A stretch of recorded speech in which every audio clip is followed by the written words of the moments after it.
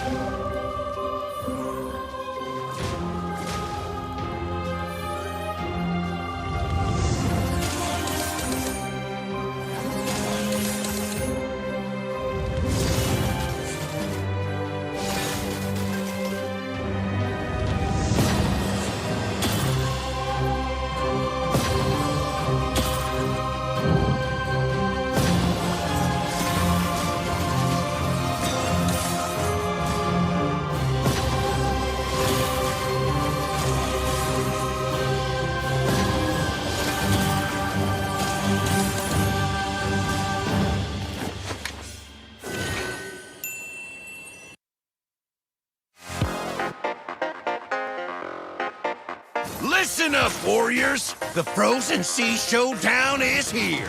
8 Francos, 2 sides. Ready your hooks. Well, the rules? Real simple. Hook 'em over, then bash 'em. Or hook 'em back and stash 'em. Remember, kills will make you stronger. More kills, bigger targets, so swing those hooks. More kills, better hook, so wipe off their looks. Crabs in the river, hook 'em. Reel 'em in for new skills. Stun. Magnet. Reflect. Chests in the cave, hook 'em. Reel 'em in for new skills. Team heal. Team super hook. Crazy ults, total chaos. Triple hook, recall hook, trick hook. No equipment to buy. Auto upgrades for all. Take one down, get your hook back. Hook, kill, reset, repeat. Hook till you can't hook no more. Remember these words. Hook, kill, reset, repeat. Hook till you can't hook no more. Hooks ready? Let's go!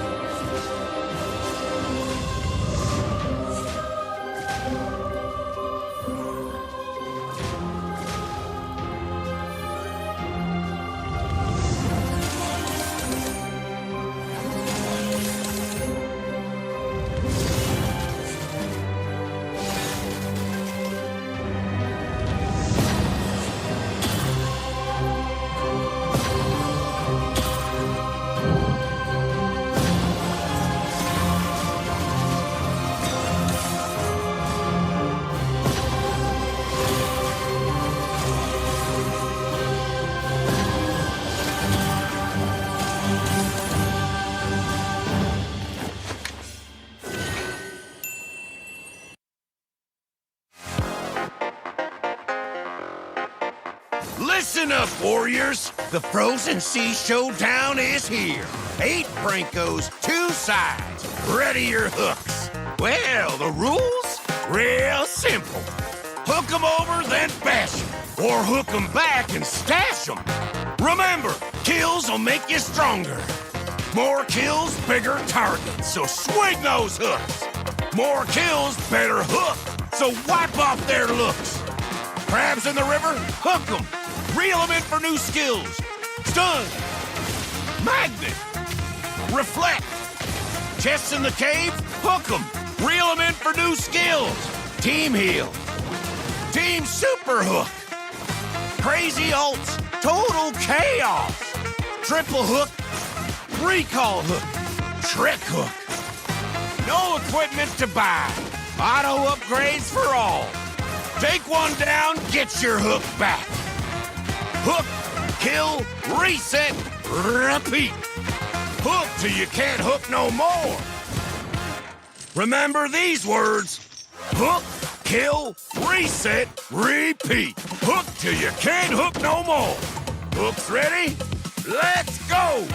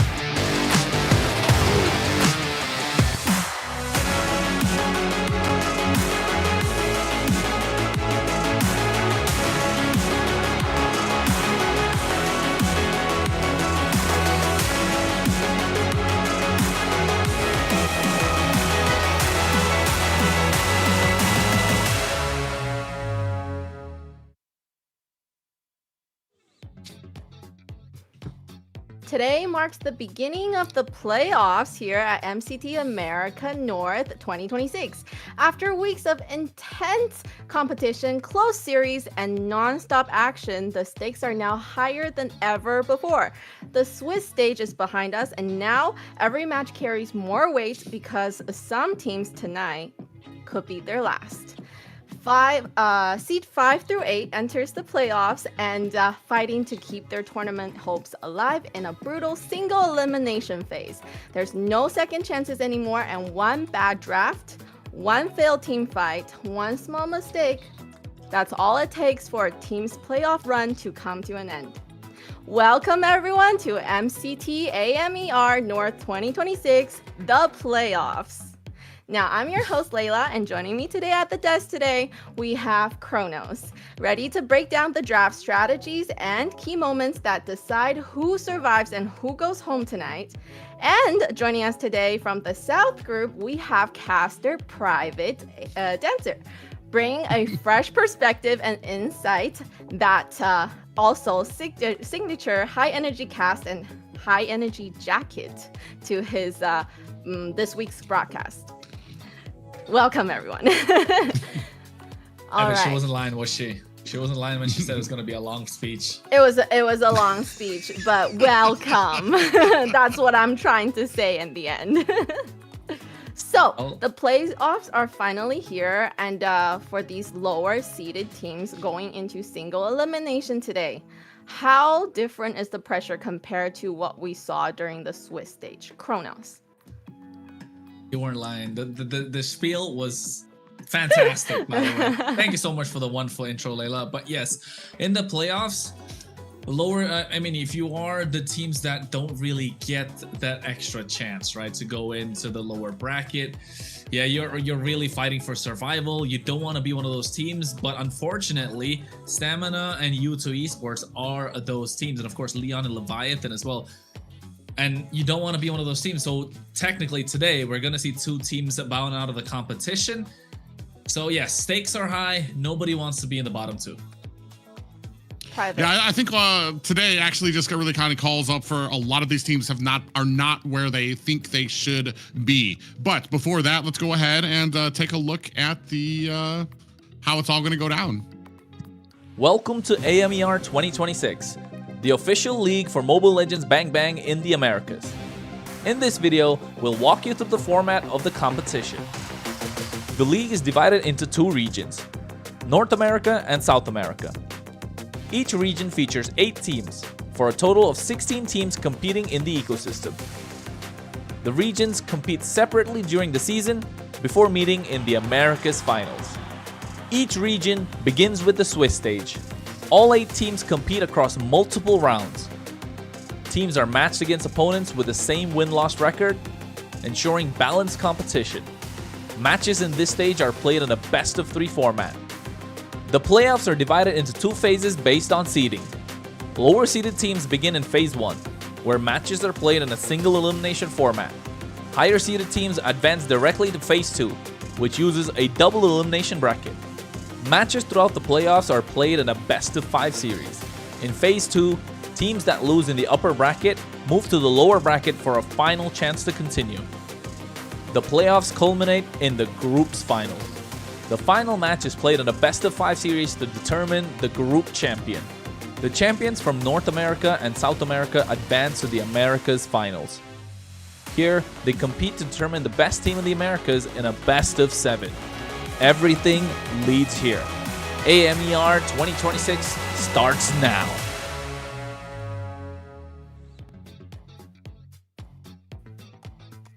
Yeah, and if you guys are just joining us, we've been watching teams fight for their position here in the playoffs. And the sad news that we've been discussing is that for 2 teams here tonight, it will be a lonely road home. Yes, that's the path ahead for these teams here at MCT AMER North 2026 playoffs. So, Kronos, when you look at the teams playing today, which roster stands out to you as a team that already has that playoff mentality and the ability to perform under pressure? I mean, if you're talking about all 4 teams that are taking part today, of course, we know Leviatan. They've been a standout roster. They have gold medalists in their lineup, right? Every single one of them have won tournaments like the NACT before, represented North America in the global stage as well. So yes, I think if I'm looking at a championship mentality coming out of players, it's got to be Leviatan. Yes, so speaking of Leviathan, you know, they're probably really good at performing under pressure, being the champions that they are. And speaking of the pressure, there's another important rule that could completely shape today's matches, which is the global ban system that we have. Let's take a look at the global ban system. We'll have the global ban in MCT Americas to bring more dynamism and special strategies. Under global ban rules, each hero can only be selected once by each team. After every match, the 5 heroes used are banned for the remainder of the series. The pick ban applies only to the team that used the hero. The opponent may pick it next game. In best-of-7 matches, the global ban resets for both teams if it reaches the final game. Expect new strategies, fresh picks, and much more.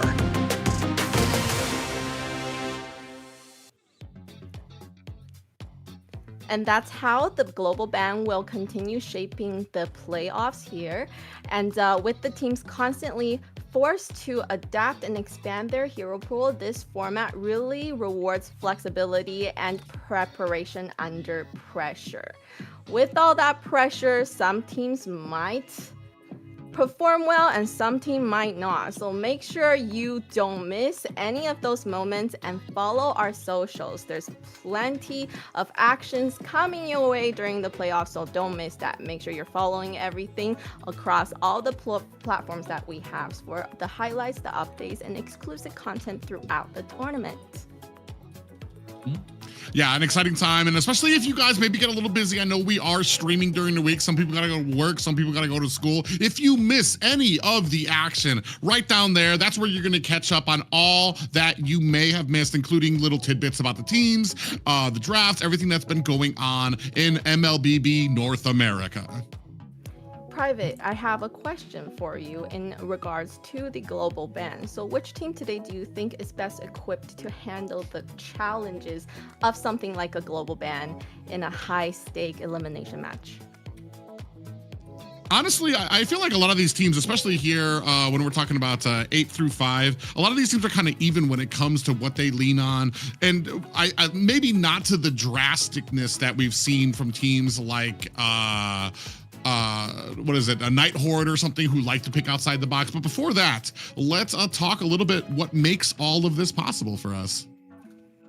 And yes, to make it possible, let's take a moment to thank our sponsor, runestone.gg, for supporting MCT AMER North 2026. Today's broadcast is proudly supported by runestone.gg esports infrastructure built for people shaping the future of competitive gaming. For real-time data to live fan tools, Runestone works to make esports more interactive, more insightful, and more rewarding for everyone involved. By working alongside tournament organizers, publishers, and event operators, they help transform passive viewership into active engagement across the esports ecosystem. So be sure to check out runestone.gg and see what they are doing to help power the next generation esports experience. And I think not just that, right? It creates such an experience with MLBB Esports growing as a whole, not just in North America, globally as well. But at the moment, North America needs all the help that it can get to make sure MLBB is at the top. And for one of those to make that possible is the MWI Open Qualifier that's going to take place from the 2nd to the 11th of May. The registrations are open for the 2nd and 11th of May. Of course, you can scan the QR code over there. And girls, Layla, you got to make sure you get everybody in for the MWI. If I was, any more pro, I would definitely want to grab my team, grab my girls, and go for that competition. Unfortunately, I'm not quite there yet, but I know that there are going to be amazing, amazing players out there. Like what we talked about, we have Ashley that is in team, is it GG? Gen Z. Yeah, I mean, it's a huge opportunity for a lot of the females. We do know that there are a growing number of women in this, not just in this region, but in regions all over. They're tired of seeing just all the men represented there. It's time for the females to start representing and maybe earn themselves a shot going to MWI. Hey man, I'm telling you, with the amount of opportunities everybody else has got, but the women coming in 2nd place last year, that was the biggest game changer, wasn't it? Yeah, and you best believe that we will all be streaming the MWI and cheering them on. While cheering them on, let's just have a look at today's schedule because we'll be cheering these teams on as well. So for today, we have a Stamina versus U2 in a best of 5, and also Lyon against Leviatan in a best of 5 as well. Damn. Yeah, it is a entire night of best of 5s. I know you brought up earlier about the hero pools and who might be successful with it. That question is about to be answered here tonight. Kronos, what team are you cheering on? You know what? I'm not cheering. I'm not like you, Layla. I'm unbiased, unfortunately. I'm unbiased, unlike you. But one thing is sad to see that it's a possibility that both the Mexican teams, both the Mexican representatives can be knocked out of the tournament. And that's a sad day to be if you're a fan of Mexican MLBB. Of course, you'll be looking into U2 Esports, who had a little bit of high expectations coming into this MCT with a solid roster. Some names like Ziggy and Zultra, even Private knows about them from a long time. And Lyon, with Bernoulli stepping up, maybe it was 1 week too late. They didn't find the right tempo or the momentum to get to the top half of the bracket. So if you're a Mexican fan, of course, it's not going to be a happy day for you unless both of them make it out. But to go against giants like Stamina Esports and Leviatan, who have a star-studded lineup, good roster, yeah, I think it's going to be tough. It's going to be an uphill battle, but it's not impossible. Private. Both of these teams have shown flashes of strong performances throughout, well, 4 of those teams throughout the tournament, but consistency has been a challenge at times. What do you think will be the biggest deciding factor in these 2 series today?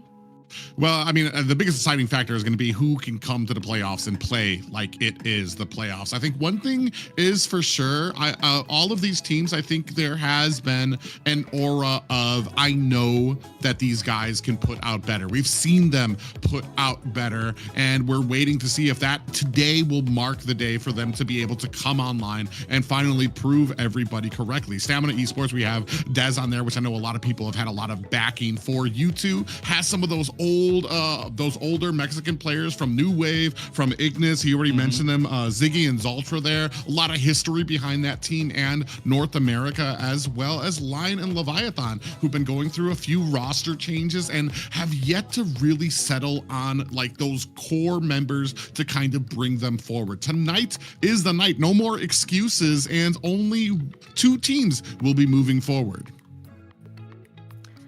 Moving forward, they will, and also going home, they will. The 2 teams that will be losing in the 2 matches are going home. The stakes are very high in this playoffs. Which roster feels more playoff ready after the roster change? Kronos? I mean, Private and I were discussing this. He was telling in the back, right? Like making these changes just when it's time for you to get ready. It's not a good thing, but at the same time, it can be. It's a double-edged sword, and most of the time, it doesn't work out in your way. So just to see which team is playoff ready, if you ask me, I think it is going to be U2 Esports for the first series, and I think Lyon for the second. Not a lot of changes. I don't think they've made any change, to be honest. So yes, I think we're looking to those lineups, but at the same time, maybe the change coming in for Stamina Esports or the changes coming in from Leviathan can benefit them tonight, because then it's not a regular game, it's the playoffs. You gotta wake up, you gotta come in with that playoff mentality, and to make sure you're able to lock in, take the victory. Otherwise, hey, this season wasn't for you. There's always next season. Oof. Harsh words. Private, based on the what's the biggest concern you have for each team heading into this series right now? Synergy. I think each and every one of these teams that we've been seeing out here, there has been a little problem with being at the same place as your team, being at the same call, everybody focusing on the same thing, maybe when it comes to objective, when it comes to ganks, when it comes to being on the right side of the map. Synergy is such an underrated thing, whether it's everybody understanding where everybody is on the map, communicating to your team. Those little basics are so important for team cohesion. And while I feel like every single person on these teams, I know them, I've recognized them, I've grown up casting with most of these players, I know they're skillful and I know they have what it takes. It's just melding together has been a problem for some of these teams, and that is what I want to see here in the playoffs. That's what's going to make or break a team here and lead them to that road of success. And out of these teams, we know I kind of want to touch on team synergy for Stamina, because we have Dez, and he's working with these players that are wasn't part of his team before. So with that kind of team synergy, how long have they playing together? You know, the Stamina team, right? So it's hard for you to pull a team together and work on team synergy when you just don't have that kind of time. We do, though, good news, right, is a song is one of the players that will be changing and joining the roster for Stamina, who has been playing with Dez for a really long time. So we're hoping that today Stamina can do better with a new roster change like that. No hoping. We're not hoping. It's today. It's now or never. You gotta show up. I mean, come on. We've been okay. Let's be honest. All of us, privates here too. Private been talking about this. We've been on this Dez train for a while, Private, haven't we? We want to see him perform. He's got the fans. He's putting in the work. He's there. He's on the tip of the tongue of every single player, everyone that's a fan of North America. He is there at the moment, right? He's the next generation that could take over from all the players that have left and all the players that are about to leave probably at the next season. We don't want to talk about it. We'll find about that later. But yes, he's the one that we want to see step up to the plate. And right now, he's been, you know, a little bit okay. We saw Demon Time Dez come online a couple of days, but we want to see that be consistent. So how are they going to be able to do it? We got to find out. And today's the day. Stamina Esports show up or they're out of the competition. And whether they're in and or out of the conversation, let's quickly have what they would have to go up against or what their journey would be like if they do make it. Let's look at the knockout stage and our brackets. Private, take us into the bracket. As we take a look at the bracket, first we're going to have Stamina taking on U2 here tonight, best of 5. Lyon taking up with a Leviatan. Winner of those will move on to the second round, which will be taking on a Rage Origins and taking on a Vendetta. And I know a lot of people have been looking at those 1 and 2 seeds that it seems like we haven't watched these guys in a very long time, at least 2 weeks here. Alpha 7 North sitting there very comfortably in round 3 alongside Night Horde, which I know has gotten a lot of fandom when it comes to their outside the box picks. I think you're right, Private, with the expect the unexpected. That's what the Night Horde has been the entire time. But of course, Alpha 7, we haven't seen them play for a while. So do they still got it? Do they don't? I mean, of course they do. We're going to find out later on. But the next few ones that are looking at Influence, Rage Origins, I think that's been one team that has made a new fans as we've gone along throughout the season. At least the fans of everyone on the desk. And Vendetta, the same. We've had high expectations, but at the same time, you know, there's been ups and downs with lots of roster changes. They've had roster changes again, so hopefully it works out in their favor. But tonight, it's about those 2 teams who will be moving to the next stage and those 2 teams that will be going home. And it's a very, very important day today for these 4 teams. What do you guys think? Other than mentality, what tools would they still need to be able to come out with a win tonight? Let's talk about the first series. Let's talk about the first series and the lineup for the teams first. Today, for the lineup for Stamina Esports, we have Instinct, we have Dez, Yomel, Little Rosa, and Ricky. No, they changed it. We're not gonna see Diamond anymore. I mean, I was just telling Private, like Diamond's him. Is the Dez and Diamond duo. We wanted to see that happen. Now, I think, what can we say at this point? Lil Rosa comes in. Ricky is playing in as well. So hopefully Lil Rosa can make the change. But to be honest, it wasn't him that was necessarily needed to be the change. Right? Diamond was performing at a very high level for Stamina Esports. I don't know, maybe it's a synergy thing. Maybe there's some... hopefully we get to see more out of Stamina Esports, because I don't think these are the changes that I was expecting, at least. But hey, we'll find out about what these players have to say in a small video. Layla? Let's have a look at the video.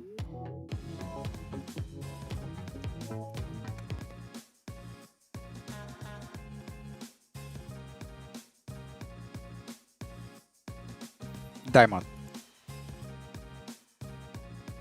Finales de 2018. Alice o Balmond, uno de los dos. Amon. Jung. Jung. Yo diría que Cloud. La ulti de Johnson. El parpadeo. La Yori Yagami.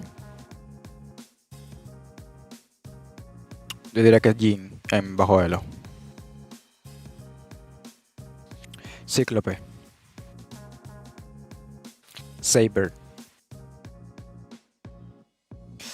Marcel. Ricky. Ricky. Diría que yo. Esto, Dalika Eto. Sí, sí. Late game. Carry player.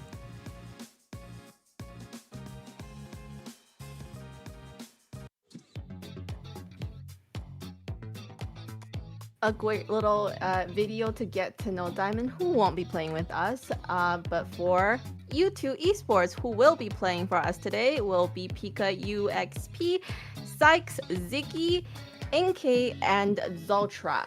Private?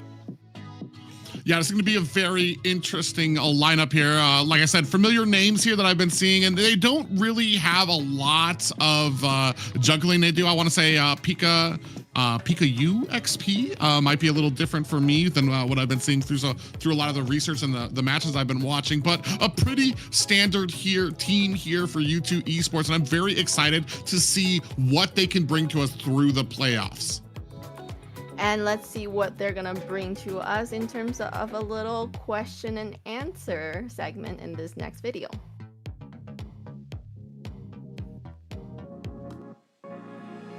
De Romer escogería Tamal porque se me hace que tiene mucha experiencia y es muy buen jugador. De XP Lane yo escogería Nats porque es un jugador que viene de Filipinas y tiene un ritmo diferente. De Mid Laner o Mago yo escogería Jun porque se me hace que es muy bueno dando calls a su equipo. De tirador escogería Sia porque se me hace el mejor tirador mecánicamente. Y de jungla escogería Best Player porque se me hace mejor mecánicamente que los demás también.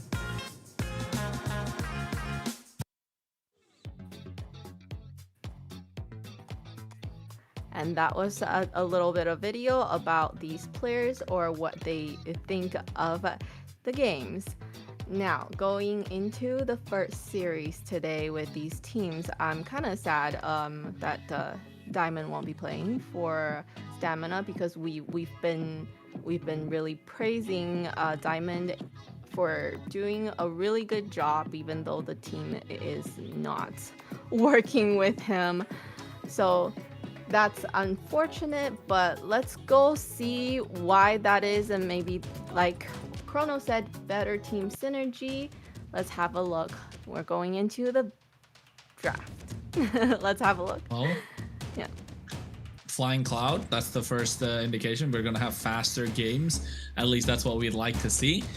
2 best of 5s today. But yes, about U2 Esports, what Private mentioned, the Pika UXP coming up. So he's going to be in the EX plan. Ziggy is rocking in the mid lane, but Ziggy, what is an EX player that we know of? So accuracy being taken off, maybe that could get a better change. They had a lot of time to prep for this particular game, you can say, because well, it's been 2 weeks since we've seen them play as well. So hopefully U2 Esports have found their footing, found the right way to approach this game mentally, and then maybe they might as well just put out a rabbit out of the hat, because Stamina Esports, with all the shuffling they've had throughout the entire season, finally they've landed with Lil Rosa in the goal lane and Ricky in the roam. So hopefully they find a way to make things work. Otherwise, some of their other subs, if I'm not wrong, they kind of made one, which is probably going to be there in the next week. You might not even see the light of day. For me, looking at this, and especially with all the little changes that have been going on, it's basically we're going to be starting fresh here. I know some players on the side of U2 might be playing some different positions than they're used to. On the side of Stamina, we know Little Rose has got some big shoes that he needs to fill as well when it comes to some of the positioning. A lot of fans out there for Diamond. So like we said, big shoes that he's going to need to fill. Big things for me when it comes to this draft is, especially when it comes to the North, we still have Marcel, a priority ban for a lot of people, but I believe up North, unless I'm mistaken, he's at about a 0% win rate so far. So very unsuccessful. There have been a lot of teams. Even Shark, who many consider one of the top roamers in North America, has expressed difficulty when it comes to being able to find a place for him inside composition. So it always kind of I almost feel like, why not leave that out? Why not, especially in a best of 5 where you can like just, let's see if they go ahead and take the bait. Can we maybe get something over on the other team here? Boxia going to be a prime example of one of those really big forced bans, as well as the Freya, who has become like this complete. I'm not even sure if I think we've seen her once or twice completely in the MCT AMER as actually getting out on the gold lane, and she is an absolute menace as well. Going into the bans from Stamina, I know we have talked about this, of the South being able to kind of also know how to deal with something like a Zhu Xing. So there wasn't much of a ban out there. So can you give some more insight about that, Private? So how are they able to deal with a Zhu Xing on the enemy team? Well, for the most part, it's just being able to really control the early game and be able to control the ability to kind of close the distance onto the back line that a lot of teams have really kind of put into like huge compositions over. Right now, it just I feel like Zushin is it takes a good amount of team coordination, even with counters out there, that you need to be able to close the distance on her and kind of like be able to shut her down here. Very interesting picks to start it off. We have the Harley picked up for the side of U2. It's going to get you a decent early game, but a decent amount of mobility and maybe not a lot of staying power when it comes to a lot of these Lord exchanges. One thing that he does have in his pocket is just his ability to kind of be in a lot of different areas of that objective area. Just because he can teleport in there, you're not going to know that he's in there. So you really have to do your due diligence if you're a roam on the other team, making sure you're getting that huge vision of all the areas, checking all the bushes, because you never know when he can come in, go ahead, grab that retribution, and then teleport himself back out to safety. Good point there. And for Zoltra, because we haven't seen him in so long, right? Oh, I see that face, Kronos. What do you have to say about those picks right there? That's a lot of like, how do I say, power picks in the first phase. I like the Claude in response. You got a double marksman on the side of Stamina Esports, and also not allowing the Farsa to breed. You have that ability, like Private said, which comes with Harley, just to be in a lot of pockets at the same time. So you can do that with a BMI, instantly ban out the Leslie. That could be an in-lane counter. And U2 Esports heavy on the magic damage side of things with this Harley being picked up. But then, with the Harley being picked up, the early game is pretty much in the bag. They need to find a way to respond. And I think if you're U2 Esports, take out the Uranus. You don't want to give it in the hands of Instinct. We've seen him, he's been monster. Not just Instinct, but Uranus as a pick overall has been really good. It does well against the Alice in the lane. It does really good against the Harley. See, I think Uranus got to be taken off the table. Fredrin's another pick I was going to come by after, just because of how solid the lineup of Stamina Esports look, and it's a good counter to the Harley as well. So I think U2 Esports first phase of the draft, they look really strong. Magic is my strong, life. but when you mentioned definitely the Farsa, I do worry about her being a sitting duck for a lot of the players on the enemy team, especially Claude coming in with an ult. So we'll see what kind of roam they pick up to kind of be able to protect their back line.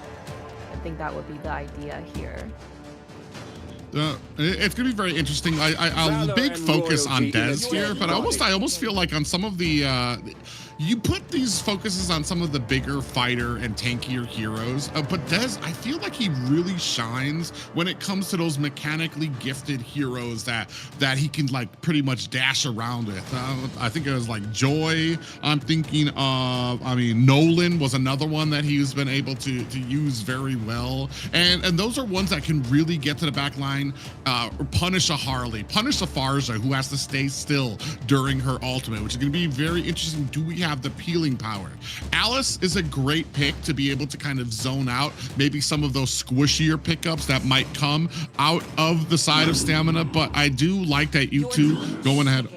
And ooh, this is very interesting. I'm wondering, are we going to be seeing this in the XP lane? Right now, it's very flexible. As crazy as it sounds, Uranus has been making the rounds when it comes as a jungler, just because of the offense. Usually, it's against a Fredrin because he does counter Fredrin in the jungle. He's got a great clear that he can do. He can get his stacks up there. So right now, I'm assuming we're going to have an XP lane, Uranus, a roam glue, and we're still waiting on that. Still waiting on the jungle coming out from Stamina.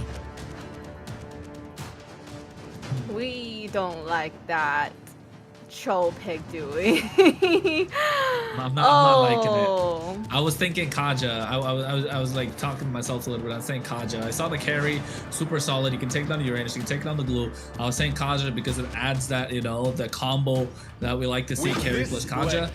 Cho is good, but then you're just gonna, Lancelot is cooking here. It's a comfort pick for Dez too, and the Cho is the only sort of crowd control they really have. The instant knockup comes from Jeet Kune Do and also the Way of the Dragon, but you know the Kimmy's gonna be running the Purify, the Quad's gonna run the Purify, Uranus is gonna run the Purify. You can't really catch Lancelot, and the glue, I mean, even if you're gonna catch him, he's gonna split apart. So I like Stamina Esports draft. U2 Esports, it's like one of those drawings, right? You get the horse, the first half the horse looks absolutely fantastic. The second half the sketch just looks like it's drawn by a child. That's what it feels like right now for U2 Esports. Yeah, so with that Cho pick, are they looking for lots of pickoffs? Because team fight from that draft does not look like it would be in favor of U2 Esports. The Cho is to counter out any type of assassin pickups that are going to be coming out from Assassin or from Stamina Esports after Instinct picked up the Uranus. So this is where they're going to go. And as we take a look, ladies and gentlemen, ready for the first game of the AMER season playoffs. Take it away, Kronos. Well, you're right, Private. We're going to go straight into the game. It's game number 1. Playoffs begin for the MCT in the Americas. And we're letting to see U2 Esports versus Stamina in this best of 5. Yeah, the big thing for me right now is I'm taking a look at these compositions. I'm not exactly against what U2 put out there. I'm a very big fan of what they did. They got a good 3 solid damage dealers out there, as well as countering out a little bit if they can catch the Lancelot. That's the big if here. That's where Zoltra's going to need to shine. Can he get in there? Is he going to be able to bait out a lot of these abilities from Dez to be able to get, look at already being a nuisance. And this is exactly what he needs to do as a roam pick. Oh, he just narrowly avoids getting taken out by Zoltra. Dev's gonna have to go back early. Yeah, I think this is looking good for U2 Esports. This is what you want to do if you are a Cho, right? But at the same time, how long can you keep it up? You want to pile the pressure in the early game as much as possible. And U2 Esports are playing for their win condition. Hey, less than 2 minutes into the game, Private is working out. Yeah, and they're going to be trying to get harassment. They want to make sure that Zoltra's going to be in there trying to keep Dez away. Early game, yeah, it's a little easier, but once you get a lot of those dashes, once you get a lot of the ability when he gets his ultimate that comes out from Lance, there's going to be a lot of abilities that Cho's going to have to watch out for. Not just that, but then you also have to worry about when these feathered airstrikes come down. Are you going to be peeling for Ziggy on the background as well? That's going to be very interesting. First hurdle up and about. Yeah, and you can see already the bot side, they're kind of you know, giving a little bit of a difficult time to Dez. He just hit his level 4. Ziggy did as well at the same time. But you can see they're clearing out this turtle as fast as possible. U2 Esports get that one in the bag. And Zultra has to kind of move and make space for the rest of the team. Rose on the top side. Blazing Duet coming out with the help of a speedy light wheels from Inke. Almost able to get first blood. Yeah, Inke, I mean, that's a good counter. You got a lot of burst damage that comes out from the carry, and especially before Lil Rosa on the Claude can get that those 3 items that he needs to get his power spike. Speaking of which, we have away the dragon. Yeah, and he goes in as well. Phantom Execution comes out. A lot of damage onto Zultra. Already used the flicker early on. And Yomel getting the first blood in his hands. And this is what we were talking about. This is kind of why I didn't like the Cho. Yes, you're good, but what comes after? There's no crowd control to kind of latch onto someone after the way of the dragon. And instantly, U2 Esports prematurely pulling the trigger. Yeah, they're able to go. You see already Yomel doing a great job of trying to close ranks around Dez to try to protect him. And this, I think this is the answer. U2 Esports understand that on this team, Dez has been the standard. Dez has been the most consistent on the team. So that's where they're focusing all of their power. If they can upset him, if they can make sure to kind of keep all of the business on him, that Stamina Esports is going to have a rough time. But I feel like Stamina, they're doing a good job of closing ranks, making sure that when they are up on top of him, he does have Yomel right there. He does have Ricky on the glue to make sure that he's got some of that peeling power. It just depends on if we can continue this straight as we move on, as we start getting out of these laning phase and into these team fights. Yeah, Night's gonna knock up along with the way the dragon. And Sykes able to get that kill. This is the play that U2 Esports have been looking for. Pika UXP coming at the right time of the Throne of Ruin as well. Stamina Esports having a difficult time playing Protect the President with Dez. That leaves a lot of other options open. And already you can see the Pika UXP being a menace, being a problem, trying to bail out Retribution before the turtle starts. Ricky's back into the fight. Instinct being annoying as much as possible. Zultra has to go back, punctures his way in, does Dez. Thornrose already used up. Now they're trying to go into the back line, zoning out as much as possible to grab right on top of him. Zultra looks to be going down. Shun pulls his way out. He killed with the Jikundo, but Thornrose able to secure the kill. Ziggy with a feathered airstrike, but the deadly magic onto Instinct. He's trying to survive the concentration with Pop, but he gets taken down. And the turtle again in the hands of U2 Esports. Man, Sykes, Sykes all over the map, still able to get the deadly magic onto Instinct, gets back to the turtle, finds the retribution, and then he's on his way home, playing the immenseness of this field. I mean, he's got so much stuff on his plate, and it's just amazing to see here, and going to be a core reason for U2 Esports. No, way of the dragon comes again. Feathered airstrike, baiting out the flicker from Ricky. Deadly magic was used early on, but Sykes, like you mentioned, Syke, you got the kill, and now Thornrose from Dez. Phantom Execution comes out as well. Doesn't have the power spike to kind of take anyone down. U2 Esports all across the map. They're in the face of Stamina. Yeah, you can see here already the great amount of pressure that you're putting on from U2 Esports, creating, just being all up at Stamina Esports' face. And then you have Ziggy on the background, laying down this huge suppressive fire in the form of the feathered airstrike there as well. You can see there already top 3 damages on the side of U2 Esports here. Oh, Traction Pulse pulling Ziggy back, trying to make his way out of there. Sykes is there. Oh, feathered airstrike just to zone them away. And you know what, Private? You got new graphic, man. It looked clean, too. Oh, yeah. It's nice to be able to kind of see a lot of those stats when it comes out to here, because it can really tell you the story of what is going on for a lot of these teams and where they are succeeding here. Zultra tries to go in. It does catch underneath the tower. Yeah, it gets the grab on top of Zultra as well. Nice use on Throne of Ruin. Ricky has to make his way out. Patrick's not having a safe time. This ain't the Krusty Krab, folks. Stamina Esports needs to find a way back. 10 seconds to the next turtle. Yeah, and unfortunate for Stamina Esports. I mean, Dez, he does a great job on the Lancelot, but Lancelot is one of those heroes that's going to need some items. He wants to get a round on the map. Right now, the problem is that the team, we need to kind of get in a good position when it comes to these objectives, to not die early, to be able to look for Ziggy, look for Inky, look for who we need to be able to kind of get the advantage over here. And another turtle taken up there by U2 Esports. 3 for 3, man. 3 for 3. That's what U2 Esports got at this point. Look at the goal lead as well. Almost 3K on the top side. They're looking to collapse. Stamina Esports want to kill. Traction Pulse coming in as well at the same time. They're able to get the clear. And seems like they'll get tier 1 on the top side. With the Dragon with the help of the Flicker. Feather Airstrike and throw through to catch them off guard. NK trying to melt them down with the speedy light wheels, but they're able to make it out. Ricky burns a Flicker. Yeah, gonna burn a Flicker. They do kind of get out of the way. They're able to answer back. It's not exactly equal to a mid tower, but it does mean that we're making progress. We have a pathway laid before us to start getting some of those items, to get Little Rose and Yomel online so they can start dealing out this damage, to give Dez maybe some space to be able to get the items that he needs. And even if he starts failing, he's not able to get the kills. As a Lance, he's going to be able to get a lot of that solo pushing out there. He'll be able to be a menace when it comes to the mid and late game. As we take a look at the now you can see about the items as well. It's looking super solid. Yeah, and you saw like about a 1,300 lead. Oh, but another fight immediately bursted down. Didn't even have time for Kronos to take over there. That was an immediate dusting that came out in the form of a Stamina Esports player down in the ground. Yeah, indeed. And I think still U2 Esports got control of the game. They're able to take that mid tier 1 early on. The bot sides come down too. Stamina Esports just getting 1 back in the trade. They need to keep up the pace, right? They need to maintain their composure.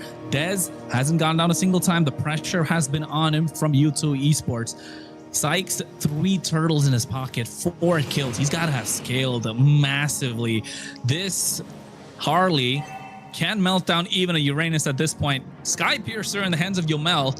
This could be where Stamina Esports are looking to amplify what they can give. This is where they need to put the pedal to the metal, get the acceleration going in that car. Yeah, the problem for me, though, kind of comes out sometimes when it comes to certain players. I like the Sky Piercer is just one of those double-edged swords. It does great when you're ahead, when you're able, or even if you're not ahead, if you're separate from the team and you're actually doing a great job to kind of separate yourself from them. It's just right now, just Yomel is just having a rough time in the mid lane here. As you see U2 fighting it out. Stamina Esports looking for a way in. Yeah, I think Stamina Esports kind of giving up this Lord. You can see Dez wasn't even there in that fight. By the way, the Dragon from Zultra onto Ricky. I don't think it's the right idea, but the damage coming in from Sykes is too much. They take down Ricky. And what a Throne of Ruin from Pika UXP as well, just to zone out the rest of the members. Dez is looking to find something on the map, but the Lord is already up in the mid lane. Yeah, poor Ricky. Ricky's gonna be U2 Esports, another picky there for him as he goes down. 3, you can see there again, immediate damage coming out from U2 Esports. Not even close when it comes to stamina right now, trying to match that up. Ricky's just been getting found out, and that's the problem, is that he's in some of these bushes, in some of these positions where his team cannot back him up.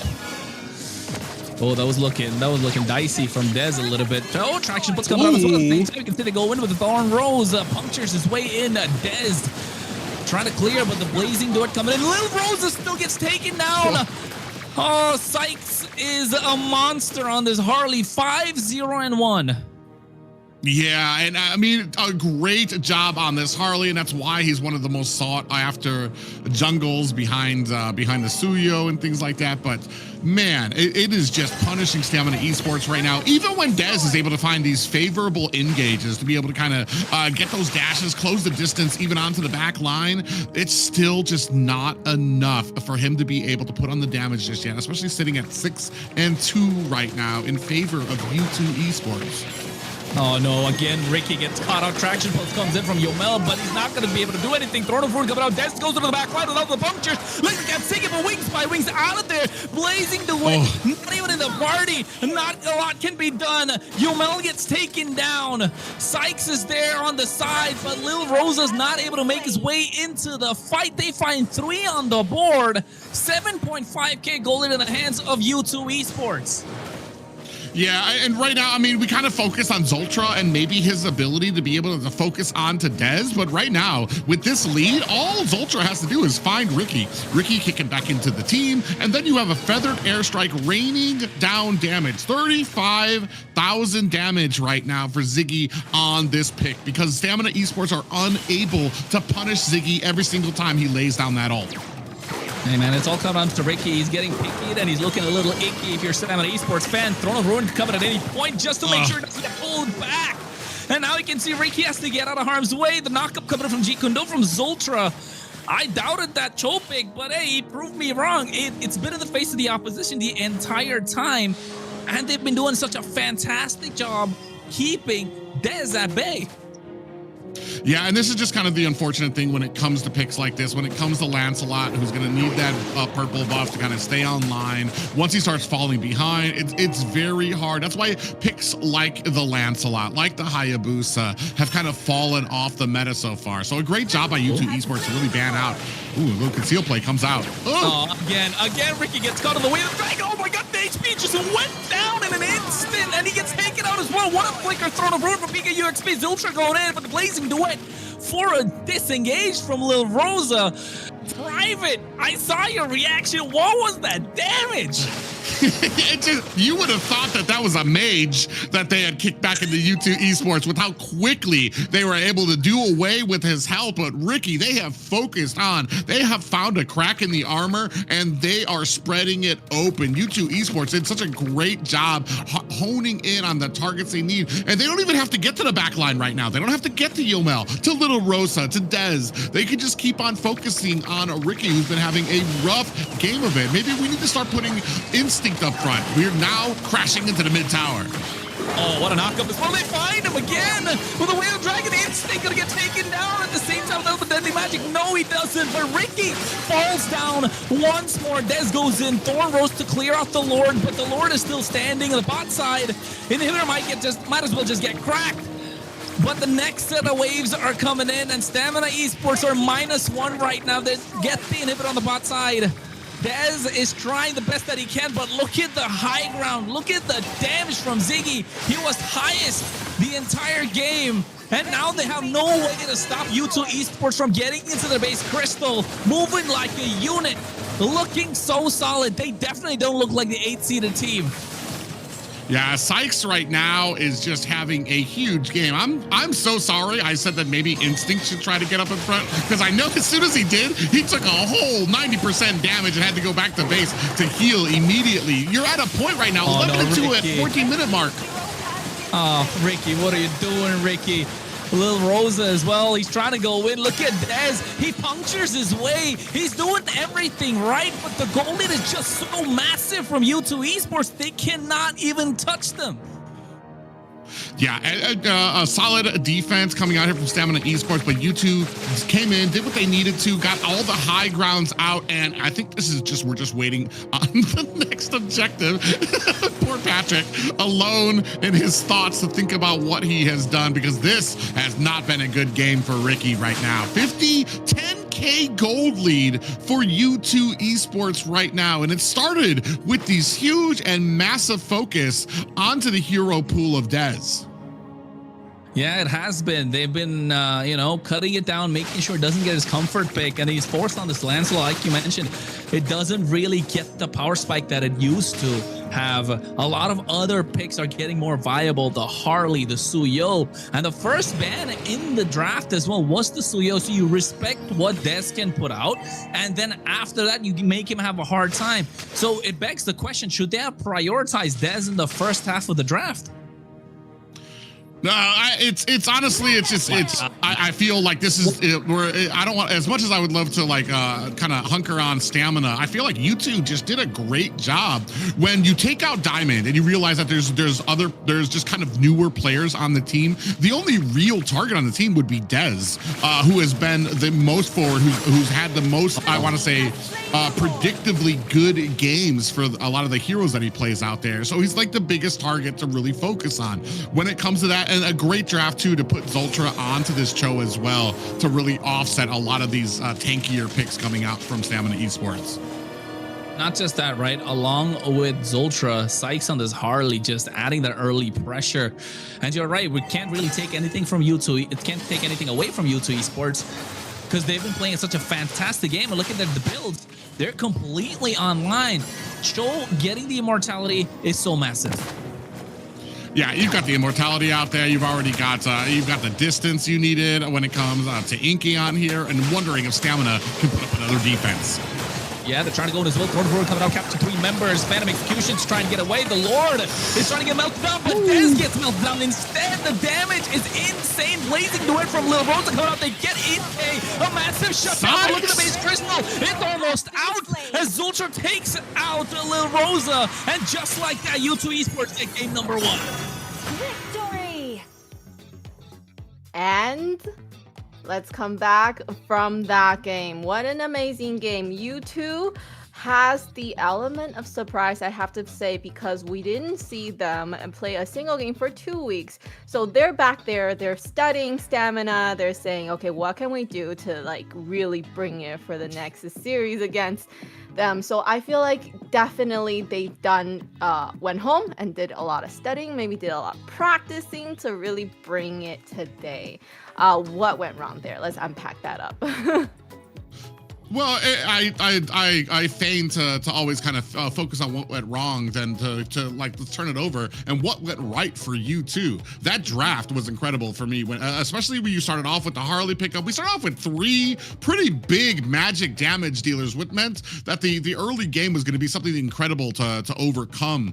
Not just that, but I feel like we didn't have a big tanky start at the beginning when it came to the draft for Stamina. As soon as the Uranus was picked up, it opened it up for U2 to pick up the carry as well. So a lot of different things immediately were getting answered by the side of U2. Every single thing that Stamina thought that they were bringing out, it was getting countered draft wise. And then to finally settle it down on the show, where either Dez was going to be having a lot of trouble, which we saw from the early game, or Ricky was just going to be getting caught out. You can't even play Glue the way he's meant to be played with a Cho out there kicking you to the enemy team and then getting rained down that damage from Ziggy on that Farja.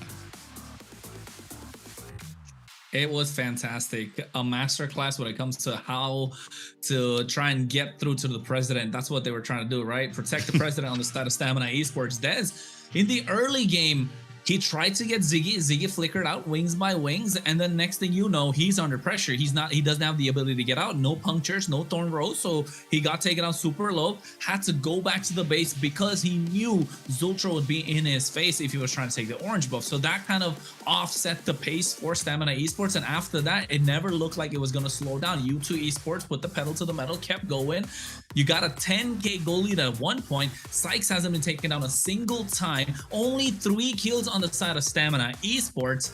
It's not looking good for a start in this best of 5. Yes, they made substitutions and stuff, but I mean, this is where it goes down, right? It's a double-edged sword, which might work in your favor. In this case, it just didn't. And you can take a look as well. 62% fight participation from the Alice, 69% from Ziggy, and 81% in the hands of Sykes. This Harley was everywhere and was making it difficult for every single person to breathe. And they got suffocated, Stamina team. Very unfortunate. We were hoping, we were seeing, you know, the draft wise, we were thinking, you know, Dez came with a comfortable pick on a Lancelot that we know he is a signature for, and unfortunately the Cho pick that we thought was not a good idea ended up being the best thing to counter Dez. No, I mean, it wasn't a bad pick per se. I would have preferred the Kaja, right? Just because the Kaja is so much more, it provides so much more value. It's a suppression compared to the Way of the Dragon, which can be purified.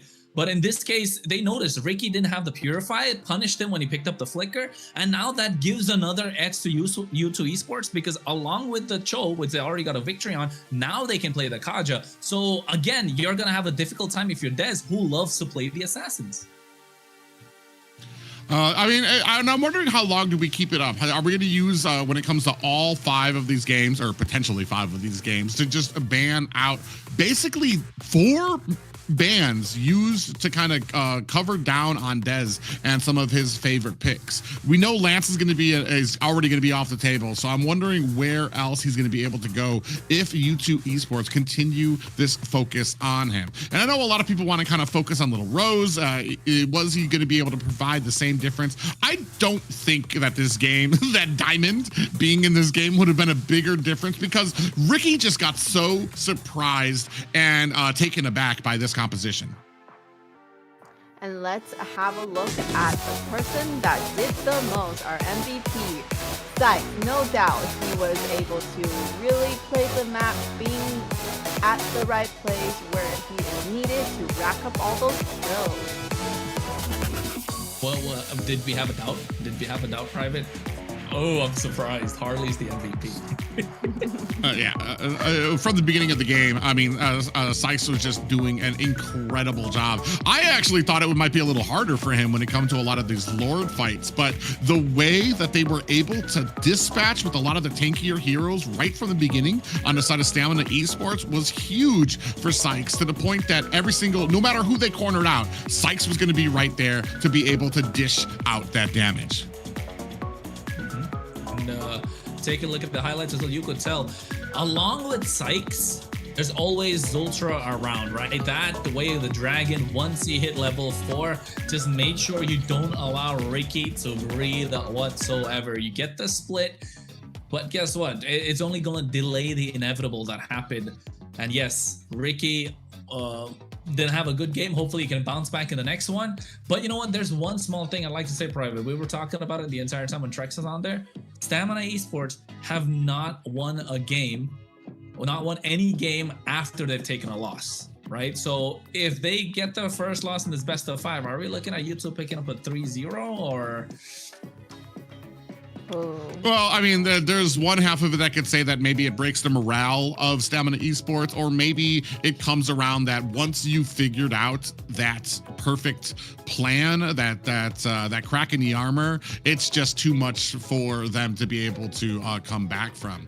This is one of those things, like I said, we're in the playoffs now, so there's no time for kind of licking those wounds. You're going to have to bounce back. You're going to have to figure out what went wrong with that match and what you can do better. Sad thing, too, for me, is that for the side of U2, you've got 2 kind of off picks that like aren't really meta, and like you're at a point right now that if you like picking the Cho, picking the Farza, that leaves open a Roam and a mid pick that's kind of not really usually picked out there. So you've still got like the whole worth of meta that you can kind of go through before you're kind of, you know, picking at straws for what you can kind of find during that 5th match. Yes, so they're really thinking ahead of the whole match, how it's gonna go, the best of 5. So they gotta keep a lot of the options open. I like that they're really just planning ahead, which is amazing. We talked about it, kind of the strategy, probably going into the 2nd game, something that is still gonna be a trouble for Dez to deal with. Is that the Achilles heel for Stamina, to kind of delay Dez? I think you're right. Like, you don't want to delay Dez as much as possible because of how many heroes you take off of him. So you're essentially backing him into a corner, putting him under pressure to try and perform. Of course, yes, diamonds can be made under pressure, but at the same time, like, you want to give him some breathing room. You want to make sure he gets the first few games easily so that he can carry the rest of the game. Because in this game, essentially, Lil Rosa was nowhere to be seen, let alone Lil Rosa. Nobody in the entire game was anywhere to be seen. The only people we could really look at was Ricky and Dez. Dez, because he was trying to dive into the back line onto Ziggy, making it hard for him. But unfortunately, didn't have the items, didn't have the power spike that he wanted to. And at the same time, Ricky was just getting picked off left, right, and center. So yes, I think in this game, you didn't allow Stamina Esports to play their game. So now it's about a mental thing. How can they bounce back? And also the draft from Coach Bear. I mean, just give Dez his hero, right? Just give him something that he can outperform. He can go for an outplay because we know he can do it. It doesn't matter if the opponents pick up the counters. He still was able to play the land slot really well. So maybe just give it to him. Just give him the first phase. Private, what do you think? For Dez, I'm pretty confident in Dez's ability to be able to handle things. I think you're right. For me, it's just covering down on the rest of the heroes out there. When it comes to having Harley out there, I feel like we want something that can maybe be able to. I'm not sure when it comes to the hero pool for our Roam. If Cho is not an option, you saw that they did ban. They went ahead and banned. Oh my God, it's out of my mind now. The fish girl. Kadita? Kalea. Oh, fish girl. Kalea. They banned out Kalea to set up. Oh my God, my brain is gone. They banned out Kalea to set up the Harley pickup because that would have been something that would have immediately been able to use the Tsunami Slam to snatch him up and bring him back to the team. And we didn't have any answers like that. Cho could have worked, but I don't feel like we have a Cho player in Yomel right now. So. And that could be an issue when it comes to what can counter, when it comes to some of these like outlandish picks that kind of come out there. So like I said, it's very interesting. I don't think they're out of it just yet. I still feel like we can get a victory out of Stamina Esports if they can just kind of brush that off, focus on, I don't think we're going to see the same thing. I don't think we're going to see all of Dez's heroes banned out. If we do, it's time for the rest of the team to step up. Honestly, it's like we cannot all just be on the shaky legs of Dez and hoping that he's going to get the pop off. It's going to need to come out to the rest of the team. We're going to need to get coordinated, especially when it comes around to these objectives. And then U2 with that Harley pick ban right away. They know that Harley is dangerous, and definitely, I would say, of this meta, the MVP hero. I'm assuming because. A lot of team that gets the pick Harley has been doing amazing and usually win that, even with Bernoulli, our fourth game. Yeah. Harley. Our fourth game clutch pick, Bernoulli. He's always the fourth game Harley to get the clutch win for Lyon. Well, that's the second series of the day. For now, U2 Esports, I think you're gonna take out the Freya, the Jushin, right? If you are on the red side, unless, like Private said, like finding a way for them to be able to deal with the Jushin or probably even the Marcel. So here, U2 Esports, what can they go with? How are they looking to focus down on this draft? Julio was a pick that they didn't want to give to Dez in the previous game. Are they okay to let it go since they're on the red side right now? Jushin's off. If you're Stamina Esports, I think Marcel or Herod is a good ban. I swear to protect it till my last breath. We also have Sora out there that can come up for the XP lane. Ooh. So we do have a Sora, possibly a Valentina that could come out as a first pick to offset the Sora pickup by Stamina Esports. We're gonna wait with what they go. Still do have Carry as an option, prioed by Stamina. Depends on where we want to go with the beginning of our draft, which we've learned it's pretty important when it comes to kind of like we don't want to call a bluff out there and throw out Glue like he's going to be something flexible if we know we're only going to be able to put him into the roam. Oh, but we go ahead and dig in deep. We say we're just going to go with Marcel, and this has been.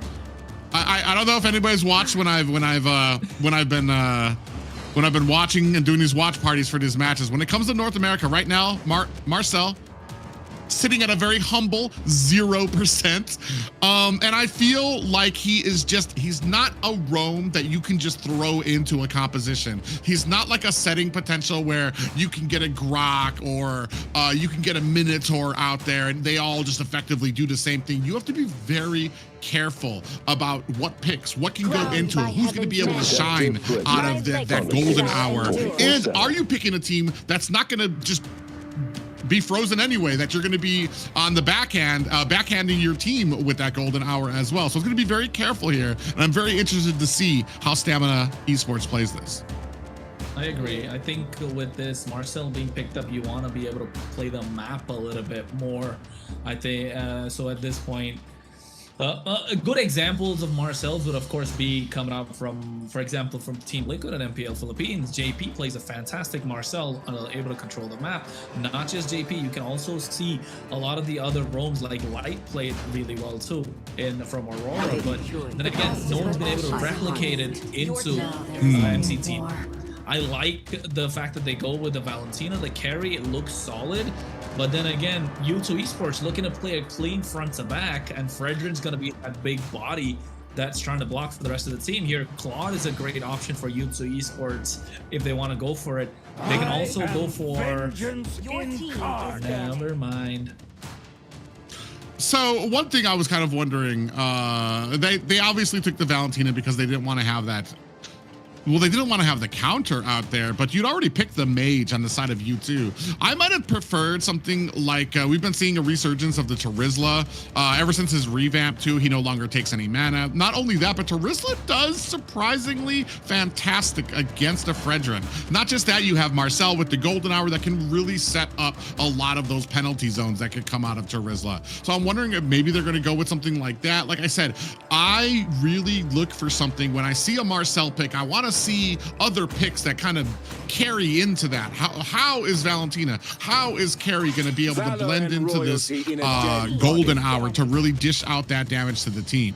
Right now, we're in the second part of the banning phase. Still a big focus being played on to Dez here when it comes to these ban picks.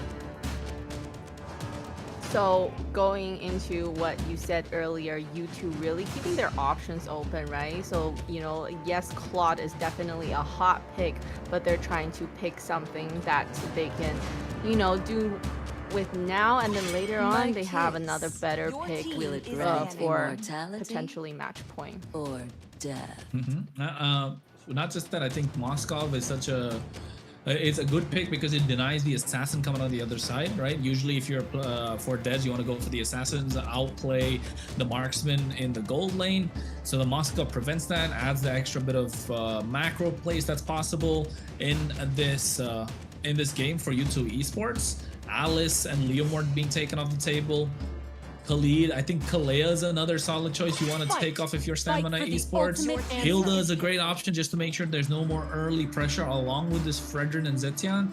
So if you are U2 Esports, you want something in the early game, maybe a Hylos in this case, just to make sure you're allowing the Fredrin to go in, slow down the rest of the opposition, and Marcel really can't do anything against the Hylos as such. But a Phoveus is... It's good, but depends on what's coming out from Stamina Esports, right? Because you pick up the Phoveus, you're still giving the Infernal Pursuit to the Valentina in this case. So Stamina Esports need to round it off. If you are Dez, I'm looking at what Suyo is the great option. Apart from the Suyo, I'm looking at the Joy, but Joy's not going to do really well against the Fredrin. Yu Zhong is super solid. It fares perfectly well against the front to back that U2 Esports want to play. I think Suyo, there's not really other options. Yeah, and for me, I'm looking at this composition and I'm like, I see a big propensity for Marcel to freeze you just as well as the other team. Oh my God, one of my heart picks, one of my favorite roams, Matilda out there. I haven't seen her in a very long time when it comes to a lot of these, but I don't recall. I know I haven't seen her in the South. I'm not sure we've seen her in the North here. Second time. So, I mean, it's going to be very interesting to see how that kind of comes out here. It's going to give them a lot of closing ability. Yeah, talking about a really exciting game coming up. It's U2 going with the heroes that we don't see often, so kind of giving these heroes a time to shine. But one thing I'm concerned about with Stamina, let's talk about that. The Marcel's ult, it's got a very big area, so my concern would be is the carry able to dish out the damage from a safety distance, or is she gonna get caught up in all that? I don't think the carry can even dish out the damage because it's a single target skill, not an AoE. So they're not really gonna be able to do a lot with this golden hour. Yeah, and then even Valentina too don't have that kind of range. So how are they going to utilize that, right? Private, I wanted to ask you, with the wins that came out of the South with the Marcel, what kind of team composition are they looking for? How are they supposed to play to actually make it a win? Well, you want those people who have issues with their with playing out their abilities, or like I was talking about when it comes to like a flicker ult that comes out from Terizla. We've seen Chonge be used against her, where you use that meteor shower as soon as the golden hour comes down, and as soon as the golden hour is over, you just have a barrage of damage that comes out at you. The problem here is I feel like the golden hour can help you as much as hurt you in this composition. When you have heroes that just really don't benefit too well from it. So coming back to that, heroes that does not match well. So from that kind of standpoint, we feel like Stamina has a kind of a team comp that's lacking to be working with the Marcel. I don't want to say it's lacking, because you still have disengage opportunities with Marcel that can very much benefit your team. The problem comes is just like where I've seen Marcel shine. And like I said, I just feel like he's one of those heroes that just cannot be in the middle for both of them. But I think we're about to get ready and back into the land of Dawn, Kronos. Yeah, we are. We are going to the land of Dawn, of course. It's game number 2, and Stamina Esports better pull up, because it's going to be match point if after this U2 Esports get it in the bag. 1-0 in this best of 5. Stamina on the blue side, U2 on the red. They switch places, but then again, U2 have a little bit more of a solid draft. How will Stamina Esports turn around the 0% win rate of this Marcel in this game? I mean, like I said, this isn't completely over. There's parts where Marcel can shine. There's parts where he doesn't. But here, as a disengagement tool, we might have something that continually gets us out of harm's way. Something that can stop a circling eagle or a guiding winds right in its tracks to be able to kind of take down the Matilda, who is notoriously, let's call her slippery when it comes to trying to latch onto her, going in and on your teams. A little bit of engagement up at top, though. Yeah, I think they're trying to, but you can see already Dez is being a problem on the Suyo, as he should be. This is what he provides with the Marcel, right? Suyo plus Marcel making a great combination. Traction pulse coming to the bot side, though. Pika UXP might be taking out first blood coming in. Yomel flickers for it too. Yeah, what a nice kill there for Stamina Esports. I'm glad to see we start having ourselves some momentum here, a change of the last game. 3 members there able to bait out those abilities, and a successful use from Ricky on that Marcel gets the stun onto him, onto the freeze, and then the backup coming in the form of Yomel on that Valentina to finish off. Yeah, and looking at the emblems as well. The Moskov in cave running a master assassin, so he wants to get these 1v1 plays. He wants to be able to isolate someone in these team fights when he's trying to go for those split pushes.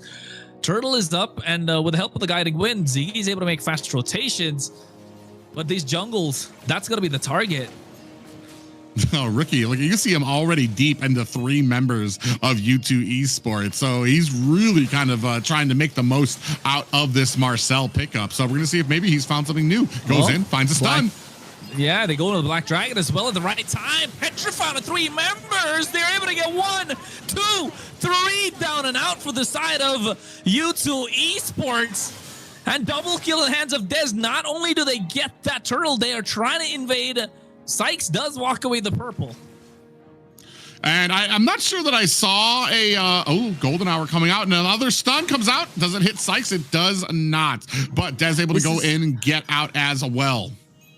This is the 2nd time he got that lava golem. So basically, just trying to slow down this Fredrin as much as possible. He's level 6 to his 4, who just hit 5. I think if you're Stamina Esports, you're looking at maintaining the pace of the game. This is what you do as the Marcel. You play the map, be in the face of the opposition, and allow the macro to be in your favor. And 2.5k ahead of Stamina Esports, they've got to maximize this right now.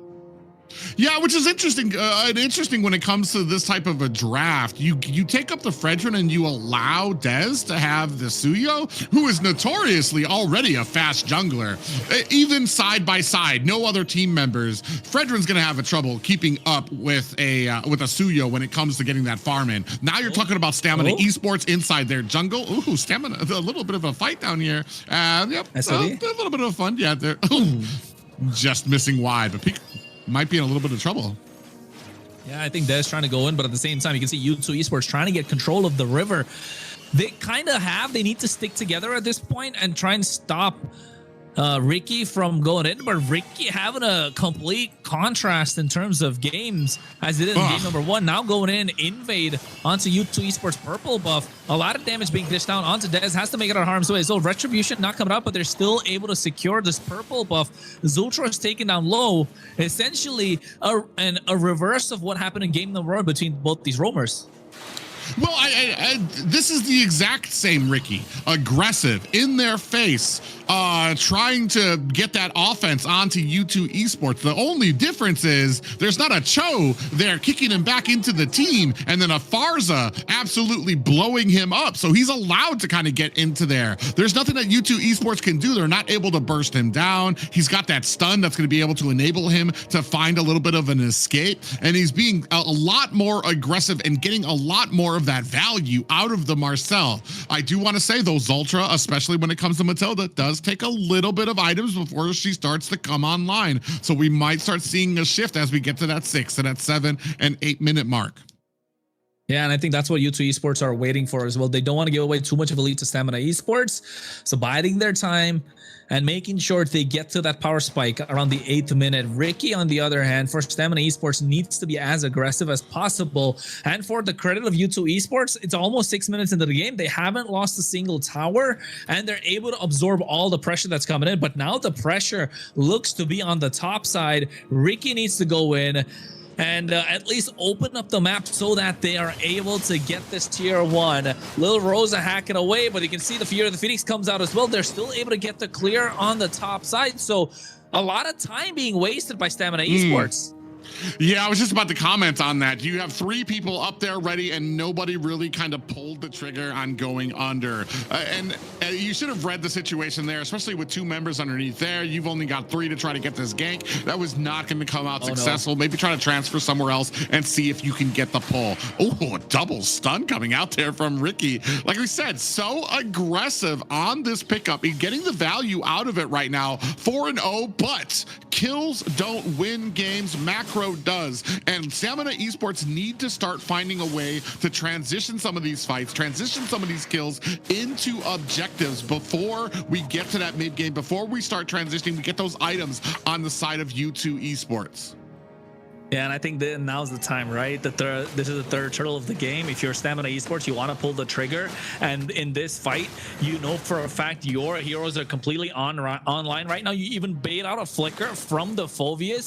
So it's now or never. Everyone's kind of softened up for the blow. And Stamina Esports needs to find a way to make this happen. U2 Esports, on the other hand, I think not contesting this turtle could be a great idea. But Pika UXP caught out now. Here comes the Fear of the Phoenix. And Dez is handed a kill on a silver platter, which is only going to extend the goal lead of Stamina Esports. 5-0 right now. Now they're going to have some pressure at least coming in from the bottom as well. So we do have some macro coming up. I feel like it needs to be a little bit faster coming from Stamina Esports before you get to a point where U2's able to answer back. Black Dragon is out. Yeah, they're trying to stop Inke from going back. Golden Hour as well to put him in place. SOD missing. Not able to make it, but he's still tight. Almost getting a kill. But Ricky burning the flicker, and so did Lil Rosa on the bot side. They get 1 kill back. They get a tower, but equally traded back 1 tower. The only thing that Stamina Esports have on their hands is that kill, and now they're able to take away the tier 1 in the mid lane. So this is more beneficial. Dez trying to get a kill, and Zultra backing out. U2 Esports, oh, they're absorbing a lot of pressure.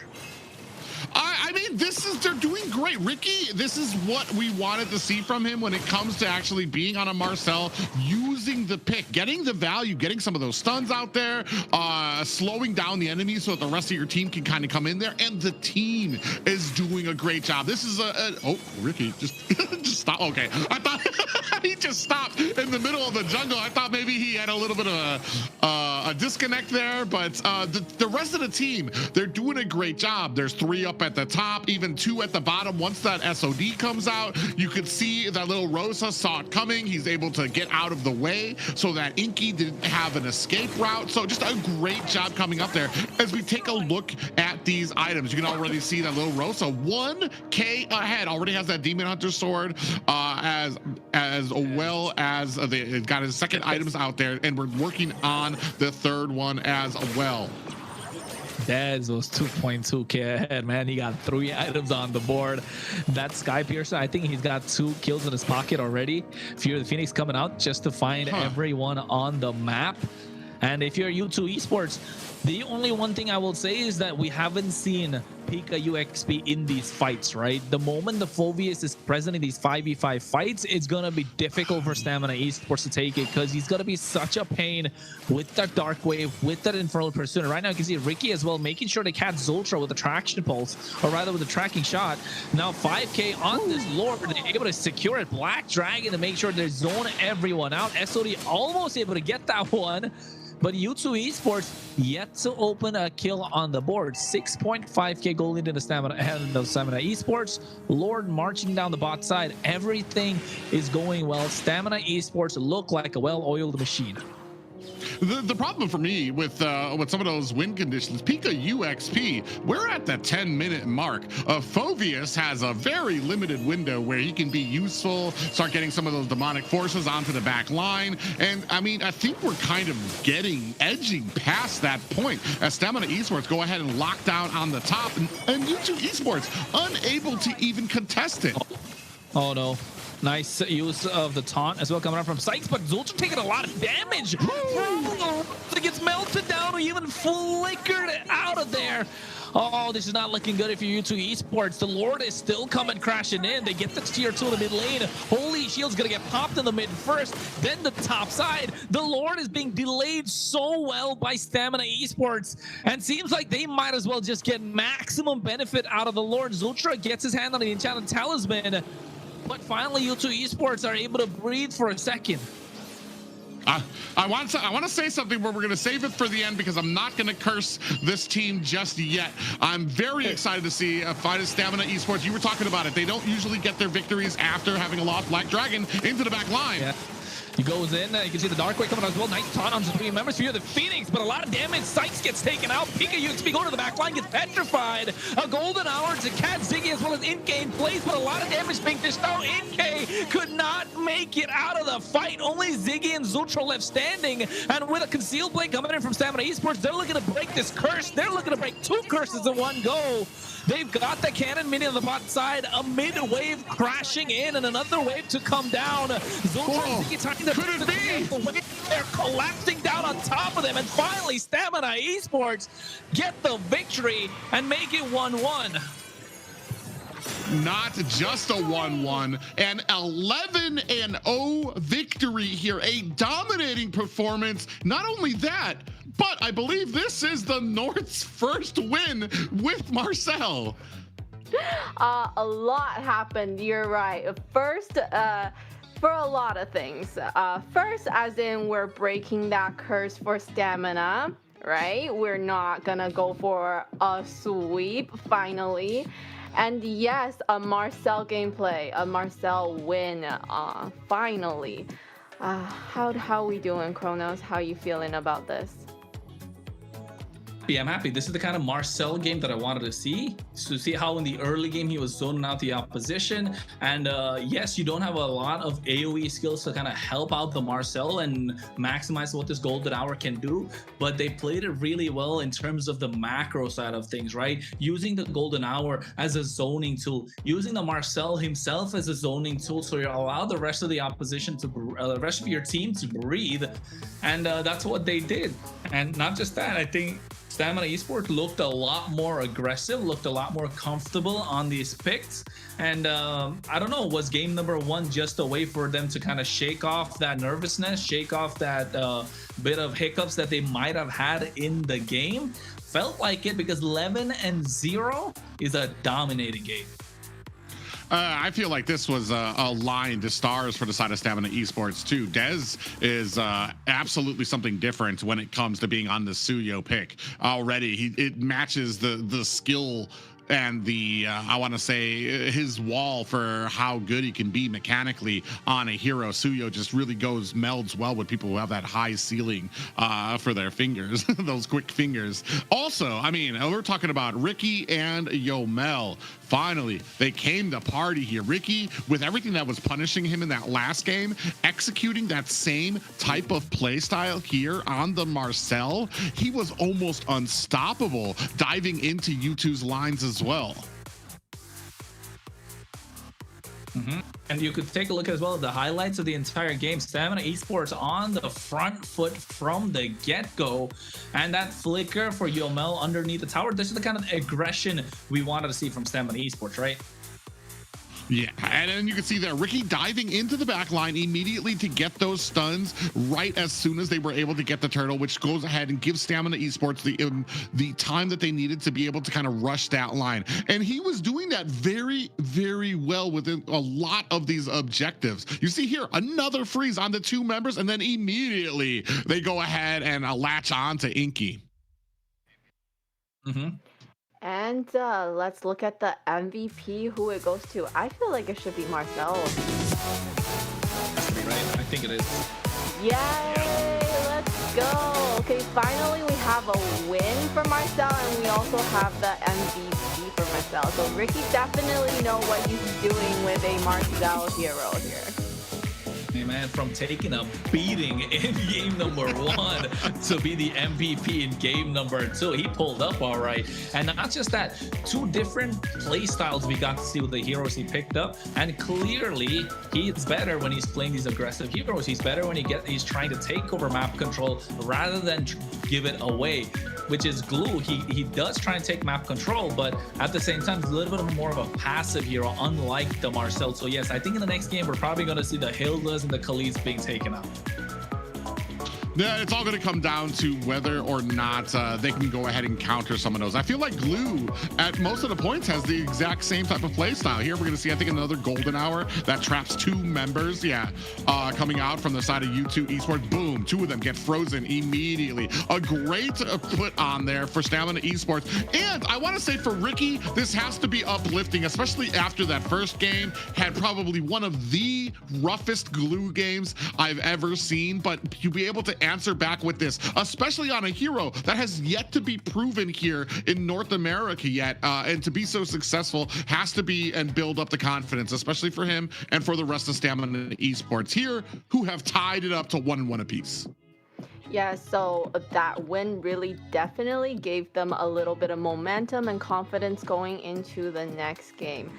Third game coming up. Now, the thing that I have in mind is we used up the Suyo, right? Demon Time Dead showed up on the Suyo. Not yet, Layla. So you're calling it too early. No more, not yet. We're not yet on the Demon Time Dead yet. All right. Not the vibes that he gave in that week when he was on Demon Time. I think we're still there. Let's take it slow. If you're a Des fan, showing a little bit DL, warmed up. He's warmed up, I'd say. But U2 Esports, on the other hand, they've been fantastic. Even on let's say in this game, yes, they really couldn't play because Stamina Esports didn't allow them to play the game. Just got a kill on the bot side of the early game with Yomel flickering so early and getting that first blood. And after that, they just took complete control of the game. Marcel was in their face, didn't allow them to whatever. And that's where I think in the draft phase as well, the Matilda wasn't really the best pick, right? This is why you don't get to see the Matilda in the meta so often. And maybe if they opted for a little bit more of a Grok, maybe, which is something that Zultra is really good at, that could have been a different story. Grok plus Zetian could have been done wonders. You could kind of push the Marcel back. So yes, I think draft definitely played a massive role. But if you're Stamina Esports, you want to make sure you replicate the same result that you did in game number 2. When it comes to the draft here for a lot of days, I know I'm a little worried. I was a little worried because, yeah, he had his fantastic Suyo game. He always has great Suyo games. And this is probably one of those, when I saw the Suyo, I'm like, oh, whew, all right. He's going to be a little easier for Dez, but that's gone. That's the nature of global bans now, is that, all right, that great pick that he has, that pocket thing that he's always great on, that is gone. And where do we go from here? They were still banning out, I want to say, 3 of his junglers as well, was U2. And the thing is, though, I'm not even sure that this is even really, is it a Dez problem? Because I feel like could let the team do that, because I feel like Dez is good enough to kind of pick up whatever he needs to. Allow the rest of your team, or allow the rest of Stamina to get the picks that they need to if they're going to continue to focus on you. Get those priority XP laners, those priority mids, the priority gold that you need to get, while they continue to focus on the Harley, the Boxia, not letting you get a lot of those more maneuverable pickups out there, to let the rest of the team kind of get filled out. We'll see, though. U2 Esports, I mean, they've been coming on strong here, and I've talked about it. When it comes to a lot of their players, when it comes to Mexico, one of the things that I've always noticed, whether it was Ignis Esports or New Wave that they used to be on, was that when it comes to the playoffs, it's a completely different team. They've done their studying when it comes to draft, when it comes to trying to keep those tight rotations. Unfortunately, for that last game, when it comes to U2 Esports, I feel like they kind of got a little surprised with it. And especially, yeah, that Matilda pickup, I was kind of like, I like seeing her, I like playing her, but right now, I just didn't see us making use of her. We have guiding winds that can kind of get a lot of the teammates away from harm's way. You do have to wait for I believe it's the Fountain of the Oasis, where every single time you do the guiding winds, your entire team gets shield back. And we were never able to really hit those spikes on the Matilda because of the aggression that we were seeing coming out from Yomel. Yeah, and I feel like Matilda going into a Marcel is probably not a good pick, I would say, just because you will try to get your team to come out of that, but it's like you're gonna get stuck in that golden hour too. I mean, at the moment, it's the pace of the entire game is set in the early game, right? So in game number 1, they allow the pressure to come to them, Stamina Esports, with the glue being picked up and the Kimi as well. They weren't really able to take control of the game. In game number 2, similar fashion, U2 Esports allowed the pressure to come to them with the help of the Matilda and the Zetian being picked up. They weren't able to win that mid control, the river control. So Marcel and Valentina got that in their favor. So now game number 3. I mean, clearly there's a pattern, not just in this series, but the entire MCT and the current meta of MLBB as it is. The mid duo take so much control of the game. And you can see Harley being banned out is such a priority pick. You do not want to get on the other side. Same thing with the Marcel. Like I said, I was kind of at a point, I don't know if I was on stream or if it was off when I was talking about, I don't know if North America, if we're at the point that we need to still ban it because it was at 0%, but Stamina Esports showing how it can be used, maybe not to the degree that I've been seeing in the South, but it shows that, especially if you're fearless, if you have absolutely no fear of the team, regardless if you're getting stopped there, and we've already seen whether he's 0-7 on a glue or he's like 2-0 on a Marcel, Yomel, or not Yomel, Ricky's just going to be going in and going ham right down their throats. So it's going to be very interesting to see where we go from here, because that's another part. Do we have other roams that are hopefully don't get countered out by Stamina, where he can be just as aggressive, have just as much of a map presence? Because I feel like that was a very well-earned MVP. He made that possible because he made every turn, every place that U2 wanted to go to some type of problem for them, where they were getting ganked, they were getting pushed, they couldn't get objectives. This is going to be where I'm looking for the success of Stamina Esports, as well as, you know, Dez. We already know that if he gets a good pick on him as well.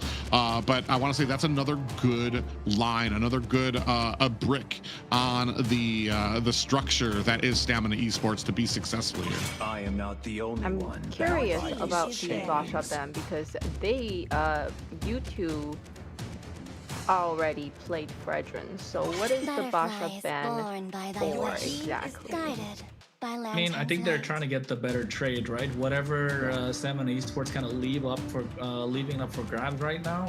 Basha is just so good. But one thing I agree with, them being on the blue side, they could have left it open and picked it up for themselves.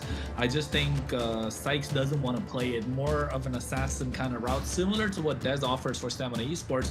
But I think here U2 Esports on the first pick, they could go for Glue is a stalled option. Uranus is a stalled option. They already utilized the carry. Valentina was the best pick that they could go for, which has come to next, because the Eve is the best pick because the Valentina is already picked up on the other side. So now they can play around this kill box and make things work for themselves. At Stamina Esports, usually you'd go for the Valentina counter on this. I think the next best option in the mid lane will be the Farsa. Interesting thing here is that Farge is going to be quite the risk too, because of that Eve and Hylos combination that can come out here. As soon as she sets down, you're going to have the real world manipulation and glorious pathway rushing towards you. We also don't have a Yuzong that can really punish an Eve for kind of sitting there still. Leomord, I like that pickup, especially because as soon as that real world manipulation comes down, we can go ahead and take out a Phantom Steed. You got a big amount of damage. Lapu is another one that I've seen, especially in the XP lane.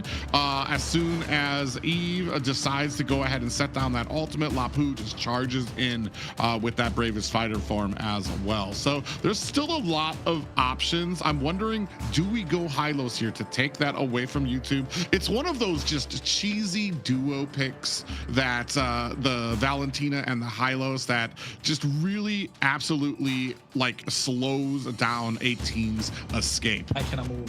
I cannot move meta, no? Slow motion. Yeah. The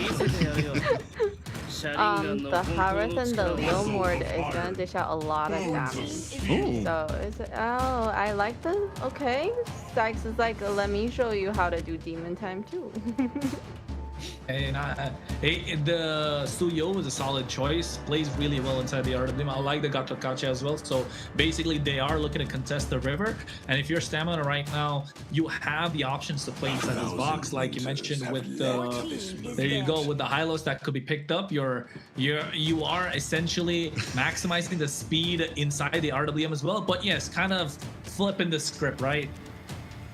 That horse v horse connection of Leomord and Hylos to kind of come in, and hopefully, and I like that too, because you've got a big tanky front line to hopefully allow Harith to kind of be able to throw down that Zaman Force without getting picked off, to be able to dash around and just really lay down a lot of damage. I do appreciate the Garakacha out here as well. I feel like too many times a lot of people use that Avatar the Guardian as an initiating factor, and it's slow. I mean, you see it on the ground, you have time to like get a haircut, scratch your head, then you can flicker out of the way of it. It really suits well when you have it as like a secondary engagement tool.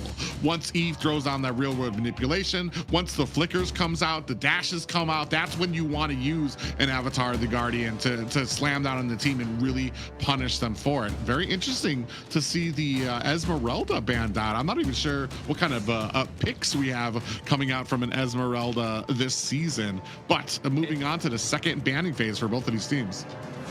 And the Esme is like a counter to the Harith, right? In the EXP lane, just so you can take the shields away. But then again, like, I don't really think it's super crazy that you have to ban out the Esmeralda. So yes, I think Stamina Esports just covering their bases, making sure you check your boxes that can provide a lot of win conditions.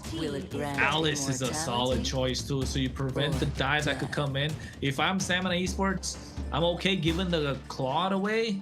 Maybe take out a marksman at this point, or maybe the Lapu, like you mentioned. But then again, there's so many other options that are just available, and one of them should be the Uranus for U2 Esports. I mean, yes, are they gonna do another hero that also has shield? Because if they're gonna have two heroes that does rely on shield, I can see definitely the Esmeralda Ben being a very good one. But even then, you know, a Harith that is a Fed is gonna do so much. So I think it's still good, even if you just have the Harrod that needs the shield. Yeah, it's very interesting here. Man, I'm not going to tell you how much I appreciate the global bans, because it just really has put like a big wrench when it comes into trying to figure out a lot of these drafts. And it always brings like a pleasant smile when I'm like, well, the obvious answer would be this. And it's like, oh, nope, they've already used that. So they're not allowed to pick it anymore. And we get something different, new, and it's a new ingredient to some of your old recipes that you know and love. But we're going to be moving on to somebody that I feel like we're waiting for that mid lane, waiting for that XP lane to come out from Stamina, as well as waiting for the XP lane and gold lane coming out from U2. Zetian's gonna come out from Stamina, right? There's not a lot of other mid lane options apart from Zetian. Maybe a Lunox, but then again, I don't know if Lunox is the best possible option here. I think Zetian's gonna get that extra bit of stun with the Fear of the Phoenix. There you go. Stamina Esports locked that in. I think if you're U2 Esports on the gold lane, there is the Claude, but I'm not such a fan against the Herod. You're playing an uphill battle, already having an uphill battle there against the Herod, but there's not a lot of other options open as well. You want to be able to hang on for the late game, dive onto the Zetian, to Claude plus Uranus. I think Uranus is super solid for U2 Esports. Well, the only thing for me for when it comes to Uranus, we don't really have something for, like, there's not those auto attacks, those people who have those fast auto attacks that where Uranus is going to be able to build up those stacks very quickly. In fact, I feel like this is probably Granger. Yeah, so here's the thing that's really crazy to me is because when I look on paper and I see I imagine in my head a Granger taking on a Harith. If Granger, he's got a Rhapsody that shoots in a straight line. Harith should be able to dodge that, right? It should be pretty much immediate, but it always comes down to like the skill level. Some people that use these Grangers, it doesn't matter how many times Harith can dash back and forth, these Grangers are able to nail him down. It really comes down to the play style of the players on whether this is going to be able to shine, because I feel like on paper here, Granger should lose to a Harith when it comes to the gold lane. Agree to disagree there, Private. Agree to disagree there. Because Granger has kind of been a counter to the Harrod since the M5 time. When a Harrod gets picked up, Granger kind of was the one pick that could go toe-to-toe against him, and rightly so because of the skill matchup that you mentioned. But yes, I think the Sora against the CC, that's a lane to watch out for too. That CC pickup is good. Is it good against like what we have? We have a Sora, we have a Suyo, and we have a Gato. To be able to tie any of these two together, right, would be unfortunate. Yeah, it's going to be very interesting to see how these kind of clash together, especially being able to close the distance on that back line to try to get Inky on a Granger, who is probably one of the slipperiest marksmen out there. Yeah, I think the ability to kind of kite, right, whatever is brought to him. And I think Instinct does have a lot of work, especially when you're using that yo-yo blitz in the mid to late game, but only if it gets to that point. Because if you're U2 Esports, you want to close this game out as quickly as possible. It's game number 3, folks, and you're watching the MCT best of 5 playoffs, and it's game number 3, like I mentioned, U2 Esports versus Stamina Esports, 1 apiece. Yeah, and one apiece here, and I feel like that kind of sets the tone. This is a very important match for both of these guys, because now that they're tied up, this next match is going to set the tone, give that momentum moving into this best of 5 of who's kind of got the better edge here. I've said it before too, like I'm very concerned. I want to see if they're going to be able to close the distance on this Granger. In fact, I mean, they can ignore him and have like a wonderful first game, Stamina Esports can, but then he's going to be coming online and you're going to have a big problem with the amount of suppressive fire that he can dish out. We're going to see how well they are, because we've got a great, I want to say a great wombo combos that can come out from the side of Stamina Esports. Stun after glorious pathway, and damage that can come out from the side of Little Rosa. Taking a look at some of the emblems out here, I don't see too much kind of standing out. Both junglers have gone with the being able to kind of take down these minions a lot faster as well. We see some cooldowns, a little engagement at mid. Yeah, I think Zultra just doing the best that he can, helping Ziggy clear the wave. So U2 Esports kind of getting control of the river in the early game, and now that amplifies what this Suyo can bring out. And this is what you want to see if you're U2 Esports. But to Stamina Esports credit, Ricky's going back at the right time to make it on time for the turtle, and not even using his revitalize. So that's a big dub. Yeah, and he's definitely going to want that once we get into objective territory here. We're going to see, as especially you can see Sykes there kind of waiting for their position. Dez is going to go ahead, try to get up this purple buff before he goes for this turtle. So I'm waiting to see who's going to get the priority, who's going to get into position first, because that's where the fights usually favor. And it really does seem like an upward hill battle for a secondary to get. Yeah, Yomel trying to get to the level of 4 so he can dish out that Fury of the Phoenix, and able to get that as well right on time. Turtle's not yet started. Fury of the Phoenix to start the fight. Instinct trying to go in, but at the same time shifting skies, pushing 2 members back into the RWM. Steed comes out, but a little too late. Instinct pops the Vengeance just to survive. A lot of damage being dished down, but you can see U2 Esports get the kill, but have to respect the damage that's coming out from Stamina Esports. Yeah, they used the Fury of the Phoenix. Peekaboo was spotted, and the entire team latches on the Peekaboo. Unfortunately, that's a Sora. And as we've learned before, I mean, just the amount of damage mitigation that can come out there. You waste so many abilities on that one hero that once Ziggy's able to lay down that real-world manipulation, Stamina, coincidentally and ironically, has run out of stamina for that fight. They always run out of stamina, Private. This is not the first time we've seen that. They always do. And that's the problem. Stamina Esports needs to lock in, but U2 Esports playing a fantastic game so far. Able to get control of the river, able to get control of the turtle pit, and not just that, able to pull the trigger at the right time, which Stamina Esports have been so hesitant to do throughout the duration of the MCT. And U2 Esports are just maximizing that and taking control of the game, and now slowly converting it into neutral objectives, which looks like topside's going to be the first priority. Yeah, they're looking for an angle, and a good flicker coming out there from Little Rosa. Read that on the mini map exactly, so didn't even need the rest of his team to kind of let him know. And now, I mean, doing a good job right now. Stamina Esports trying to keep them at bay, but we need to start seeing Stamina kind of enforcing the will, starting to look for ganks of their own. Right now, they're on a back foot because of that lost objective, and this is kind of like that. I feel like this is a bigger problem when it comes to Stamina Esports than the thought of losing a game and not being able to come back from it. For me, it seems like once they lose momentum, it's very hard for them to recover. So I look to them in the early games to really start kind of setting a foot, really trying to establish themselves in a lot of these lanes, to be able to kind of offset that, to kind of carry them into those mid and late games.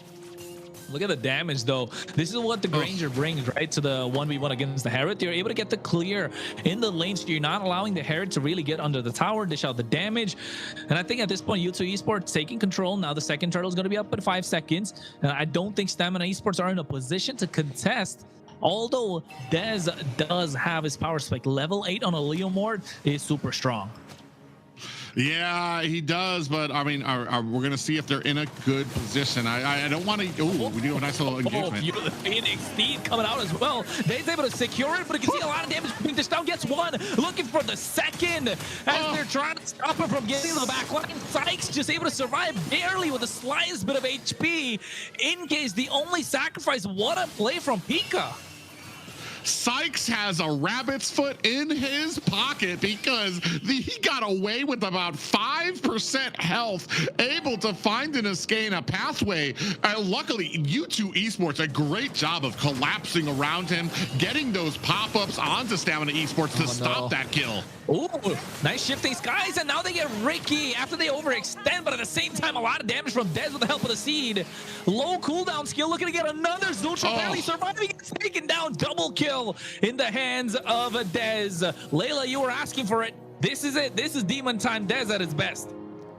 Yeah, he did a great job there. 3 members from Stamina Esports, and this is what happens when the team is able to work together. One person in there baiting, another person taking some of the damage. Dez is able to go in and get some of those pot shots for the kill. Right now, Stamina Esports not out of the woods just yet. U2 Esports doing a good job of kind of maintaining, keeping up the pressure, and waiting to see if they can find any of those holes in the Stamina Esports armor.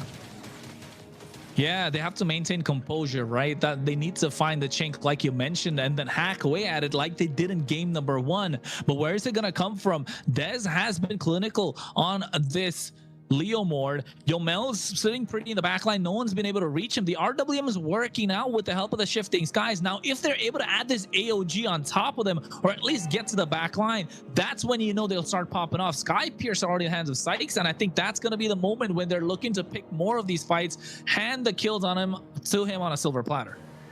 Yeah, this is my worry when you had a Granger. We haven't been able to shut him down. We haven't been able to slow him down. And now we're going to be able to, we're going to have to worry about him on that back line. Ooh, nice little slow coming out from Dez as we focus on to this next objective.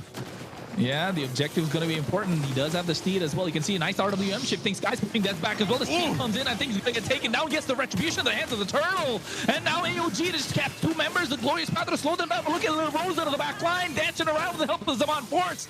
They take down 1. Incast the flicker in harm's way. Zultra barely surviving. Sykes not able to do a lot. And they able to know Ink able to steal a purple with the help of the Detonata.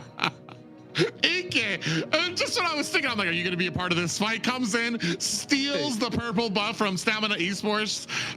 Just a little bit of amount there. It doesn't go over to who they want it to go to, but it's just still able to kind of maintain there. You see, and I was talking about this too. If you're not able to get this Granger, the later and later this game goes, it's going to be worse and worse for the side of Stamina Esports. Here, I think they're doing a good job at some of these objectives, laying it on there, even when the real world manipulation comes out. They're focusing fire to be able to take Pika U XP down as well on the Sora, making sure that that's not a big issue for them. So a good job so far here by Stamina Esports to hold on to this.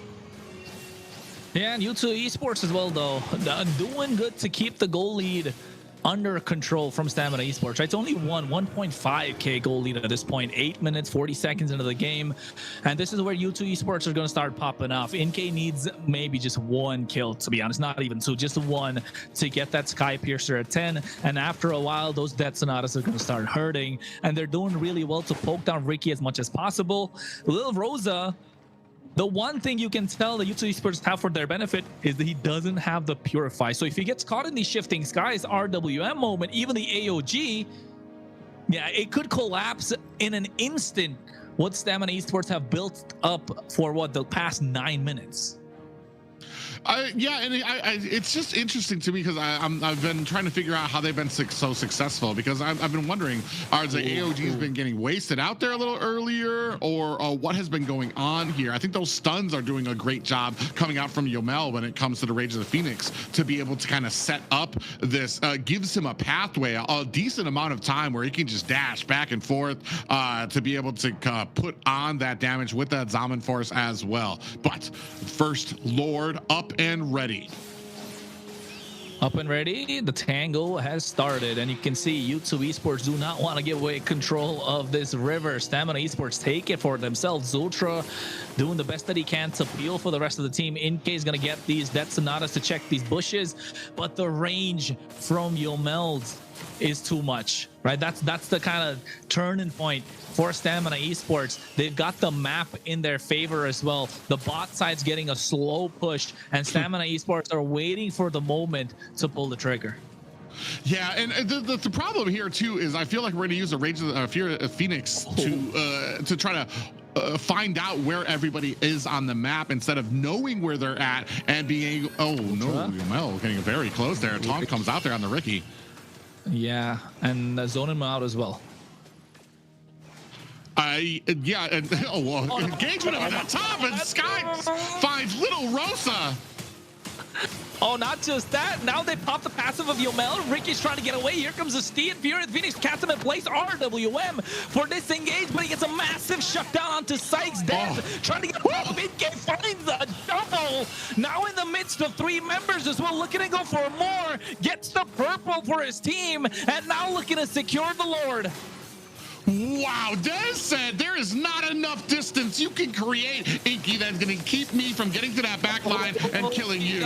Pika gets on top of him, shifting sky. Dez finds another, looking for to get a 4th now in his pocket, and he finds it. That's 4 kills on the bounce for Stamina Esports, and Dez is finally hitting that demon time that we wanted to see. And now they're zoning away Ziggy as well. This Lord is in their pocket. I was about to say, if that's not the demon time Dez that everybody's been talking about, I don't know what is. 2 players from U2 tried to chase him down, and he's like, you're in the wrong jungle, son. Turned around, found the kills onto them. What are you doing, son? NK, Lil Rosa, even dropping the Zaman Force as well. Gets the Holy Crystal, and now Sykes can't really do anything. Look at the Fury of Phoenix coming in the right time to zone them away. Tier 2 in the hands of Stamina Esports from the mid lane. The Lord is coming down a slow push. Yeah, right now, Dez sitting at 7-1-1. And even when his team is on the back foot, he's able to come in with that Phantom Steed and dive into the back line. Ricky in trouble. Oh, Ricky, what are you doing? But the Revitalize making sure he survives. Dez goes in, but Ziggy able to get that kill. AOG out of there from Zultra. Even popping the Revitalize. So a -1 from Stamina Esports. This could be good news for U2 as they're looking to clear the Lord. It's crashing down the bot side. No passive, no holy shield. That's already past the 12-minute point. The Steed coming out as well from Dez to try and maximize what this Lord can provide, but a good defense from U2 Esports. Oh, yeah, great defense there, but I mean, you're down to the high ground tower. Stamina Esports in a great position here. U2 Esports just could not create the distance that they needed to. I feel like these fights start off very great for them. They're able to kind of lay down their real world manipulation, take down the damage. Peekaboo, Pika U XP doing a great job initially when it comes to some of these fights, but then essentially once they think the fight is over, for some reason, Dez is able to find that window, get to the back line, and really reverse a lot of these fights. And even to the point that, like I said, 2 members tried to go after Dez, and he was able to kite them back and find kills on both of them. Hey man, we've all been on the Dez train for a while right now. Stamina Esports are showing that up, but I think at the same time, U2 Esports have been doing a fantastic job to hold their own. The goal lead at this point, if it was any other team, would be more than 5K, right? It would have been more than 5K, 4.5. So it's still under control rather than letting the game slip away. U2 Esports needs to find the moment, and I don't think it's going to come through because they're able to find the Steed at the right time. Shifting Skies pushing 2 members back, but the Art of Flame is already used up. A lot of damage being dished down, but Lil Rosa picks the kill onto Pika. Zaman Force for a disengage, and they're happy with the pickoff that they got. Yeah, I mean, I want to say that could have gone a lot worse for U2 right there, but they do suffer 1 down for them. 19 seconds left on this Lord. Great engagements right now. They're starting to eke ahead. They're starting to make a lot when it comes to even this small gold lead that they have. Like I said, I want to say I would love to see what kind of gold we have on Dez, because I feel like even though it's a small gold lead, I feel like most of that is probably on Dez, which makes a huge amount of difference instead of it just being spread out through the entirety of the team, which is why he's having such a fantastic match. Ricky. Ziggy has to forced to flicker out. Zultra gets out of harm's way as well. They get their hands on the Lord. Fury Phoenix come down. Ricky gets down and outside. Able to pick up that kill. There's another sack on the Sky Piercer, but they trade back with Zultra 1-for-1 and the Lord for Stamina Esports. U2 Esports have to mount up another defense. And this is why you were seeing Dez the focus of the first and second banning phase, where they were taking down 3 or 4 of Dez's pickups, is because they did not want to see stuff like this. Dez on a Leomore, Dez on a Suyu, with how well he is able to balance these fights, how well he's able to kind of be able to kind of maneuver back and forth. Even when his team is looking like they're on the retreat, he's able to close the distance. Inke, I thought we were going to have a tougher time being able to close the distance onto him. Zultra's trying his best to kind of get these. Oh, another engagement comes up at mid. Yeah, the Lord's already crashed in. Inhibitor in the mid lane is down and out. NK, you're right. I thought it would be a harder time to close the gap on him, but just not able to find the opening, right? NK just not able to get the space that he wanted. Still hasn't got a kill, so he's not able to maximize what this Granger can put out. The RWM coming in a little premature, so you know the top side's not going to be allowed to defense, and Stamina Esports going to abuse that factor. Glorious Pathway along with the Steed to secure that Inhibitor. So nice use of the Shifting Skies, catching 3 members. The AOG coming in as well with the Fury of the Phoenix, making sure the engage doesn't come in from U2. Stamina Esports almost playing a near perfect siege and getting 2 inhibitors, looking for the third now on the bot side, and U2 Esports have their backs against the wall, have to clear this and look to find a little bit breathing room to allow the game to progress. Yeah, Stamina Esports, ooh, they actually might get a little caught there. If they're smart, they're going to go ahead and notice they can get this objective. They don't need to force this. Do you have the minions to be able to finish this? They are going to go ahead, safely return to clear out the jungle, make sure that U2 Esports are going to be starving on their way out, and set up and just wait for this next Lord. They don't need to worry about these fights. Right now, they're in just such a great, look at the gold lead, about almost a 4K gold lead for Dez right now over Sykes, and you can see it here. And I want to say, yeah, he's been farming, but most of that has just come from his team fight participation and how well he's been doing in these team fights to be able to really be able to punish Inky, to punish Ziggy as well. Yeah, but at this point, both the junglers full items, right? So full build. The only thing that we're looking at right now is the NK to get his power spike. He has the BOD, Blood Wings coming in from Ziggy as well. So we're getting to the point where the items, I mean, the gold lead really isn't going to start to matter because the damage dealers do have their items right now. And Stamina Esports needs to find a way to close out this game quicker. Otherwise, U2 Esports, they've been landing their ultimates. They've been able to get these fights right in their favor. The only thing that they did not get is NK finding a couple of kills, but now when it from the mid lane from behind, they catch NK. Shifting Skies coming in, but they don't have the damage dealer present. There's on the Steed. A Glorious Pathway to slow them down as well. Pika's going to be next on the chopper block. Yomo finds a double, and now with the waves crashing in, that's rare from the bot side. They're looking to get everything cleared. Are they going to focus down the Lord, or are they going to call for the end? They're calling for the end. Yeah, they wanted. I saw Ricky and Little Rosa hiding at the bottom, that I heard the conceal play out, and I was like, oh god, Inke, I hope you heard that, because it's gonna be game over for you. Yeah, they're trying to finish the game because the Mod Force from Little Rosa as well doing a lot of damage. Zultra has to make it out, but his base Crystal exposed. Stamina Esports 2-1. And what's a dominating victory for them as well. 8-15 here, turned it around. I want to say tip of the spear there, though. Dez really kind of holding the team together there, able to turn around some of those fights, and then really able to turn around a lot of those engagements that they were getting caught in.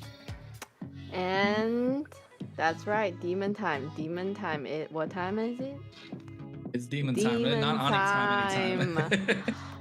The way that Dez was able to use that Leo Mord, and when he got on his horse, nobody can sustain it, and everybody was just pulling back, and it's just really horrible for U2 to be able to make any plays because of that. And he was just it was technically about levels. It was a motorcycle. The motorcycle. I knew he was gonna say that. His ride. How about that? When he got on his ride. But yeah, he was able to stay levels ahead throughout the game. The Leo when he comes in, too much damage, too much demon time. A fantastic game as well from Stamina Esports overall, right? Not just Dez. You could see Instinct play that EXP lane really well. Lil Rosa able to get the better of NK in the goal lane, not allowing NK to get the snowball that they kind of wanted. Ricky on this high list as well, playing the map super well and maximizing what this team can do with the Glorious Pathway. He didn't just use it as an initiating tool, but also use it as a tool to cut off the escape route of the rest of U2 Esports. I almost feel like Ricky, his super aggressive game style, play style being out there, the team really, U2 really latched onto that.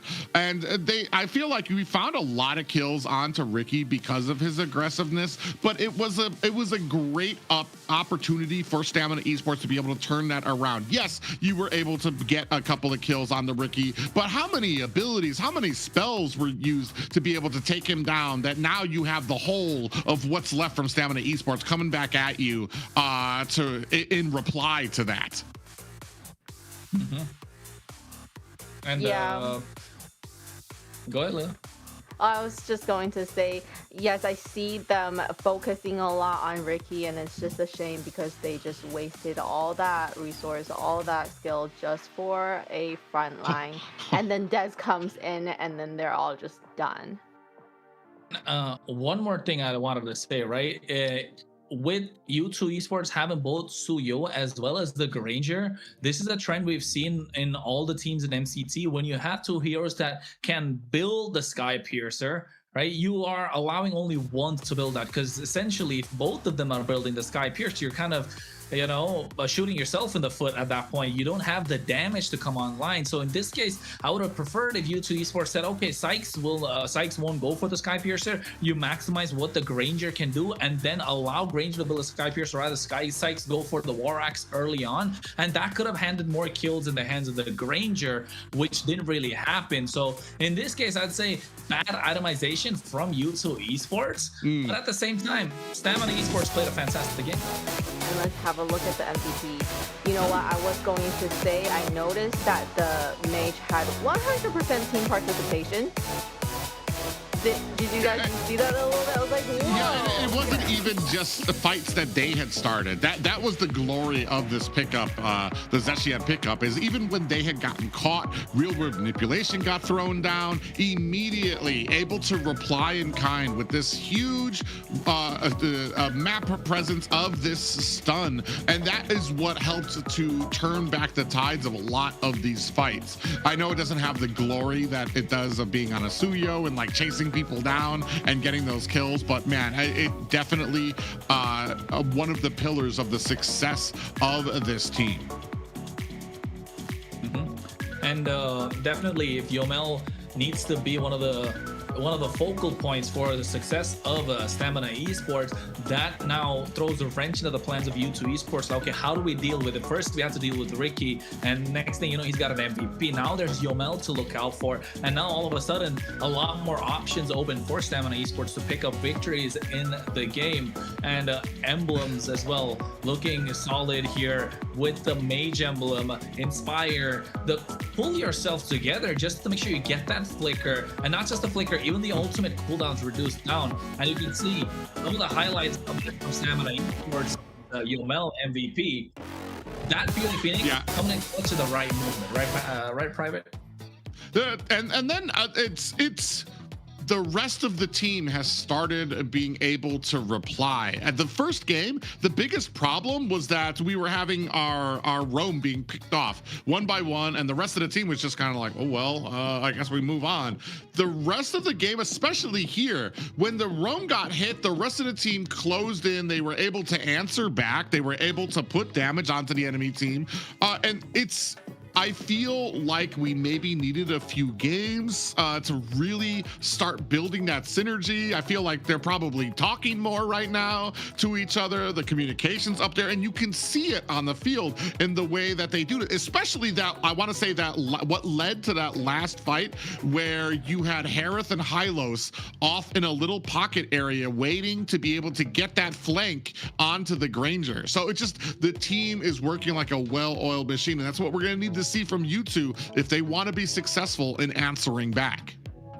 And answering back, talking about U2, they did have some moments, especially the Sora. Unfortunately, it was just not enough because the Sora had good sets, but it's just with the set like that, your team can't really capitalize at all. And then after that, he's out, Dez comes in, your whole team's gone.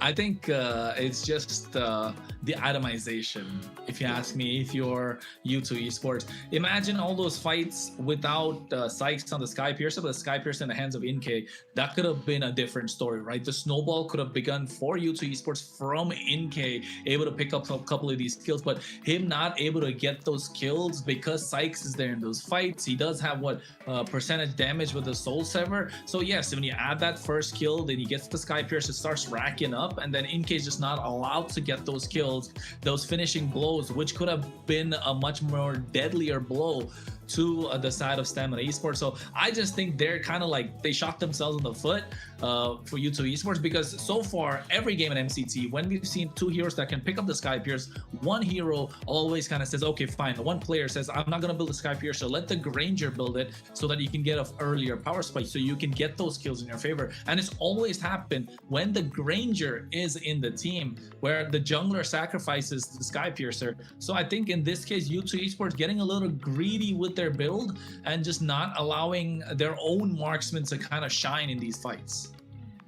While I agree that the itemization wasn't really great there, especially Granger. I don't even have a single kill. I think it was up to like 4 deaths, 5 deaths. There comes a certain point when you have to understand that the Skypiercer as a second item, maybe we can veer away from that for this opportunity. However, I feel like there was also something to do with having the Sora in the middle of these fights. You get the engagement, the big stun comes out from the Zeshian, the glorious pathway comes out from Hylo. Suddenly, the Sora, who can take a lot of damage, who can dish out a lot of damage, has been left alone for like 6 seconds on the back line of the enemy. And you're like, guys, anytime you feel like, meanwhile, these guys are drudging their way through a glorious pathway to try to close the distance, and then you've lost the biggest offensive front wall by the time you're able to kind of close the distance there. So I mean, I feel like there's just there's multiple parts of this,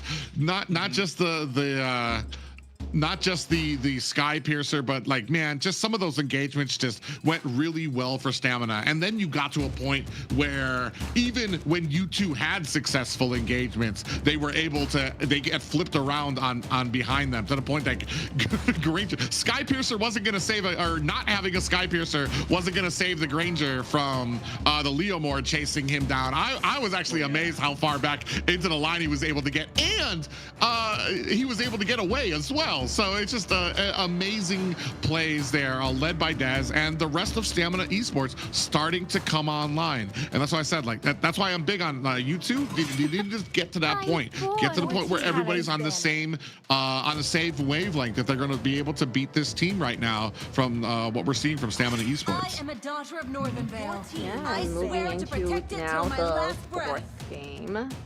I know Kronos earlier had a little bit of a prediction of how the matches are gonna go, and definitely seems like it right there.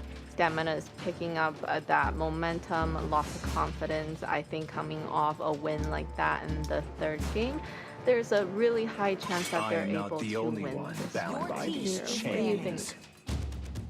I think back-to-back games is what gives Stamina Esports the momentum that they need. They've found their footing now. It's okay. A lot of the picks that are already banned out, the Guinevere, the Phobias, the Harley, they're super solid. But I think Stamina Esports can definitely work around it. But if you're U2 Esports, now is the time where you start pulling up some of these picks that you didn't get in your hands previous time, like the Gulus, the Kajas, maybe even the Hylos could come through. The Leomord's a pick that they can pick straight off in the first phase so it doesn't get banned out of the next phase. So I think if you're U2 Esports right now, find combos to make it work. I mean, just pull a page out of Stamina's playbook. Just take the Leomord and Hylos and make it work, because it's super hard to stop. So I think Stamina Esports definitely have a lesser to pick in terms of the hero pool right now. We're getting to a point where I love where we got almost 2 full rows of heroes that are unavailable for both of these teams, where we're gonna have to start seeing maybe some crafty things in some of these positions. Finally, Boxia makes it to a prime pickup. I know there's been a lot of questions about how good Boxia is that he's always getting banned, that he's always kind of like taken off of a lot of drafts, and it's just because, especially for like, he's just has a great clear. He's able to counter a lot of the magic meta, the mage meta that we have. Magic damage, magic items are so cheap now that a lot of magic users can get those very fast. Boxia withstands that very well. The anti-heal that comes clutch on there, but as a team of 5 people, you can get in there, you can get the picks with a little assistance from your team. You're going to be able to get away on a Boxia, and I feel like that sometimes is something that a lot of people they misunderstand, especially if you try playing Boxia as a solo queue or as a duo queue. He needs the team support behind him. You can do great things with him. Ooh, early game for both of these teams. I do think U2 would have a even more aggressive early game with Hilda, Your though. team is banning. I like it. I like it. I was looking at the Khalid and Lilia being picked up, and in my head instantly I was like, U2 Esports, Hilda, need to lock it in. Don't let it go to the second phase, and they locked that in instantly. You're able to match the aggression coming out from Stamina Esports. Fredrin being picked up right now, so it's gonna be a lot more slow pace, a lot more of a funnel in this game. They're looking to funnel down in the goal lane, but what's left open? If you're U2 Esports, you have the Claude. That's the most clutch pick that could come through right now. But for Stamina, the carry's gone, the Claude is gone, the Herod is gone as well. So maybe the Moskov is a good choice. But if you're U2, you can take out the Moskov, take out maybe even the Beatrix to a certain extent, right? Not allow Lil Rosa to play those goal lanes where he has the space right now. He has the peel to dish out the damage. Maybe even the Granger possibly. I was just about to say, maybe it's about time to see if Little Rosa's Granger can match up to Diamonds, to see if because that would be a great and excellent pick up here too as well, and gives you a lot of wiggle room when it comes to being able to dash away. Oh, yeah, they're going to go ahead and take that off the board as well. So we're really kind of not too big of a focus onto mid lane, but a lot of great picks already taken off of the board when it comes to being this late in the draft.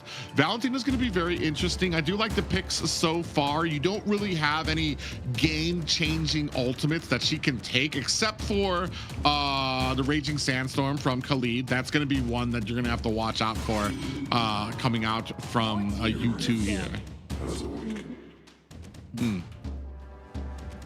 I like the Uranus being banned out. That shows that Stamina Esports probably gonna go for a little. I mean, Moskov is probably the only choice that's left because they can't pick up the Claude. So if I was U2 Esports, just ban out the Moskov and get the Claude for yourself. And probably Stamina Esports will wait for that goal lane pick until the end. They could pick up their EXP. They haven't picked up the Phoveus yet, and I think they're looking to pick up the Phoveus. They want to play front to back, and Phoveus is looking like a monster right now if you're Stamina Esports. But for U2's benefit, they do have the Valentina, so they can take away that Infernal Pursuit with the IMU. So there goes the Moskov. I think Phoveus is a no-brainer here for you, Stamina Esports. U2 Esports probably gonna go Claude plus something. And if you go with Claude, I'm trying to. The only answer that I have left. I'm thinking. Oh, this is nice. This is nice. If they go Claude, I think the only answer that's left on the side, if you're kind of looking for damage that can really upset, especially in the early game, like a Leslie maybe, but like that's a Leslie. That's only if you're like concerned about the gold lane, because then you have a Leslie on your team, and it's like, okay, we're gonna have to get to that. I always joke, it's like you're just waiting for that 20-minute power spike for them to really come online.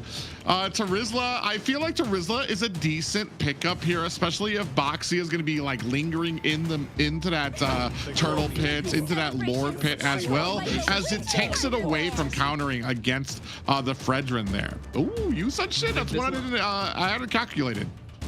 Yeah, this is what I was telling her. Yusunshin plus CC would make so well, because now not a lot of picks left in the gold lane, because they can't pick up the Claude anyway on the other side. So now you're really putting the work into the Stamina Esports. CC is great against the Fredrin, great against the Tursla, great against the Khalid, because you can melt down whoever comes in. Now they're cornered into a Bruno Stamina Esports, so this is really well played from U2 Esports, just pushing Stamina Esports to the limit and cornering Lil Rosa into a Bruno pick, which is not gonna do super well against the Yisunshin, nor a Boxia, nor a CC, nor a Hilda. You need this Bruno to start scaling fast if you're Stamina Esports, otherwise it's going to be a hard time because they don't really have any source of damage apart from the Bruno as well as the Lilia. Terizla, yes, got a lot of damage in the early game, but I think it's going to come down to a lot of these micro trades. So what do we see? It's a Bruno pick that we haven't really, have we seen any Bruno? We've seen once maybe? It's very prevalent. He's very prevalent when it comes to the South as well, not just because of the damage he can do to teams, but sometimes if they kind of steer away from the damage he can do to like to players and characters and stuff like that, his sieging ability onto towers and stuff like that is almost uncanny. So I want to say that if you're Stamina Esports, I'm kind of looking, can I get the advantage? Can I get to these lanes and kind of push back hard enough to let Bruno really do his thing? That's going to be the big question for me. Yeah. I think early, right? Early game is what Stamina Esports needs to play for, and early into Lil Rosa so that Lil Rosa can scale much faster. Bruno is super strong if you allow him the space to dish out the damage, if you're able to take those towers like Private said, and also like allowing the Bruno to free hit the opposition because he needs to build crit damage, and if they're able to negate it by building those Chastis Pauldron, maybe even the blade armor to a certain extent, then yes, the Bruno's gonna have a hard time. But once Bruno starts getting those malefic guns, the Haas claws, he's almost going to be unkillable because he's going to be able to get those life steals back up so fast. The HP is going to come out so fast. He's going to be able to shred down the opposition. And we remember when Bruno was kind of broken with that malefic gun when it had that slight bit of extra range, right? The only hero that could outrange him in the game was a Layla that was back in what, M6 if I'm not wrong. So I think Bruno definitely has a lot of damage, and he got nerfed pretty hard after that, so fell down the pecking order. But yes, Bruno is super solid if he's allowed the space in the early game and also gets the aggression from his teammates to allow to shine in the early. And we're gonna go into the, are we starting? Sorry. Oh. We're not starting. We're starting with something else. We're starting with diamond drops.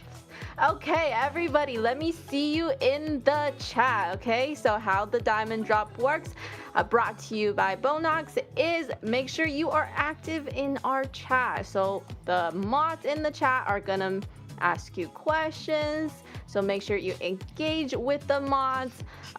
The people with the best answers or comments, you're most likely gonna get those diamonds.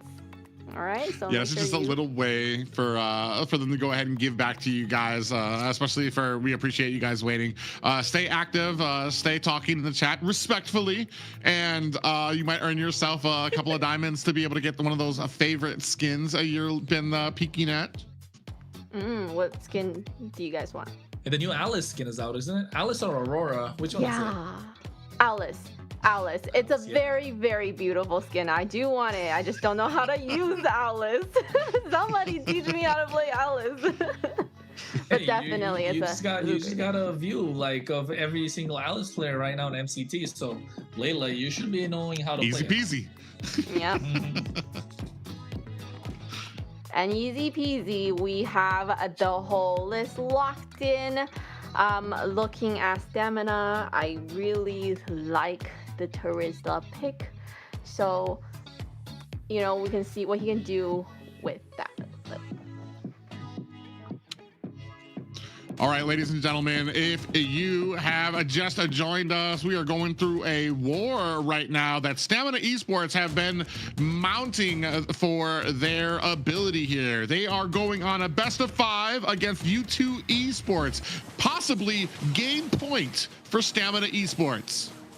Yep, Stamina Esports match point, and this is what they need to do. Get the game in the hands of Lil Rosa. It's not about Dez anymore. And you can see Sykes is making sure they can stop the early rotation. Zultra taking out Super Ricky with a quicksand guard to slow them down. Sykes might be on the chopper block, and he gets first blooded by Yomel. And Stamina Esports instantly on the board. On the list of things you want to go your way in the early game, dying would not be one of them. Sykes just got a little too confident in his ability, immediately tried to dive onto Yomel, but Stamina Esports able to slow him down and turn that around onto him. Yeah, and you can see Dez already taken out super low. Zultra's trying to put up the pressure as much as possible, but they're not able to pounce on him, so able to get away again. And I think if you're U2 Esports, you're starting to get a little tilted. Yeah, I mean, it's just a little bit of frustration. I mean, these guys, they've been playing, they've been coming through the last 3 weeks. Just gonna take a little bit more probably for them to get a little bit more frustrated out there as well. Taking a look at some of these emblems, not too much coming out. Concussive blasts on the side of U2 Esports when it comes to the Boxia pickup and the Hilda, as well as 2 concussive blasts on the side of Stamina Esports when it comes to being able to kind of get some of that clearing speed for both of these teams. First turtle up on the board. Well, and Instinct's already hit level 4, so I don't think he really cares about the wave that's coming in. There you can see making the rotation fast. Sykes getting the turtle started, 5,000 HP. Ricky stopping as much as possible. Ziggy goes into the back line. A lot of damage being dished out. You can see Retribution in the hands of Sykes, able to secure that. Instinct taking out super low, the help of the curtain call, but still Zultra's the first to fall as they trade Instinct back. So U2 Esports, along with the turtle, they get a kill. Yeah. And unfortunately for Stamina Esports, just not in a great position to be able to take advantage of that first turtle there. U2 Esports doing a great job. Sykes able to kind of stand in there in the middle to be able to kind of get that, but unfortunate for the side of Stamina there. 1-2 right now. The lead currently going to Stamina. Oh, Puig gonna go down, and they trade one back. So this time, I'd say Stamina kind of getting the better of the trade, but with the EXP and the roam, but U2 Esports had a lot more bodies on the top side, so more assists being racked up if you're U2 Esports. So yes, they're starting to get more gold in their hands, but you can see now they're looking to pounce upon Lil Rosa. Cameraman's got to show up the top side. The Raging Sandstorm for a disengage as well, and they're still not able to get the kill, but Ziggy's still under the tower, has to flicker out of harm's way, and Zultra trying to run away at the same time. Mission abort from U2 Esports as Stamina Esports find a way to get one back. Yeah, and that's amazing job there by Stamina Esports. They're getting dove underneath the tower. They're able to look at, and now they're pushing onto the side of U2 Esports. AK actually might be in a little bit of trouble here, is able to clear out those minions wisely. But Stamina Esports, they see the problem up at top. They're able to close the ranks very quickly, even catching Zultra, trying to find an escape there quickly. So a great job by them so far. So we're taking a look at some of the damage dealt out here, and top 2 right now going to Stamina Esports. Yeah, and you can see it's Ricky as well on that Khalid. The early pressure is on. You can see Zultra just hanging around as well. Just hundreds difference at this point. And Stamina Esports, as long as they're able to get away with these small fights, right, it's looking good for their side. Zultra just taking a lot of damage. The Raging Sandstorm committed quite early. They do get the turtle, but Stamina Esports got the jump. He's on captain 3 members, and Dez walks over the taunt as well. Ziggy gets taken down, and now they get a double in the hands of Yomel. This is the moment Stamina Esports were looking for, and they're putting the pedal to the metal. Not just that, but now you've got Lil Rosa up at the top making mincemeat of your tower. But man, can we talk about that penalty zone? On to 3 members of U2, and then finishing the job there with an Appraiser's Wrath coming down from Dez. 2-7 right now. Stamina Esports fighting for this lead, about a 3K gold lead for them. And U2 Esports needs to find answers, or those Stamina Esports are going to start pulling away. And this is what we were talking about, right, Private? That Bruno is going to start coming online much faster than U2 Esports would like. Yeah, and especially now that the Stamina Esports have shown that they don't really need Lil Rosa in any of these fights just yet, that's going to make a lot of these objective fights a little bit more troublesome for U2 Esports. They need all 5 members there, which is, and if they lose that fight, you're losing that fight, plus the towers going down to Lil Rosa as we focus on this mid. Yeah, and I think Ziggy, if I was Ziggy, I'd probably look to take that penalty zone, right, instead of the Raging Sandstorm at this point. It's much more of a useful tool with the help of the flicker that you have. You can see the Raging Sandstorm coming from a mile away. Although Inke right now gets that Mountain Shocker started, Sykes taken down, and Instinct gets taken away. Inke able to get that kill. Now the Raging Sandstorm coming in from Ricky, flanking from the side, looking to get a lot more done. Dez wants to get the taunt onto them, and U2 Esports find a kill and disengage. Well, I want to say the penalty zone is one part of what makes Instinct a little bit troublesome, but it's those 3 shots he's able to do that really do a ton of damage. And it's just he's and that is something that the Ziggy is not going to be able to replicate. Ooh, there might be a little bit of engagement here for this turtle.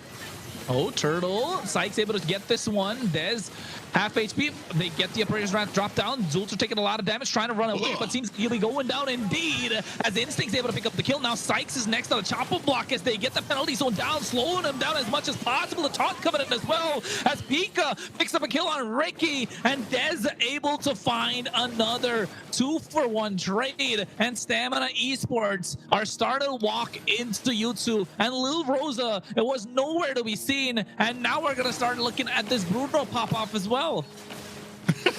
Stamina Esports, every single time you see all 3 turtles have gone to U2 Esports, but there needs to be a plan after that, because as Stamina Esports, they're like, I didn't hear no bell, and they continue to chase down U2 Esports after these engagements, and I feel like U2's just not ready. They get the turtle and they're just like, all right, that wraps up our job, and then they're getting caught in the jungle, caught trying to make an escape here. Taking a look at it right now, you do see a 1,000 gold lead there for Dez. Has claws have been picked up for Little Rosa. Oh, Dez!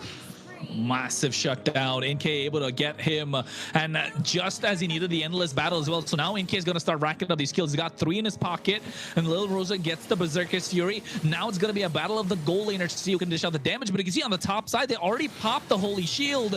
Now from U2 Esports, and Instinct taking a lot of damage. There comes the penalty zone along with the Raging Sandstorm from behind as Pika is able to get the kill with the help of the Yo-Yo Blitz. NK getting a tower on the bot side, so they're working the map and they're splitting Stamina Esports apart. Yeah, and doing a good job of it. They're forcing Stamina to kind of close ranks around each other here, but they're not able to put off the damage. This is what they don't want to fight, and this is what you were afraid of. The Bruno being in these 5-on-5 fights where Bruno's not going to be able to do much against a lot of the mobility that you have from U2 Esports. He's shining right now when it comes to being able to take down these towers. Ooh, Ricky. Oh, no. Ricky taking a lot of damage, gets terrified as well, trying to make it out of harm's way, but Yomel coming in, a lot of glooms being bursted down, and going the Raging Sandstorm. Lil Rosa's free hitting from the side, he gets a kill in his pocket, and now slides in. And Stamina Esports find their footing just before the Lord. It is a rule, apparently, that if you are playing a Khalid, you are not allowed to recall back to base, apparently. Because Ricky, he said 10% health doesn't matter. 10%, speaking of 10%, there's only a little bit left on this Lord. Well, they able to secure it, and you can see a lot of damage coming out in the mid lane from Pika onto Ricky, who's still able to surf out of harm's way. And U2 Esports only got the 1 tower on the bot side, and there's already a Lord marching in. Lord marching in right now, and a good, I was going to say not a huge gold lead coming out from them. Oh, man, but you can already say a Berserker's Fury coming out from the side of Little Rosa as well. 2 items there. It is being matched up by the side of Inke. I just feel like the worth, you're just getting so much more out of Little Rosa right now. Oh, and he's picked up that Malefic gun too as well, so he's going to have the range that a lot of people are already afraid of when it comes to a lot of these Bruno pickups. We might see him become more of a factor in a lot of these fights as well. Yeah, he's definitely going to be a big factor, and not just Lil Rosa, Yomel on this Lily as well. These glooms are going to start hurting, and they're not even going to see it coming because Zultra and Sykes are going to get melted down. The Lord is crashing on the top side as he gets the aggro on the tower, and the other thing for U2 Esports, they don't have any sort of wave clear whatsoever. InK's trying his best to get the Lord down. Mid lane inhibitor is going to be the next one being seized by Stamina, and Sykes has to go in. A lot of damage being dished down. Rosa able to get that inhibitor, and Dez with the rest of Stamina Esports moving like a unit. Oh, two of them got caught there. Might be a little bit of a turnaround. Ricky comes in with a healing there to just as a little bit of a mock there. Down to just the one more high ground for decided U2 Esports. This is the Stamina Esports everybody has been wanting to see. A well-oiled machine. They're going in together. They're communicating. This is what I want to say casters and viewers have been wanting to see from Stamina and Dez as we go on for this last high ground tower. Yeah, and I think if you're U2 Esports, you want to put everything on the line. This could possibly be the last game that they're playing in the MCT AMER North, and it's match point for Stamina Esports. They're looking to end it all. U2 Esports want to take it to a game number 5, and Ricky's looking to hit that Raging Sandstorm at any point, so the clear is present from U2 Esports. They're using Ziggy as much as possible, but the damage from Stamina Esports is just overwhelming. NK getting caught. I don't think it's a wise idea. Ricky forward as NK flickers out of harm's way. Rosa taking a lot of damage at the same time, so 2 flickers burnt for 1, and the inhibitor on the bot side's barely hanging. There was a collective gasp I heard from viewers a little bit there as you saw that flicker come in from Ricky. It's like, oh, we're a little greedy. We're only about 3K ahead. Let's calm it down a little bit. But wisely, Stamina Esports going to go ahead and reset on the map as this next Lord looking to take shape on the land of Dawn. U2 Esports fighting for their survival in the AMER tournament North right now as Stamina Esports begin on this Lord. They got a conceal going on as well. Both sides using it early. The Lord's 20,000 HP right now. Sykes trying to roll his way to the backside, able to get their retribution. NK comes in as well with the help of the Mountain Shocker, now putting them in place. 5,000 people. What a penalty zone coming in. Price right drops down on NK as they get a massive shutdown. And Sykes going to be next on the chopper block. Lil Rosa finds the kill, but they trade one back. Dez gets the Lord. A lot of damage being dished down. 2 for 2 trade. Black shoes to make sure Ziggy gets out of harm's way. Oh no, it's looking dire if you're U2 Esports, because the base crystal needs to be defended. Oh man, and that is an unfortunate fight for U2 Esports. It looked like they had a great focus going into there. They were able to push back the Fredrin. Dez wasn't able to get the retribution, and they did a great job of kind of holding them there. But as the skills started lining up, Stamina Esports able to back up U2. They got the Lord now and got some kills under their belt as well. That was a huge gap when it comes to damage.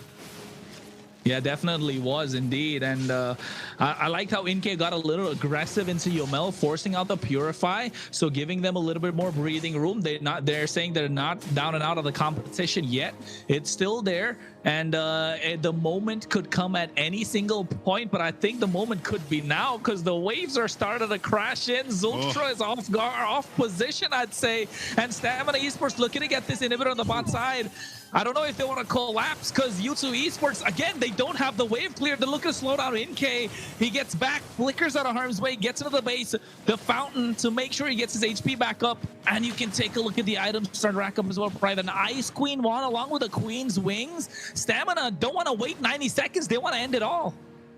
Yeah, I was about to say they need to start ending it all. You don't want to get too far back and play too safe here as they're looking to close this one out. Oh my God, 3-man penalty zone as Dez goes in, gets a taunt as well at the same time. Zultra on the back line, catching Rosa off guard. A lot of damage being dished out. Ricky missing with the Raging Sandstorm.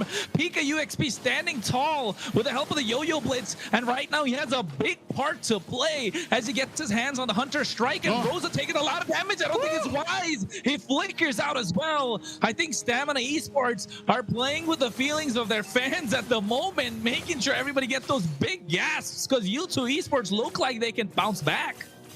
Yeah, Little Rosa cutting it very, very close. There's a lot of faith put into that flicker that he had there. He was able to go ahead and get away. You can see up there when it comes to the damage, man, Yomel and Little Rosa just absolutely dishing it out. But now looking to close the distance. Not the Kumar push of the box here as well. Ricky, Immortality's popped, and I think he's going to go down. But look at the black shoes coming out from Ziggy. Dez is there. A Blaze Rat drops down, but not a lot of damage. Ricky's taken out, and now Instinct able to get that one back. So for 1-for-1 trade, but still Stamina Esports get the better as Dez still makes it out alive. Yeah, he makes it out alive, but we're starting to see the shifting of these group fights. They're able to get the jump on the Stamina Esports. Stamina Esports lost almost 2 members. Rookie went down very quickly. Dez was almost on the chopping block as well, but that might actually spell doom when it comes to this Lord. The only saving grace they have right now is there are minions crowding around their core. No, Purify. Yomel popped it a little too early, and now they get the shutdown. Inke gets popped as well by Little Rosa. Zultra flickers out of harm's way, trying to run. A Praise Rather's dropped down, but it's the range of Rosa that we're talking about. The Bruno is starting to come online at the right moment. The waves are crashing in. They got no wave clear. And Stamina Esports looking to end it all. Pika UXP trying to buy some time. Looking to take down Rosa, but the Wind of Nature coming in clutch, along with the penalty zone from Ziggy. But it's only delaying the inevitable as Stamina Esports look to get a wipeout and now take game number 4 as they lock in and move on in MCT AMER North and say goodbye to U2 Esports as they're able to close out this best of 5, 3-1. 7-1-4 for Little Rose, aptly ending that with a triple kill as well. All ye of little faith who thought that Stamina Esports had wrote its last check after that very rough first game, able to answer back. And answer back they did. What an amazing game. We at the end there, we thought maybe U2 could come back, but no, it was just too much momentum for Stamina. Look at the smile from Layla. The biasness. and that makes it so that they are gonna stay around, continue in the playoff runs. So we're gonna see Stamina another day. And unfortunately for U2, that is the end of their playoffs run. They'll be going home today. A great game there played. I think executed it. I feel like it was a great point out by Kranitz when it comes to team fights. This is Little Rosa was not going to shine in a lot of those team fights, especially in the early to mid game. But what I've been seeing, especially when it comes to the South, is just the sieging ability you get from him. You don't want to focus on too much of those team fights in the early game. He just lit up towers to the point that, I mean, you've got Instinct, you've got Dez, 2 people that can dive deep underneath those towers. Meanwhile, Little Rosa is just putting on the boots, putting on the damage onto there. So a great executed game here. And by the time they were actually turning into team fights, Little Rosa had already picked up the Malefic gun. He already had the range he needed to really start dishing out damage. I think I was taking a look at Little Rosa's emblem, right?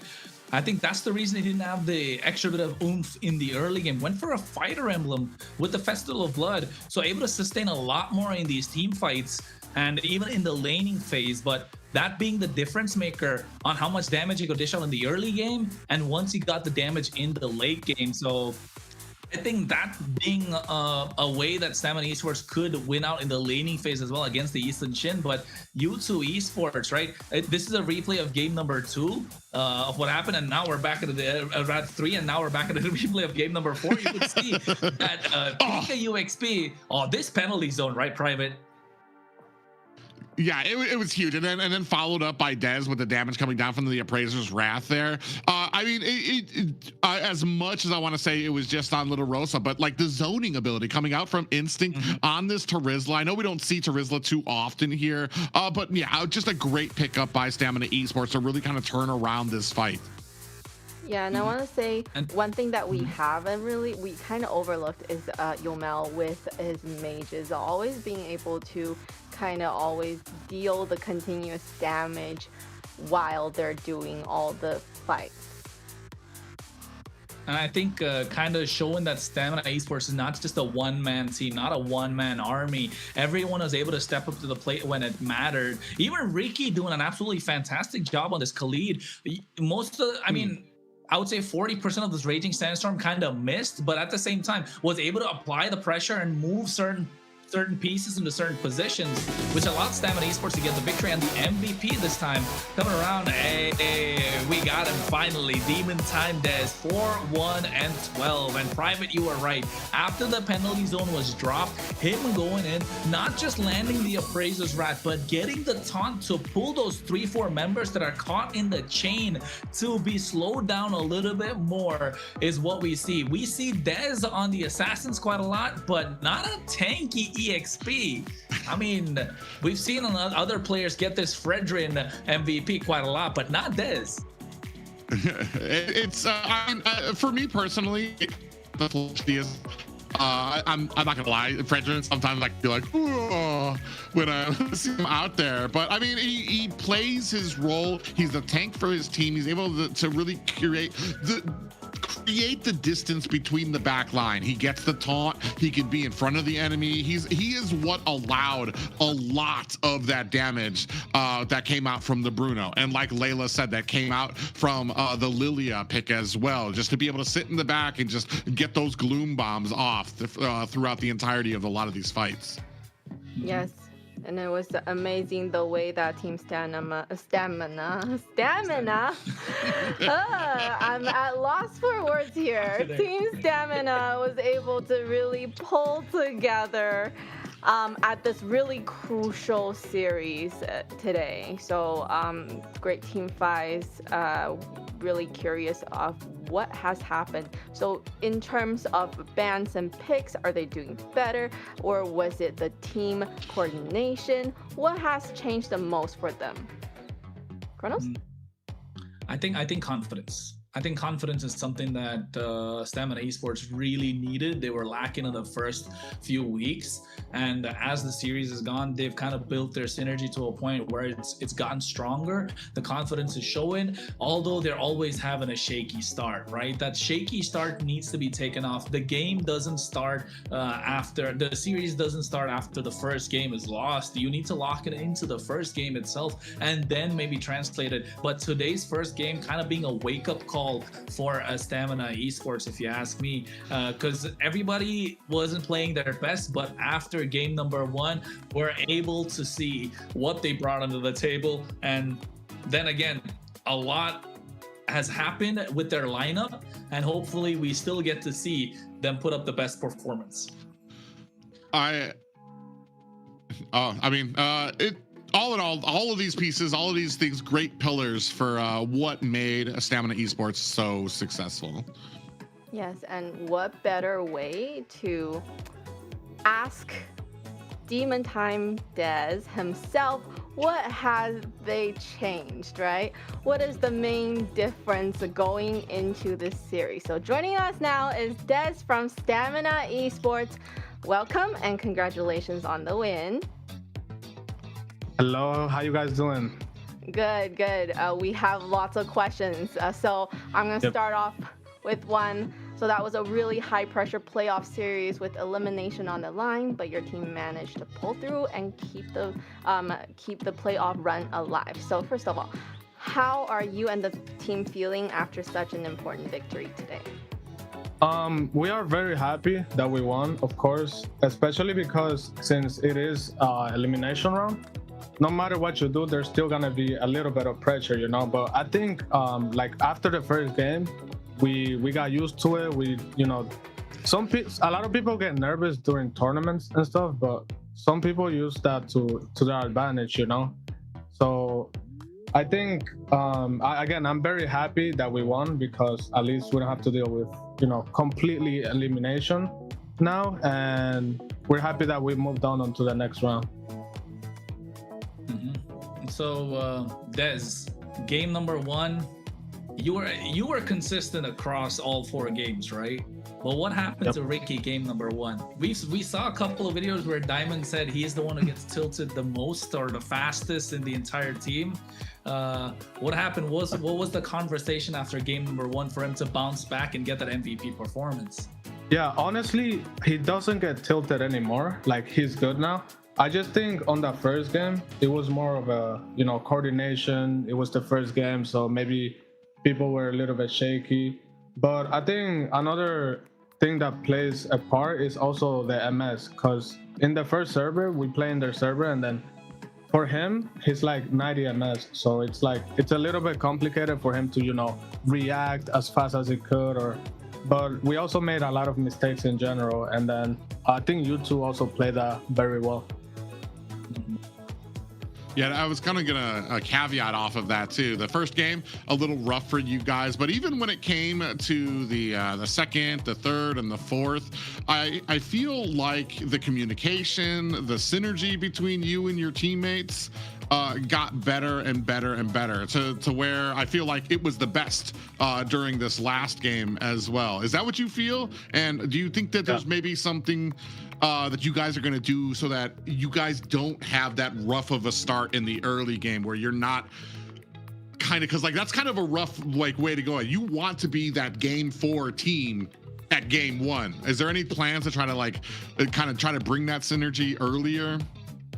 I think it's definitely just keep practicing with the same lineup, because you guys saw that we had a lot of roster changes, so that definitely plays a part.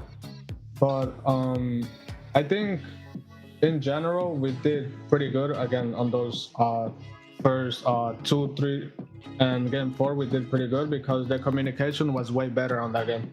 You didn't have like all of us trying to call out simultaneously. We just mainly gave the shot calls to one person, which is our mid laner, Yomel, and then everybody else kind of tried to add a little thing here and there.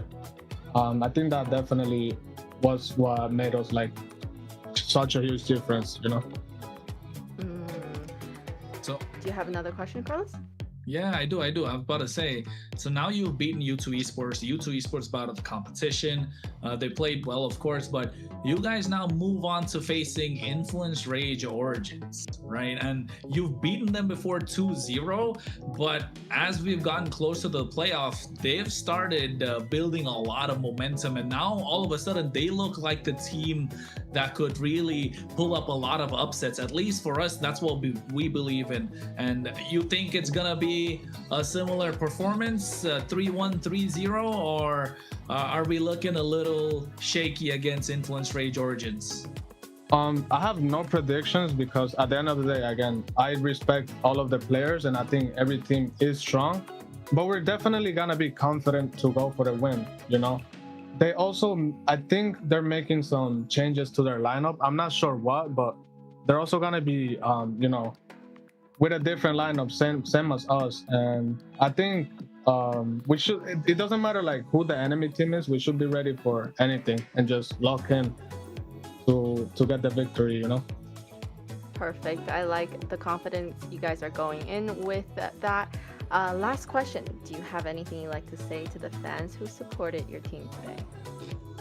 I want to say thank you, of course, because a lot of people did like put hate comments. Of course, we see that, people see that. Not really, because, you know, it's better not to pay attention to those things, but looking at the replays in general, a lot of people in the chat, they always trash talk like the losing team. Or it's like, I feel like they should just respect the players more, because if you haven't been in the situation to where you're like in a tournament yourself and you don't know what it takes and the pressure that players get and how things work behind the scenes, then I think you shouldn't be so harsh on the other players in general, you know, not just us. And I also want to, you know, I appreciate everybody who still believed in us until the end.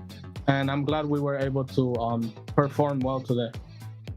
Perform well, you guys did once again. Congratulations on the victory, and thank you so much for joining us. Best of luck to you and the rest of the team as you continue your playoff journey. Thank you.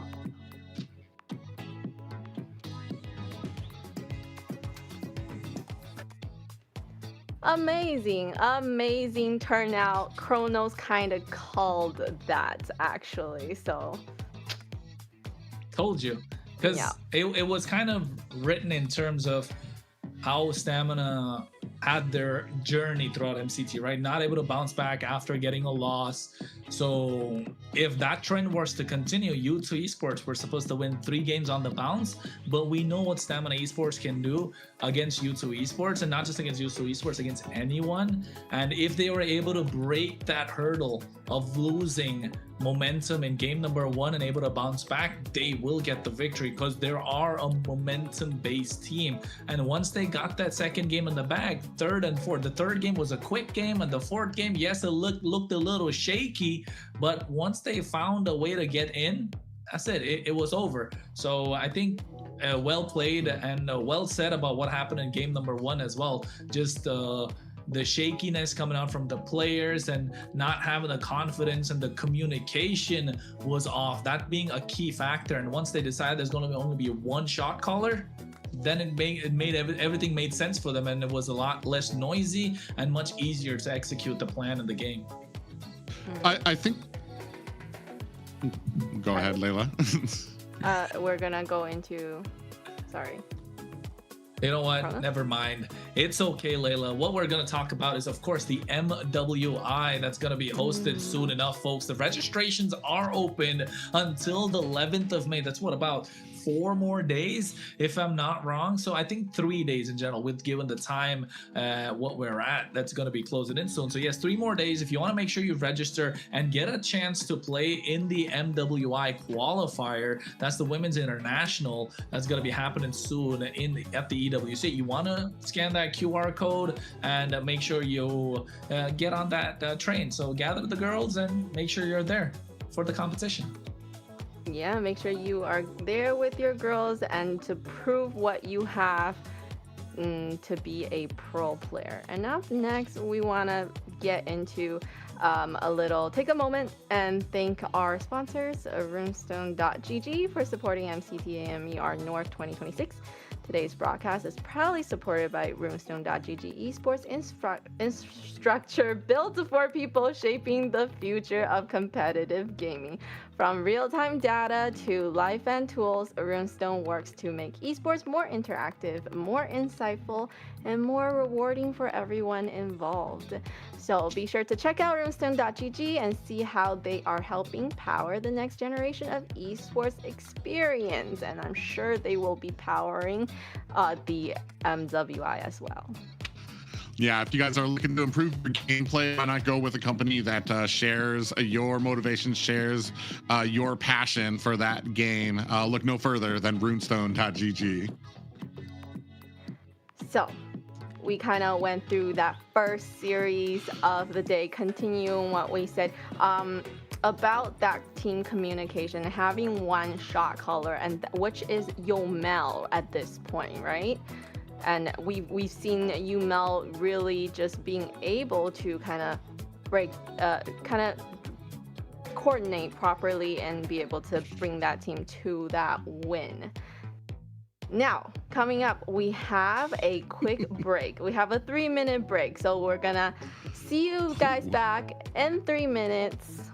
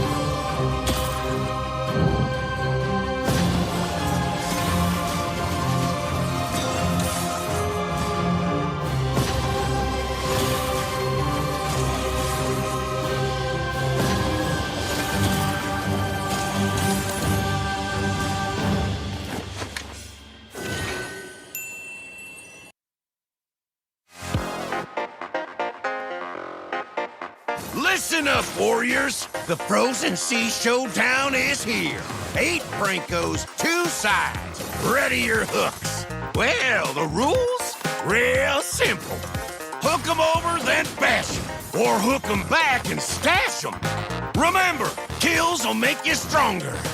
More kills, bigger targets, so swing those hooks. More kills, better hook, so wipe off their looks. Crabs in the river? Hook 'em. Reel 'em in for new skills. Stun. Magnet. Reflect. Chests in the cave? Hook 'em. Reel 'em in for new skills. Team heal. Team super hook. Crazy ults. Total chaos. Triple hook.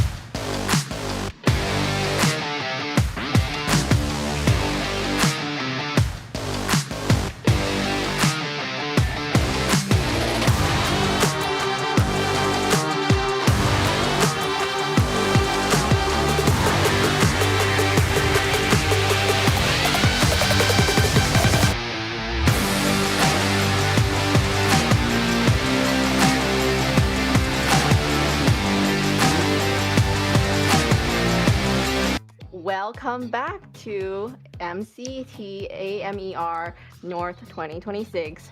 We just had a great first series where we saw Stamina taking the win, avoiding elimination, and they sent U2 Esports home. So now we're gonna move on to the second series. Let's quickly talk about second series. The second series we have Leviatan versus Yeah, Leon. I love versus LL. Leon. Yep, the LL team. Oh wait, no, that does not sound good when you say the LL team. Oh, let's not say that. We're gonna talk about Leviathan and Leon. So coming up for the team Leon, we have Hayase, we have Bernoulli, we have Pov, we have Lionheart, and we have Raquel. Hey man, this is a team that's solid. Raquel, MVP, MVP, MVP. Every time on the MVP screen, he's the one to pop off for Leon.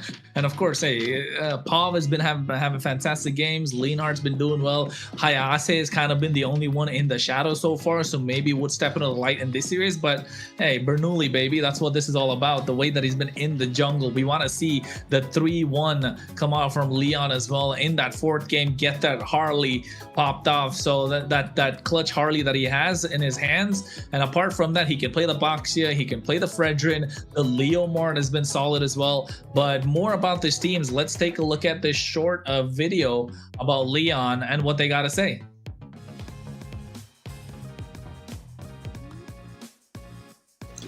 Hola, soy Hayase y este sería mi top 5 líneas de experiencia para el MCT. A ver, en primer lugar me pondría a mí, luego sería a Ginu, luego sería Instinct, Delicato y por último PK UXP. Great confidence coming from Leon. So now we're going to introduce the team Leviathan that's going up against them. We have Bethlehem, we have Wampy, we have Yato, we have Isol, and Promise. New faces here. New faces this season, but when it comes to the history of North America, some familiar faces that I'm seeing here. But when it comes to playoffs and juggling around your roster, I feel like Leviathan have kind of struggled to find those 5 that they can stick on and really lean on to be successful. Not the only ones, like we said. We just watched as Dez and the rest of Stamina Esports juggled around the roster and were finally able to set it in to find something successful. So we're going to see if Leviathan has those answers here. And also, let's see what they have to say themselves.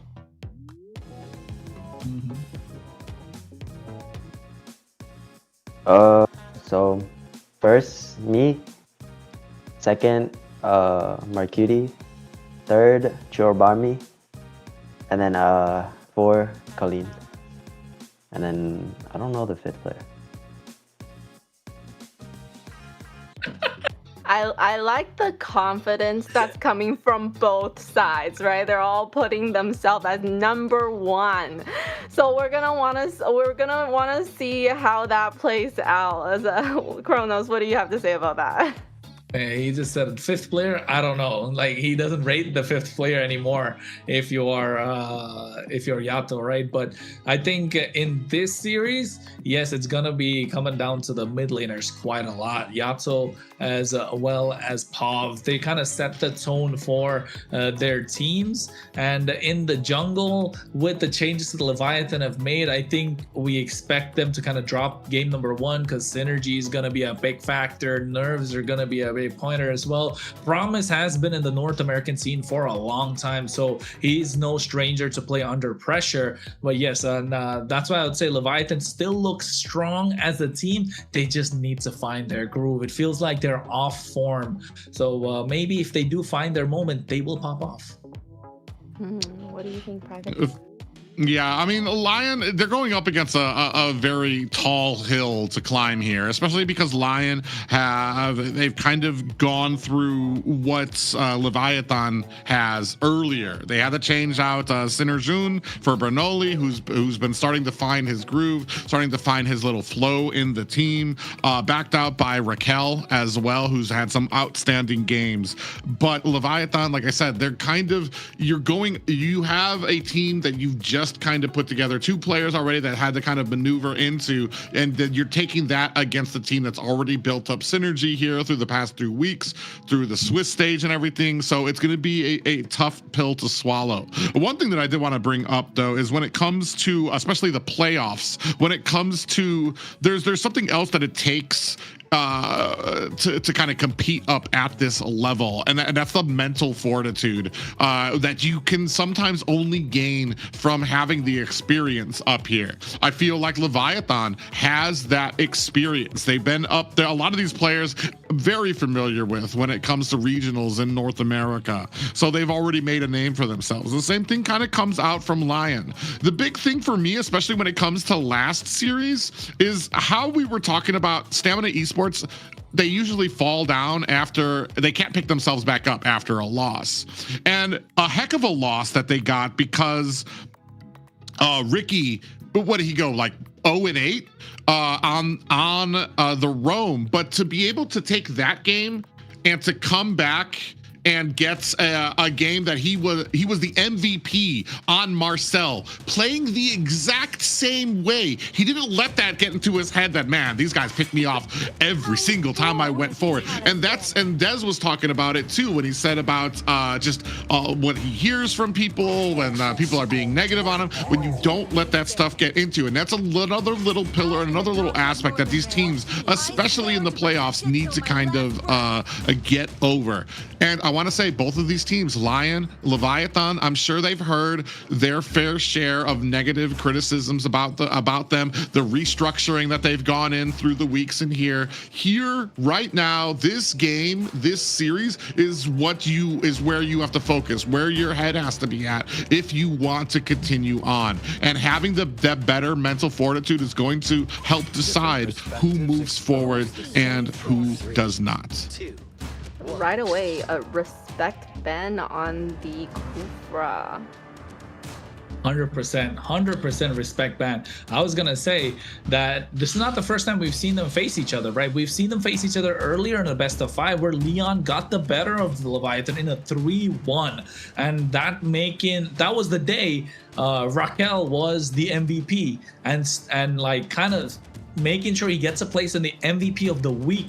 So if you're Lyon, the confidence is booming, especially after the Kufra being banned out from the side of Leviatan. That's a respect pick coming straight off the bat. So you know for a fact Lyon are treading slightly on dangerous waters right now, but at the same time they are with confidence playing this series, especially that this will be the second time that they face Leviatan, and the first series that they beat them were quick games nonetheless, 14 minutes, 13 minutes, and even the last game, the third game they lost out, which was a 17-minute game dragged on by Leviatan. happen. But even then, that was a mistake made by Leon, which they capitalized on. And final game being another 15-minute game. So yes, I think if you're Leon, you're coming into this with confidence and knowing what you can do to Leviatan, as you already beaten them before.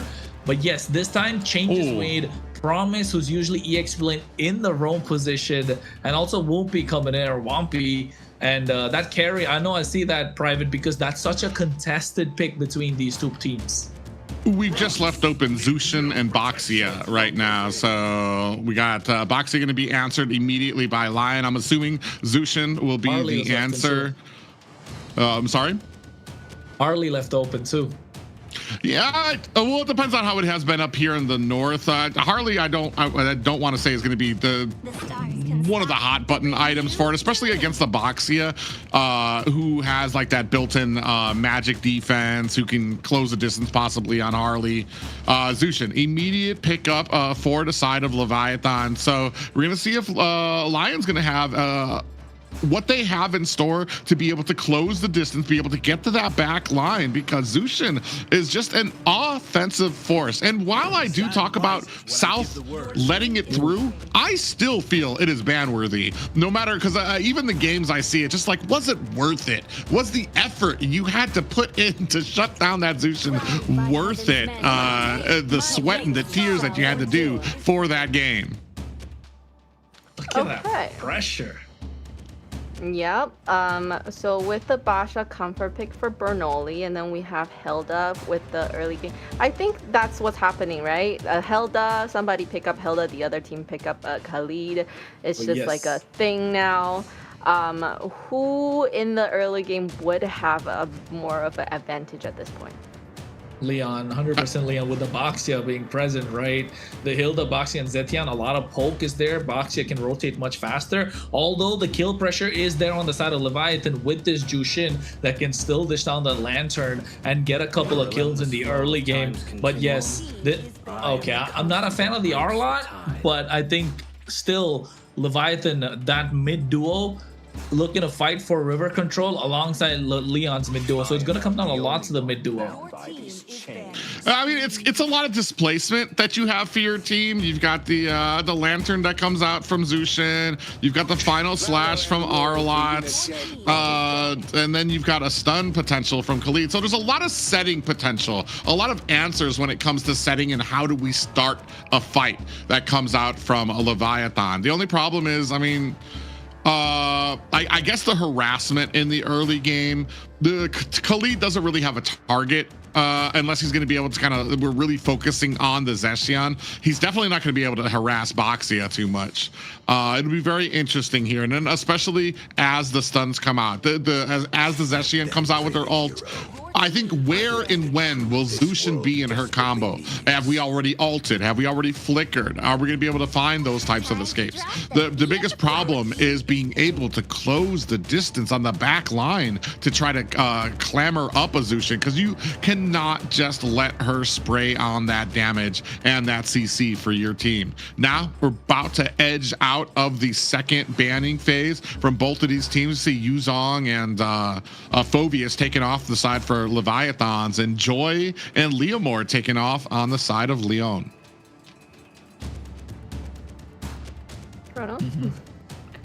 I'm just liking the way the draft is going. I'm trying to see how and what they can build around here, because they've already got their jungle on the side of Leon. The Granger looking so good right now for Leviathan, because they can kite what the Boxy can bring in, they can kite what the Hilda can do, and a lot of pokes already present on the side of Leviathan. But I think again, maybe that Sky Piercer having one or two in this case, I don't mind, because it's with the Jushin, and still you have a lot of protection for this Granger to play around, and we know how good ISO can be on this Granger. It was a staple at one point.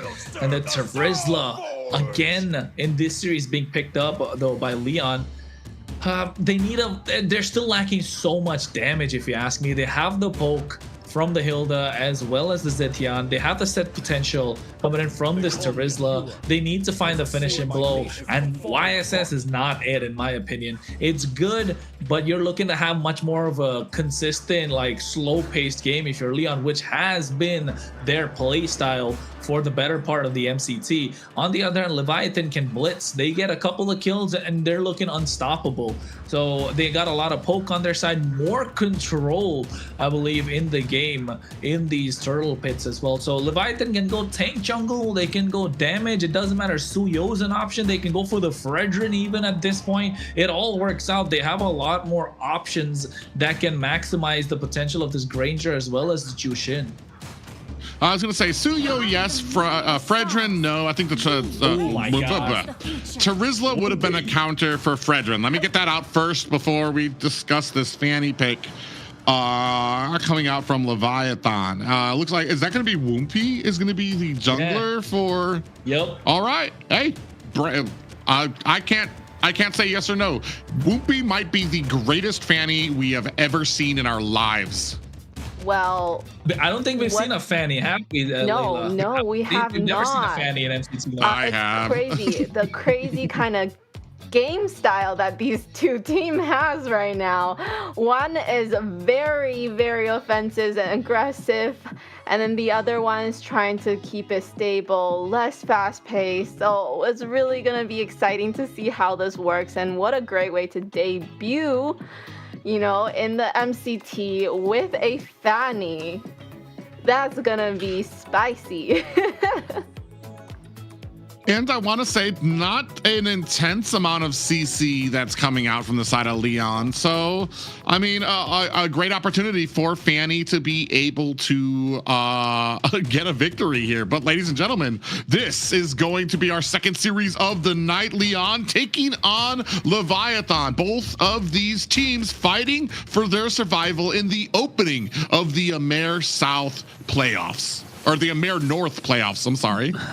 Private, you can see a lot of damage on Raquel already, forcing the flicker in the early parts of the game. And this is what you were talking about, right? Yes, you can counter the Jushin, but is it worth the effort? Is it worth fighting tooth and nail just to counter that one pick, just so you can get the victory? In my opinion, no, it's not. But you can see on the bot side a lot of pressure. Oh yeah, Hayase actually gonna have to get himself out of harm's way, driven down to about 25%. Ooh, but talking to Fanny, you can see Whoopi in the midst of a fight is able to get away. You can see that on the mini map. The little zooming of those cables from Whoopi was able to find an escape. And this is the thing too. You have to put all this effort into being able to get into that back line to shut down Yato on the Zushin, and you're gonna have to be competing with the Fanny. The big thing though, the biggest problem for me though, sometimes when it comes to a Fanny, is that purple buff. She's a huge target. If they can take away that purple buff, you take away, I want to say 60% of her offense. Yeah, and I think that's going to come down to how they're going to be able to translate after the first turtle. So Lyon looking to get that one, getting into a better position, I'd say. And Woompy, this Fanny could be absolutely genius or great, or it could be a big whiff come out on their side, if you ask me, because we haven't seen a Fanny so far in MCT North. It's a debut pick indeed, and for a reason, because it's so risky, right, in this current meta. But it works wonders if it is allowed the space to get to that point where you can dish out the damage. Ooh, Promise gets locked onto by Raquel, who does not finish the combo coming out from Hilda, but it is going to force, I was going to say, it was going to force Promise back. No, he decides against it. It's just going to be able to use that sand healing to bring himself back to waiting on this turtle that neither team has seemed like they're going to start just yet. Yeah, I think if you're gonna start it, it's got to be Bernoulli on this boxer, right? But Whoopi. Oh, Leonhardt's gonna have to use that flicker to get away. Bethlehem at the bottom in trouble, gets dragged down by Raquel. That's gonna be the first blood going over to Lyon to set up this first turtle. Yeah, you know, the Tortoise's Poissons used to slow him down. Bethlehem not having that flicker really softening the blow for Lyon. Ooh, Yato able to actually pick up the turtle there. Bethlehem, Bernoulli in trouble, gets taken out by Whoopi. Now trying to chase down Hayase. Pull him back, put some damage on. Is that going to be enough? Comes in on Promise, but taking a lot of tower shot there. Yato in trouble. They might have bit off a little more than they could chew, but down goes Hayase. Now locking on the POVs. We have to use that flicker to get away from Leviathan. 1 and 2, and what an aggressive start. Yeah, an aggressive start that Leviatan really wanted. This is what they needed with this Fanny, with this Jushin. Now you got 2 picks. You can see the amount of damage that they've dealt. All 3 on top coming in from Leviatan, and Leon don't really have a lot of answers. They like playing this slow-paced game, but the problem with the slow-paced game is what if the game kind of gets away from you? What happens then? Oh my God. A final slash just pushing out Pav and making sure he gets that point of view that where you get that gray screen too. Leviatan slowly started to rack up and 2.5k ahead already. Yeah, I want to say there's a great amount of synergy coming from there. I don't really feel like I felt when I saw Stamina, where a lot of people were having issues. Not everybody was at the same place. I feel like the shot calling's on call. All of these guys are on the same wavelength when it comes. Raquel, ooh, nice little penalty zone does come out there, followed up by the stun. Whoopie in trouble, gets taken down. Yato's gonna have to use his ultimate to get himself out of harm's way. Meanwhile, Bethlehem might be in a little bit of trouble as they try to lay on some of the suppressive fire. Down goes POV as Promise healing up underneath his tower. Looks like Lyon trying to disengage. In comes a Raging Sandstorm onto Hayase, trying to keep the damage up. Is it going to be enough? And Hayase able to turn it around onto Bethlehem. A reply on the side of Lyon in the form of a Promise. Whoopi comes in here. It is 3-5 right now. Leviathan still with the lead.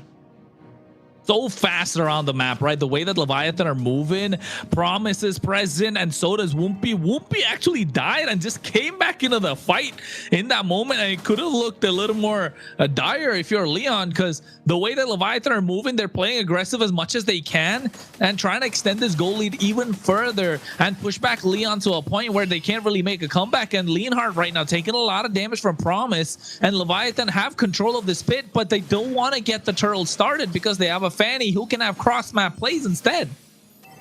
Yeah, and that's going to be Raquel actually in a little bit of trouble here. A little bit of a hello there from Bethlehem underneath the tower. Speaking of which, underneath the tower, Leonard gets taken out by Promise, and just to back them up, a little bit of stuns coming down there, not able to help on the side of Leon. Still ignoring this turtle who's just kind of sitting there wondering, hey guys, is anybody gonna plan on getting me just yet? Both teams, I feel like, are not as confident in their ability to hold an objective, rather would try to catch out Leon fighting back. I know, it's like one of the few times where we've seen the turtle just not contested. Nobody wants the turtle. He's just hanging around by itself. Oh, but Hayase. Yeah, checking the wrong bush is going to have to flicker away. That's going to be a spell he's not going to have for the next objective. So especially a penalty zone combined with a flicker is just so useful. Now you can see already Whoopi sees that, is going to go ahead and start up on that turtle. And gets it at the right time as well, where the next one can't really spawn. It's just converted into a Lord right now, 7 minutes into the game.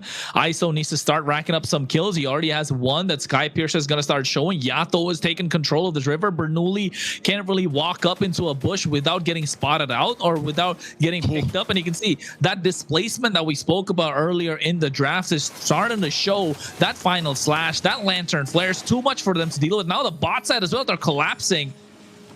Yeah, a great job there by Promise to go ahead and stand in front of ISO, tank a lot of that damage, give ISO a decent amount of room to go ahead and get off that Rhapsody. Raquel coming in against 4 members here, just a little bit of a hello there. He's given up to Leviathan, but I feel like more and more as this game goes on, we're at about a 3K gold lead for Leviathan. It's starting to slip away from Leon. Leviathan just keep on building up that snowball, getting stronger and stronger and stronger. Now looking to put some damage onto that bottom tower.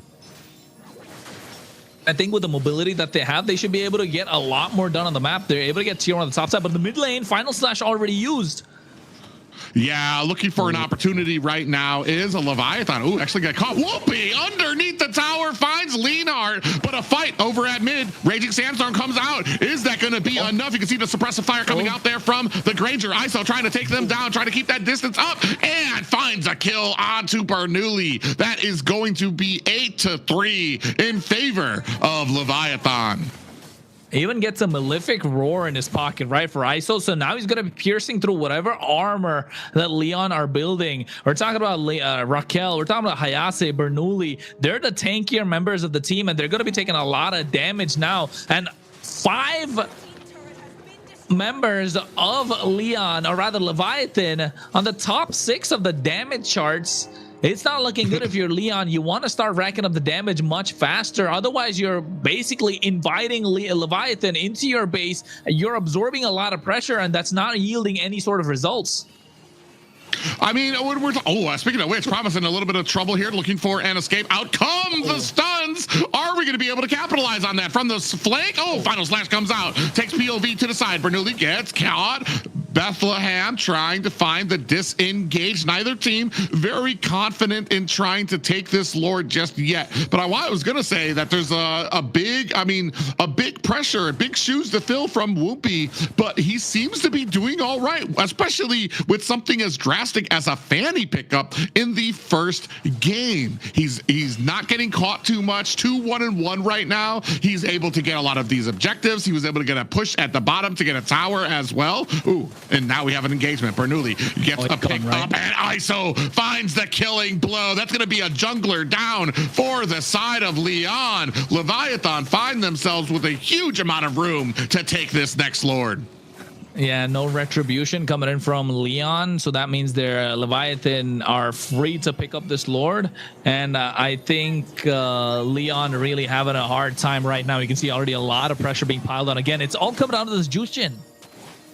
Yeah, and this is the pressure I was talking about. Being able to try, not only are you worried about trying to close the distance onto that Zushin, but now you're worried about a Fanny. And also in the back line, you've got ISO, who is blasting away at your team.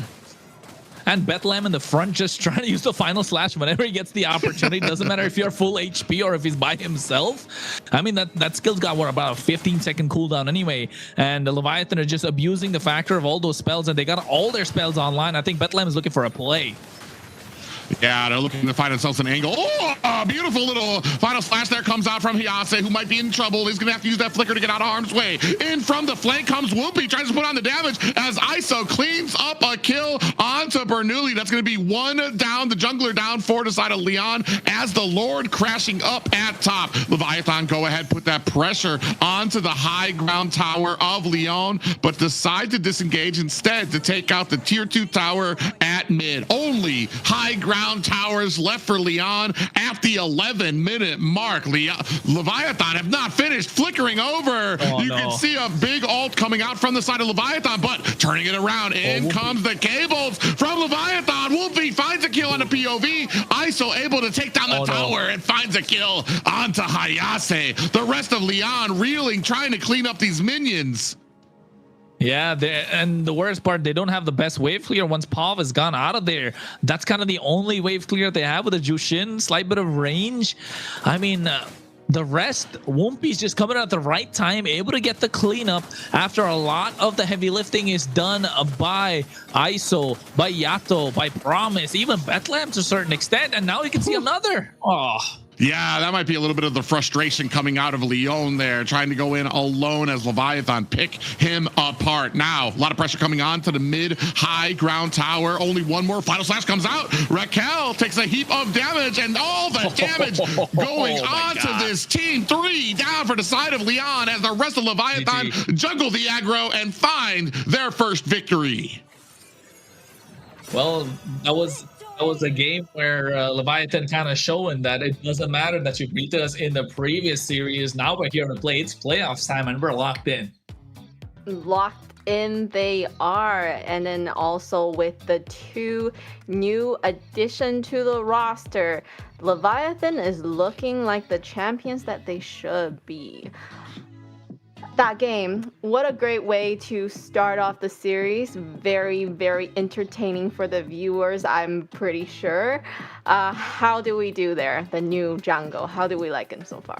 I want to say that when I first saw the rosters come out at the very beginning of the season, and I saw Leviathan's original roster, this is how I thought that they would be performing here, and it was absolutely fluid. They understood where their strengths were. I get a little wheezy when I see a Fanny out there because I'm just like, Takes a lot to do this correctly. But you also had the threat of the Zushin out there. The ISO came online very, very quickly. And then as Kronos was talking about, you had the final slash in the front as a huge threat for your team. I mean, this was just a perfectly played game here by Leviatan. Well played indeed. I mean, everything went right for them, right? 12 minutes, 14-second game. They're quick. They just before the whole, just after the Holy Shield popped off as well, 14 seconds. Not like that it mattered. They found one opportunity and they just pounced on it. A lot of damage, equally distributed, I'd say, in this game. And ISO 800, I think if not him, definitely it's got to be either Promise or Yato on the MVP. Yato, I mean, just because it's a Jushin, can't really, you would kind of expect that kind of a performance, but Promise coming into this lineup from I believe it was an EXP laner transitioning into a roam as well, and now able to play this Khalid so well, just allowing a lot of the damage dealers to dish out the damage and absorbing a lot of damage to give ISO the space or Yato the space to play the game that they like. Leviatan really well played, and not just that, not allowing Lyon to play their own slow-paced game. Yeah, I mean, if you're going to come in as an XP laner to play a roam position, I feel like Khalid is probably one of the better offers you could take to be aggressive here. You see just how well he was able to kind of latch on to a lot of these heroes, continually put on the pressure and the damage, and then you don't even have to go home because you've got the healing sands to be able to keep you up. And not only that, but you just allowed ISO to get farmed up so quickly, and all the damage that he was able to dish out here. I mean, there's so many different people that this could go to. I'm actually curious to see where the MVP actually comes as we take a look at the rest of these highlights. Yeah, and I think at this point, you can see this is the final blow, right? The way that the Sky Piercer started stacking up for ISO, I think, what, about 50 stacks? It was absolutely insane. And the MVP, hey, man, I called it. It's got to be Promise. Okay, we have a new player coming in, and what a great way to show up with a MVP win on their team. I mean, that's the exact start that I wanted to see from this team if you're going to be successful. A lot of talk, especially coming from me personally, when it comes to seeing a juggled around roster and yes, Promise, I know him. I know he can play well. I've seen him before in North America and a lot of different teams. My problem is the synergy when it comes to these teams. But you'd think that these guys were playing together for years without break. I mean, they have been playing together for years, but it's just how much a synergy these guys had with each other. You could tell that they were communicating, and Promise just did an excellent job, especially the transition moving over from XP to roam here for this team.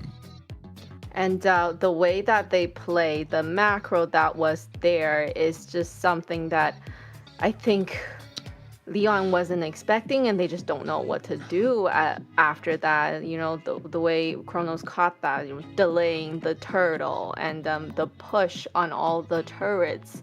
They're prioritizing the most important thing to win the game, and it was very, very exciting to see them playing at the high level.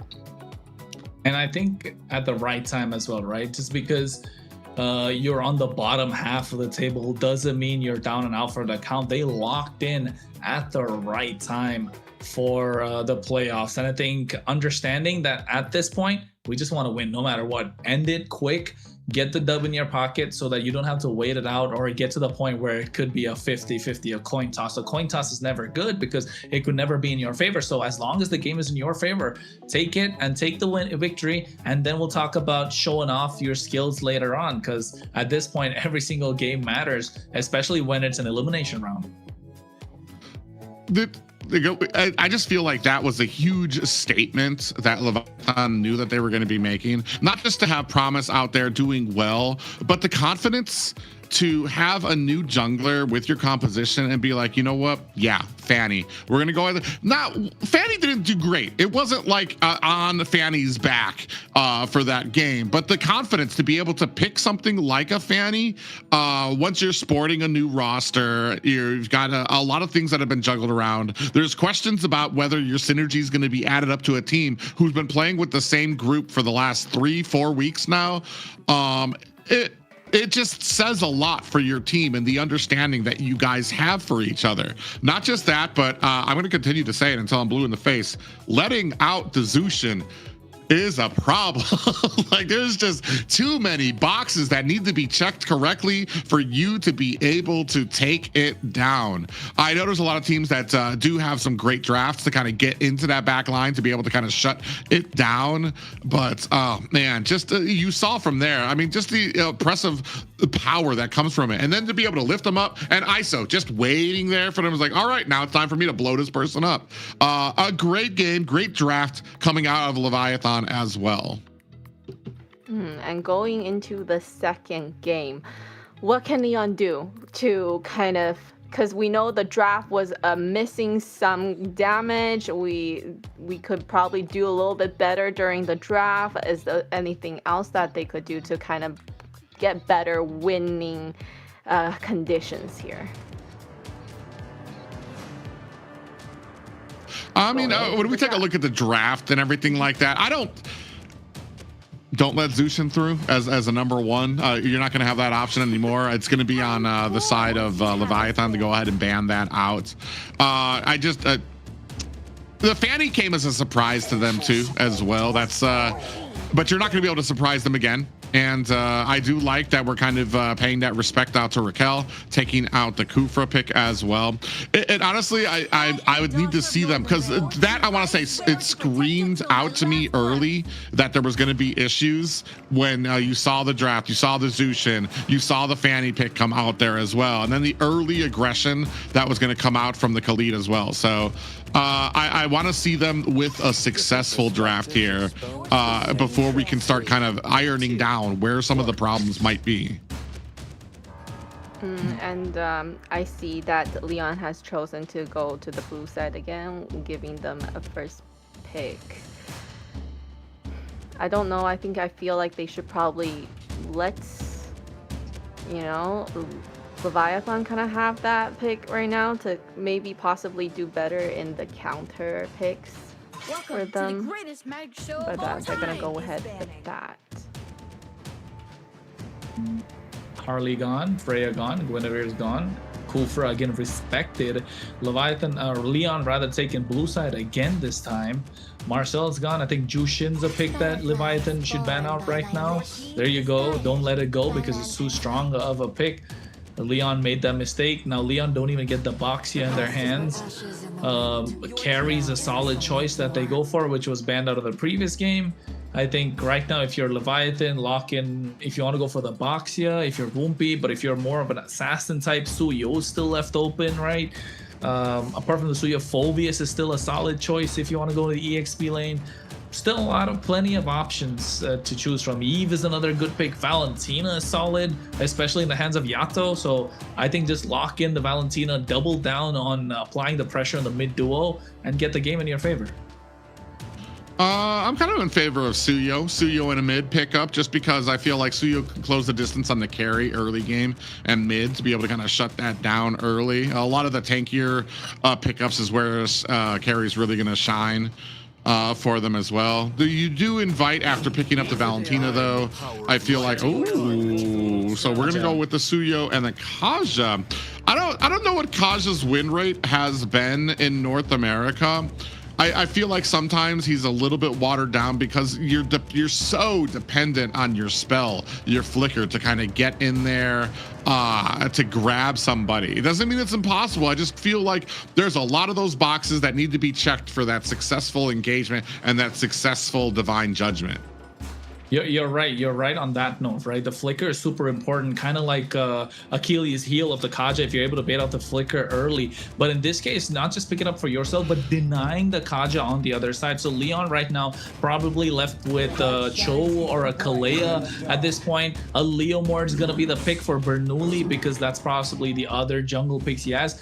He has been very limited in his jungle pool. So yes, I think here Leomord coming out. Uranus is a solid choice, but Leviathan need to add more burst, right? They need to have this Kaja pair up with somebody else to kind of show some promise.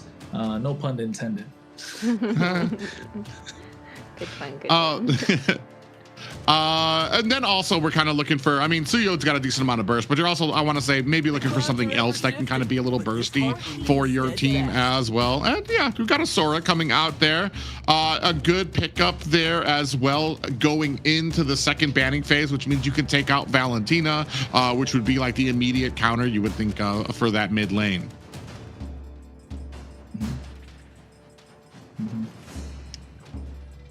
Never mind. I thought Layla was gonna say something, but I don't have anything we could see it. An enthralling statement was just building and waiting to come out. I'm yeah, I was about to say. So she was like, she was ready to burst out. But I think if you're Leon, you want to ban out the Valentina. But if you're Leviathan, take away more of the mid picks or the roam picks that are available right now. I think roam would be the best option to lock down the Khalid, the Hildas, just to make sure you don't add more pressure along with this Leomord that's already present. The Kalea is a solid choice, which I mentioned early on, but they ended up picking the Uranus. So I think Kalea has gone off the table. In this case, I'd probably say Hylos is another option they could go for because the combo that it can provide, slowing down Leviathan in these fights. But if you're Leviathan also, would you double down on the Valentina in this game, knowing that you already have the Sora, or would you save that for the next game, right? That's another option if Leon don't ban it out. Well, I don't know why Leon would ban out the Valentina when it would be perfect for them to pick it up. It counters Sora. They're looking for a mid lane as well. I don't think that's going to be on Leon to take out. I think they're Leviathan were actually kind of they're either going to have to ban it out, or I don't know if you take that here either. Well, I mean, you do give yourself a Phantom Steed as well if you pick it up yourself. I'm very curious to see where we go with this early one. Still looking for that marksman and that mid, and Zeshion's taken off of there. Valentina, is that what don't think that it's going to be Leon that's going to ban the Valentina. I think it could be Harith also here, right? Harith is a ban. As who would pick Harith? Oh, Claude. Okay, I was gonna say Harith could be a ban for Leon, but now Leviathan could just pick it up as the last pick. I'm just thinking Leviathan go for the Valentina because you're denying the Valentina on the other side, and also it's Yato's comfort pick. And he has been super solid on the Valentina, regardless of the losses that Leviathan have gotten on their side. When he's picked it up, he has been really good. But if not the Valentina, Yves is a good option, but you're giving away the RWM if Leon pick it up. So it's got to be a mid lane option here. And if Valentina, otherwise probably go for Harith in the gold lane. I think that's the two that Leviathan has. Go. Okay. It's so good. Go ahead, Private. Go ahead. I'm just looking at my notes. I didn't see this one coming out there, but he's got a good amount of damage he can do to a lot of these, especially when it comes to true damage that he can dish out to these tankier heroes. The only problem is you're banking on your front line to be able to kind of keep the enemy in front of Gord. Leomord is going to be so hard to kind of keep away. We saw what Dez did to the Granger. Like, there was nothing stopping him from closing that distance to get to that back line. So it'll be very interesting. We're going to really have to follow up and chain down that CC. I like the gourd. I like the gourd only because of it's denying the Valentina pick. The gourd is so good into the Valentina, right? Even though you steal away the Mystic Gush, you're gonna have such a hard time in the mid lane to keep up in terms of rotation. So and especially close the gap against the gourd, because the Valentina likes to get up close and personal and you know, disrupt the mid duo flow and take control of the river. But now with this gourd, you're not gonna be able to do this. But oh my god, it's been a long time since, you know, Wan come in. Like, what is going on? Like, this hero right now has gotten damage, and I play 1-1 like I like 1-1, but I don't know, Private. I don't know what to make of this 1-1 right now. Leviathan. 1-1's a wild. The 1-1's, go ahead, Layla. Oh no, I was just gonna say Leviathan trying to be the new Night Horde here, coming with these unconventional picks that are definitely not the meta. It's really interesting to see how it plays out. It's going to be very interesting. I do see the use of the gourd. You combine that with the divine judgment. You have the damage that can come out from Woompy, from Bethlehem, and then of course the mystic gush from Yato. So you'll be able, whoever takes that divine judgment, they're going to be burned down. Doesn't matter who it is. I don't care if you grab Raquel. I don't care if you're grabbing Hayase. I'm pretty sure you're going to be able to burn them down. I'm not going to count ISO out yet. That might be a little bias coming out from me, but it's a bit of a stretch there with that 1-1 coming out. We're going to see how successful it is. Yeah, I agree. I think 1-1 is one of my favorite marksmen, so maybe a little bit of bias for me as well. But at the moment, the damage is almost negligible. But anyways, we're going to find out about it, folks. Game number 2 in this best of 5 series, Lyon versus Leviathan. The winner, if Lyon wins this, they get 2-0. If Lyon wins this 1-1, Leviathan 2-0. It is an elimination round, so let's see how this goes about. Yeah, both of these teams fighting for their survival in the playoffs. Day 1 of the playoffs. Ooh, a little bit of engagement. Raquel has to flicker. That's going to be in the opening 50 seconds. And Bethlehem right there on the back end looking for the kill is unfortunately not able to find it, but you can already see the pressure mounting coming out from Leviathan. Hayase comes in from the side, maybe looking for a little bit of a reprieve. Comes in, might have been able to get minion from the side of Leviathan. They get 2 of them. They even got the lava gold with the help of Retribution. Woompy coming in clutch right now. And look at him. He's already level 3. He hasn't taken the top half of his jungle yet. Bernoulli, like, kind of not getting to the level 4 power spike that you need on a Leomord. You know what's so smart about that rotation they just did too? You took away all of the side minions that Hayase is going to be able to depend on to get his stacks. You see right here in the lane, he can't get any stacks from these minions because they're aggroed onto his. Now you took away the gold, you took away the minion at his side. He has no way of getting any of his stacks as a Uranus right now. Yeah, and again, in this game of this Leomord, just like the one that happened with Stamina Esports, going for the Marksman emblem, it's a popular trend that I've been looking at, especially after the Marksman emblem got a slight bit of a buff. You're getting that extra 5% penetration. It works out for the Leomord because you increase the attack speed, which is something the Leomord would like when he's on the steed. So maximizing that as well. Just before the turtle, Mystic Gush comes out, and I think Leon might want to go for this one. Yeah, you just wasted 4 ultimates before this turtle fight came out. Bethlehem fighting it out with Hayase. Turtle walking back and forth, does get pulled out by the side of Leviathan. And on the backside, Hayase lying in wait, trying to get a little bit of damage here in against Woompy. Engagement comes out. Raquel caught in. Do with Phantom Seed coming out from Bernoulli, who does miss a little bit of damage there. Hayase in the midst of 3 members of Leviathan as Hayase onto the backside, latching onto Woompy. Turtle down to 50%, and you can see Bernoulli dashing out to the backside. Still no level 4 for Promise as Woompy able to find the retribution and the kill onto Bernoulli. Mystic Gush in the background to provide that fire support. Woompy got 2 levels ahead of Bernoulli, and even when he got the steed after the Shifting Skies was used by Bethlehem, Yato landing that stun came in so clutch. Bernoulli's half of the steed timing was kind of just wasted out, and they're not able to maximize that instantly after that. Promise goes in, zones him out. Really well played from Leviathan, and you can see it started to show these macro plays and these small changes that they've made to their roster has allowed them to play a lot more aggressive than they have so far in the MCT. This is a rejuvenated Leviathan that we're looking at.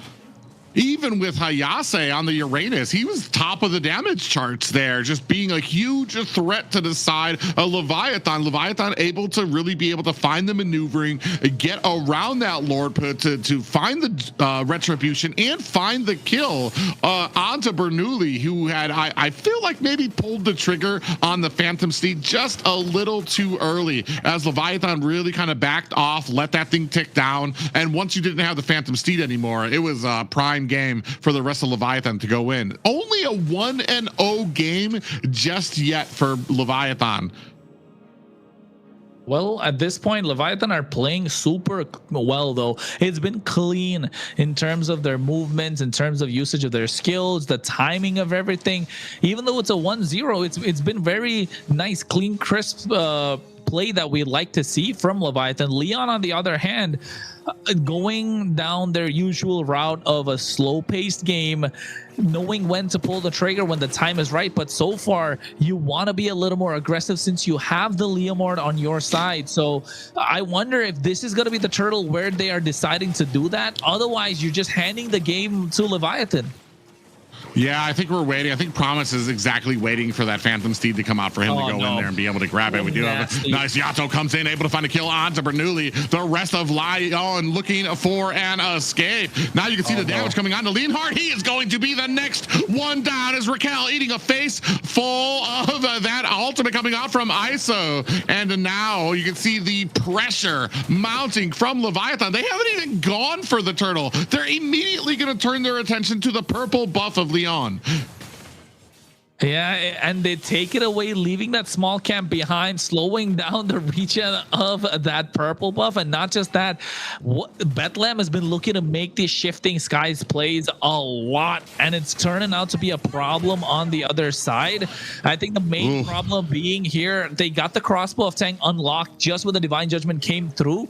And not just that, even the Mystic Gush, everything right now is ticking for Leviathan. They're checking all their boxes. They're dotting their I's. They're crossing their T's. And Leon just don't know how to make a comeback. They don't know how to fight because they want to make sure Leonhardt gets to the point where he can scale and dish out the damage. But if you're not allowed the space to dish out the damage, if your front line's not going to be able to tank a lot, it's not looking good. And not just that, the finishing blow that should be dealt by Bernoulli on this Leomord is not going to happen because he barely has an item.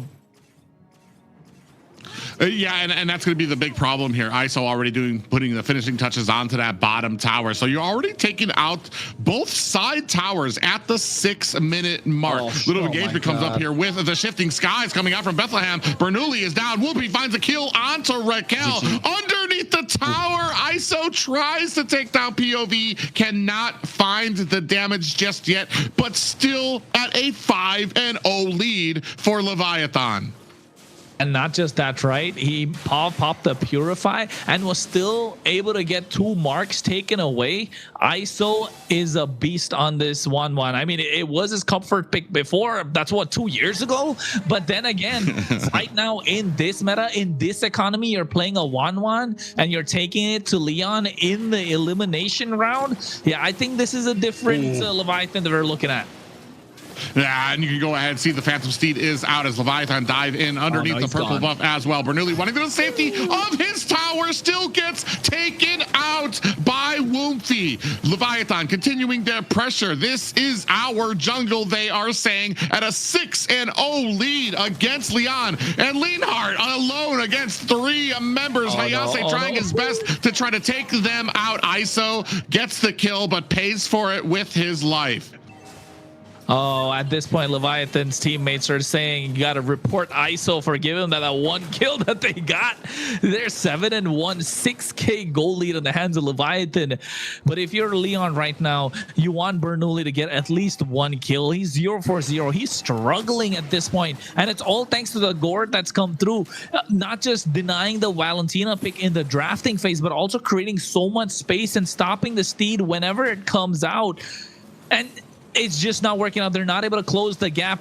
If you're not, if you're getting stunned up on your way to casting the gourd, I think the game is kind of lost there if you're Leon. And now you're relying on Pav to create the space along with Raquel and Hayase. This is not the Leon that we're used to seeing. This is not the Leon that we saw in the past few weeks. But Leviathan showing the same.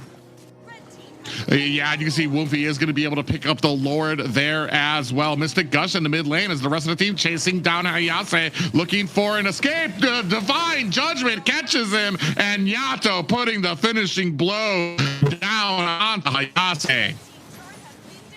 Well, it's a cake, man. It's a cake. It's what they're doing. They're building a cake. They're looking to put that cherry on top, and that's going to be ISO when he pops that crossbow off Tang. And at this point, the Lord, again, coming out of the top side. We're talking about 9 minutes into the game. This is where they were at in the previous one, able to get the finish and blow one in 12 minutes, 14 seconds. We could possibly see a finish soon, a quick finish in this game as well. Whoopi's level 15 and Bernoulli's 9. Yeah, this is just the overwhelming offense and the stun and the Mystic Gush. They have to expend flickers to get out of the way. Now pressure starting to mount at the high ground towers. Lord fighting for his life against some of these minions here up at the top. And now you can see the pressure starting to mount at the mid high ground tower.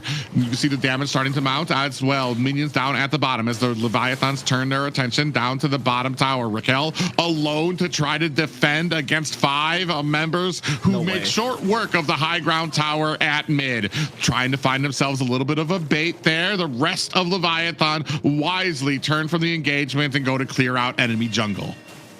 Well, they're looking. Oh, no, Mystic comes out.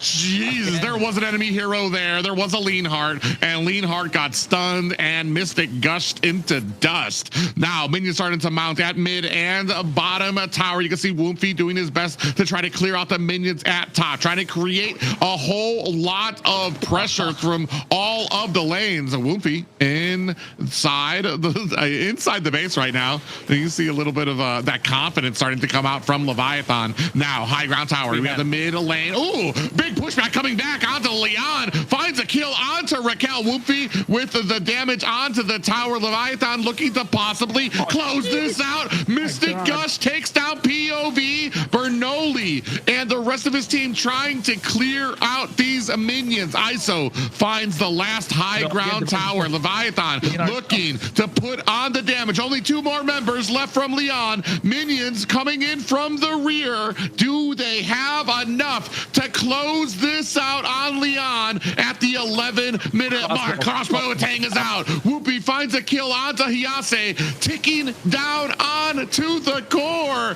This is going to be game 2 for Leviathan. Hey, I don't know what you were looking at, Layla. Private and I were looking at a slaughter fest coming in from Leviathan. It was quick. That was... I don't know, somebody ordered some meat because the slaughterhouse just got everything butchered down, and that 2-0 Leviathan rejuvenated. They look like a completely different team, and Leon didn't stand a chance. I mean, they are pretty much a different team with the 2 additions in their roster, and these 2 additions have definitely made, I feel like, a difference.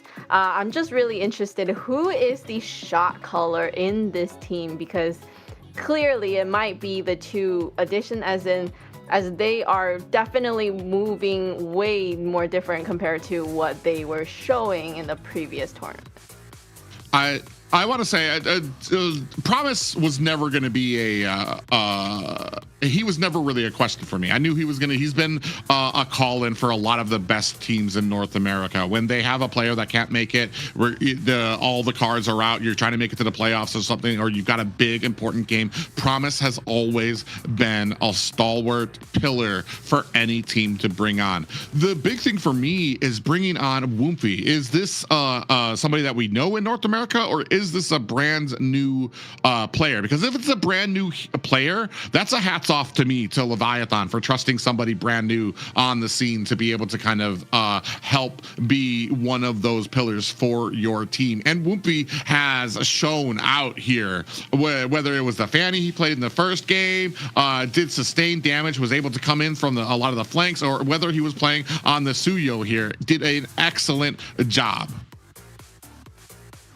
Yeah, I think the Suya as well doing super well in this particular game. But then again, the whole composition of Leviathan doing a fantastic job. Bethlehem was on point. Promise created the space that needed. ISO just bought enough time for him to get the items and then popped off. Yato just getting the stuns on point, slowing down Bernoulli as much as possible. Technically, they never allowed Bernoulli to play the game even. I don't even know if he got a kill or an assist on the board because Lyon were just behind the 8 ball right from the start. I think Leviatan doing a fantastic job to keep the pace up of this game and able to apply the pressure where it matters and just not letting up, because you want to up the tempo as much as possible and keep the same pressure that you did in game number 1 and turn that into game number 2 as well. So well done, Leviatan. And if you're Lyon, you need to find a way to contest the early game, because if you try to play again that slow pace mid to late game finish, the early game is just taken away by Leviatan, and they're ending the game in 12 minutes. I don't know if this was less than 12 minutes. Seems like it was. Yeah, they ended it fast. They came in very, very aggressive, this game style, and being able to be aggressive with that Kaja in their team. I was gonna say I don't even remember that many divine judgments. He did an excellent job, even when you weren't depending on the divine judgments. I saw a few out there that he was able to get. The team was able to burst them down. Oh, but man, call me a believer now into the Kaja pickup, because that was especially when you mix it in with the Gord. Gord is a personal favorite of mine. I used to one trick him in the mid lane, but to see him on the main stage and do so well, and especially into a composition like this where his bursting ability is you're really able to take advantage of it. That's a huge deal and a great job. This is what I was talking about. Promise, whenever you put him onto the team, it's unfortunate that I feel like I often see him as a replacement for a player. I would love to see him as the stalwart beginning roster for somebody. But yeah, as we take a look at here at the highlights for Promise, a nice little divine judgment there to go ahead and yank down onto Lyon, and then they finish the job. The great synergy coming from that entire team. Yeah, and for the roster change just coming into playoff, for them to be able to have that kind of team synergy is just unmatched. Have they played together before? We know that Wumpy, we're not sure who he is. We're like, who is this guy? What about Promise? Hey man, Promise? he's a new face. He's a new face around. So it's a new name, it's a new face, and I think hopefully with the performance that he's putting out, he becomes a mainstay name, because at this point, a new generation of players need to be flooding in for North America and AMER as a whole, because how long can we cling on to the names that used to be? We got to move on and get to the point where there have to be new faces. So the esports ecosystem is growing. It's not going to stop. It's just about the new players that have to step up to the plate. No, I feel like that's a huge point that a lot of people don't understand. I feel like for a long time there was almost this kind of gatekeep at the top of a lot of the regions when it comes to some of these players or who they'll play with, or you do one thing wrong and you get blackballed by a lot of these players. And I want to say, you asked if these guys had played together before. I want to say a lot, especially North America. We're still kind of a very tight community when it comes to a lot of those players way up at the top. So I guarantee at one point or another, probably a lot of these guys have played together with one another. And like I said before, I'm very impressed if Wumpy, well, even if it's not a brand new player, but if it is a new player, congrats to Leviatan for taking that risk to allow somebody who I dare say is untested in the regional scene to come up on board, and they're doing a great job. Synergy wise, I made the complaint that maybe Lyon was going to be able to overwhelm them with their synergy, but it looks almost like the opposite. I feel like Lyon have not been able to get onto the same page because of the amount of pressure that Leviatan do right from the opening bell. When either you saw from the first game when they had that early pressure when it comes to their draft. I believe it was the Khalid that they had as well. They were able to kind of really enforce that. The second game, even when they didn't, I don't think that they really had an early game composition. It's just that everybody was on the same page when it came to invading, clearing out the jungle, and then leaving. And like right from the opening bell, you already had Leviatan stealing away two jungle minions from Lyon. So it's just like I said, this is what we initially thought when we saw Leviathan's roster before the playoffs. So before the Swiss stage, this is the type of impact that we were kind of hoping to see. And this kind of, I want to say, invigorates, I want to say, a lot of fans when it comes to what they thought might have fallen off for this team. And this team, you know, coming into playoffs and the elimination series for today, definitely a great time to take that chance and you know, change up the roster if needed, or take the chance to kind of pick the heroes that are not meta but you still somehow make it work. Hey, you know what? I did some digging, found some info about Woompy. So he's always ran with the name Woompy, all right? But the thing was, he was underage for a lot of these other tournaments. He wasn't allowed to play. So he's been grinding for quite some time, just pretty young. I think he's 17, if I'm not wrong. So, well, coming in, this is some new blood injected into the AMER scene for North America. And for him being so young, I think sky is the limit, and the ceiling is definitely grown a lot more. So hopefully he gets a lot more game time, a lot more that he can add on to his portfolio. You know what I mean, Private? It's funny to me that you mentioned that he hasn't been on the scene for a long time. I take a look down and I take a look at his picture. He's the only one that hasn't been grizzled down by the esports scene in this little frown, that big ear-to-ear smile that he has. He's just ready, willing, and able, ready to be out there. I always get on this when it comes to like esports picture. I'm like, is there a problem with smiling? I want to see this new generation of players out there, ear-to-ear smiles, all whites on them. We're not UFC. We're not taking prize fights out there. Let's just show a smile out there and then get the job done. Going on to the draft of what we see here, still respect paid to the Kufra pickup, but it seems like the Kufra being taken off there is just stalled out Lyon.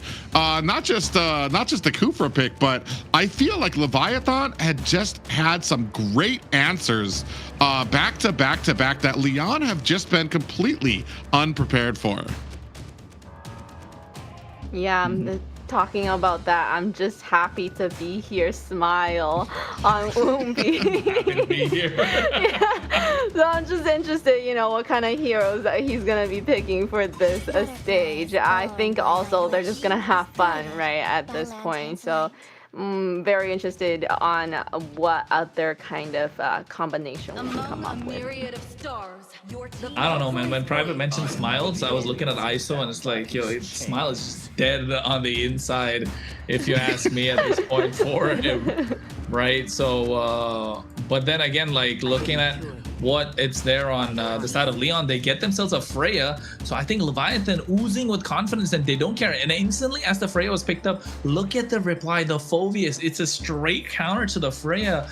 And Leviathan get the Valentina to prevent any sort of shenanigans on the other side. You can't go for the Sora. You can't go, whatever you go for is going to be for me too. So Leviathan already looks super strong right off the bat in the draft. Yeah, and that just, you hit a nail on the head. This is confidence speaking out of them. They said they're going to give up the Freya, and the draft allowed them to go ahead and pick up Valentina, who counters the Freya, and you take away Valentina's biggest counter or biggest threat out there, which is the Phoveus. It's going to be interesting.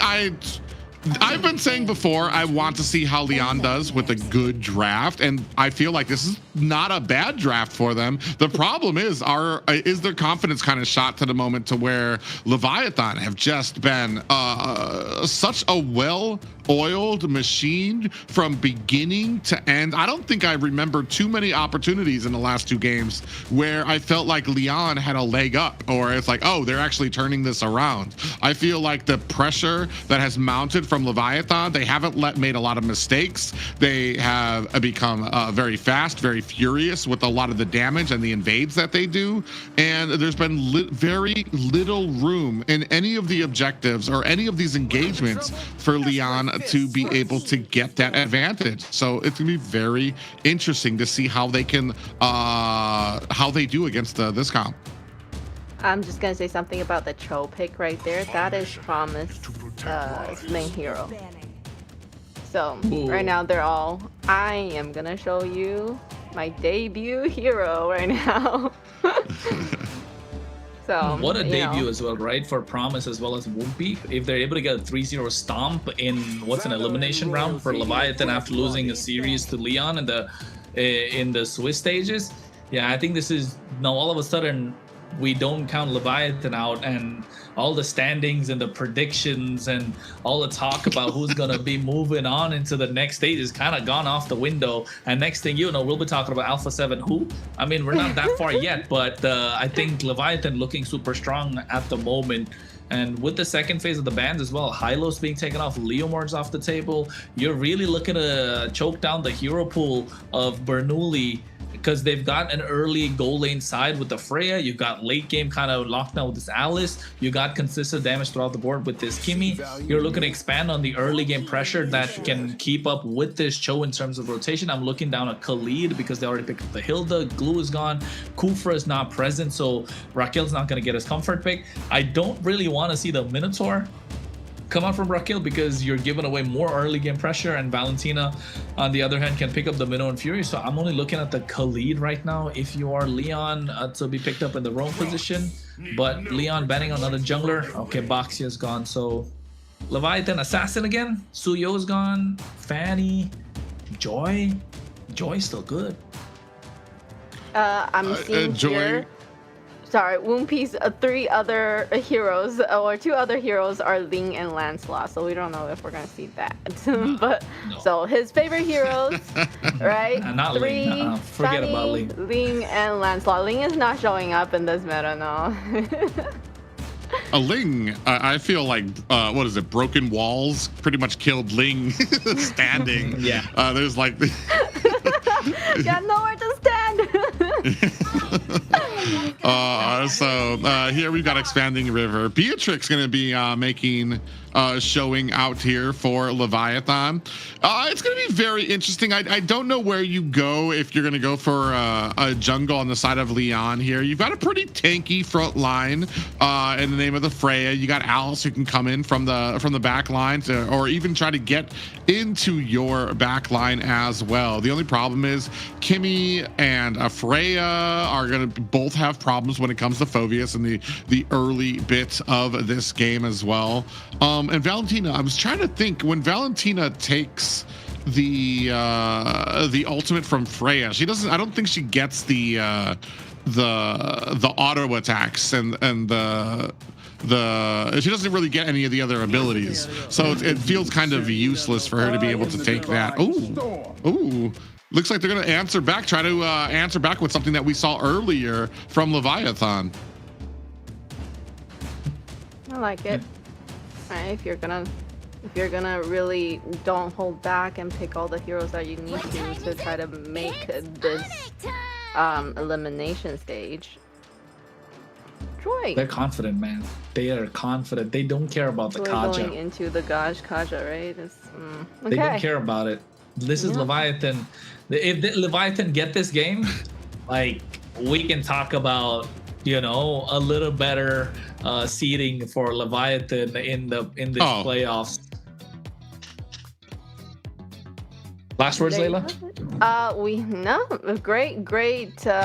We're gonna locked in. We have, Leon really trying with this game to make it so that they have a chance to continue for the playoffs. A lot of the heroes that we do think are very meta in the moment are out, so we'll see what they can do with this lineup. I mean, for me, it looks super solid in terms of what the matchups are, but of course Leon looking to get that early snowball in the hands of Fred as well as Bernoulli for Suyo, but Leviathan can always make the comeback, right, Private? Yeah, and looking for the comeback here after weeks of, I'll say it, disappointing matches here. Coming back very strong and looking for a full 3-game sweep over Lyon in Game 3 of our second series of the night of the AMER North playoffs. Yep, in we go, ladies and gentlemen. And you can see Wumpy already getting the clear as fast as possible against Bernoulli, who's supposed to be one of the fastest jungles in terms of the with the Suyo in hand. But I think in this case, again, Leviatan looking to push Lyon off the edge with the early game that they have. They're able to get that EXP crab in the hands of Hayase. And you can see already Pav taken out super low. This is where Yato's at his best, right? His comfort pick, Valentina. Yeah, I have a confession to get out there. I had Leviathan getting swept in my bingo cards. It was their performance, how they've shaped up in this playoffs. What we've seen here today is a completely different beast than we've seen throughout the entirety of the Swiss stage. I went on a little rant off screen about how a lot of North American teams or North teams, they juggle around their roster, and it really puts a hankering on a lot of the teams that you care about, that you want to do well, because they have to build that synergy over again. But the other edge of that sword is magical things like this, where a team like Leviathan has just found that it factor that they needed. Yato gets latched onto there by Bernoulli and is going to be able to find himself and escape toward his tower. Doesn't even use his flicker yet. Yeah, and you're not wrong, Private. So did I, so did Trex, and so did Layla. We all had a kind of 3-0 for Leon, but then again, with the way that they've been playing, it's so much more promising. But Leon, this time taking charge of the early game, something they weren't able to do for 2 games in a row. So I'd say it's working out well, forcing a flicker out of promise as well. So now you're really, you've got the... You've got an anchor tied down onto Leviathan for them not to progress so much in the early game. It all comes down to how Wumpy can pop off, probably in the EXP side of things, or maybe, oh no, ISO. Yeah, I saw the flicker with the Divine Judgment. ISO in a trouble as Leonhardt finds and picks up the first kill of the game. And maybe Leviathan a little confident in that draft, allowing some of these picks out there. But I do know that they understand where these power spikes are. You can already see there from the Leviathan side. They're able to clear out a lot of the jungle coming up from Leon. Promise finds a little bit of a pop-up there, takes some damage from Bernoulli. Wumpy dashes in, does not quite find the damage he wanted onto the back line, as you see the electrifying beats come out to try to clear out that mid lane. Actually, Wumpy, Evil Queller lands onto Promise, as the rest of Leon, it doesn't look like they really want this a fight just yet. Yato over there going ahead providing that protection for his team. Yeah, I think at this point, Yato has to find the find the opening for Leviathan on this Valentina. Probably take the Divine Judgment. He does have the flicker, so they have 2 possible engage tools, but they need to play it around ISO or Wumpy, because the damage is not going to be present otherwise. They've been able to get fast clears, river control right now in the hands of Leon. They've got about 500, 600 goal lead. That doesn't really matter at this point, and expanding rivers should allow Bethlehem to make it back into these fights, into these neutral objective fights, just equally as fast as Hayase on this Alice. So you can see already the IMU taking away the Divine Judgment. The item power spikes are almost there. I think ISO is looking to go for a BOD early first item. Was planning to go on the Malefic Gun, but changing the routes and getting that longsword. So at this point, Leviathan looking for a play. Yeah, they immediately latch onto Raquel there as well. Going to shake him down very quickly, but now have to deal with Hayase on the back end. A big flicker comes out there as Leonhardt able to find a kill onto Bethlehem. On the backside, Wumpy able to find a kill onto POV. Bernoulli picks up the turtle, but on the back end, Promise might be in trouble against a Leonhardt who cannot close the distance.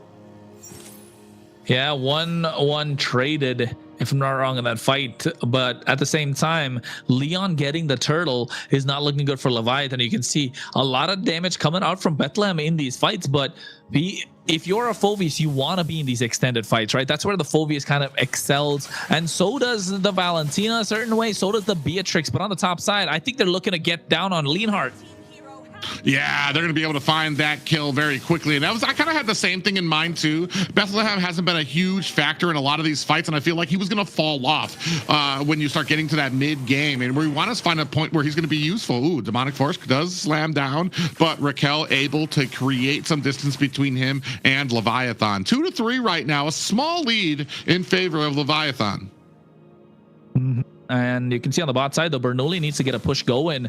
No turtle, no neutral objective, but no minion waves to respond to either. So even Leviathan playing the macro game to almost to near perfection at this point. They just need to get a couple of towers maybe, and I think it has been on the top side. They need to keep this Freya at bay, who already has 2 kills in her pocket, and once the Freya starts popping off, it's going to get difficult for Leviathan to make any sort of comeback. And that's why you can see Bethlehem not really making a lot of oh no, never mind. Top side, Divine Judgment could come in.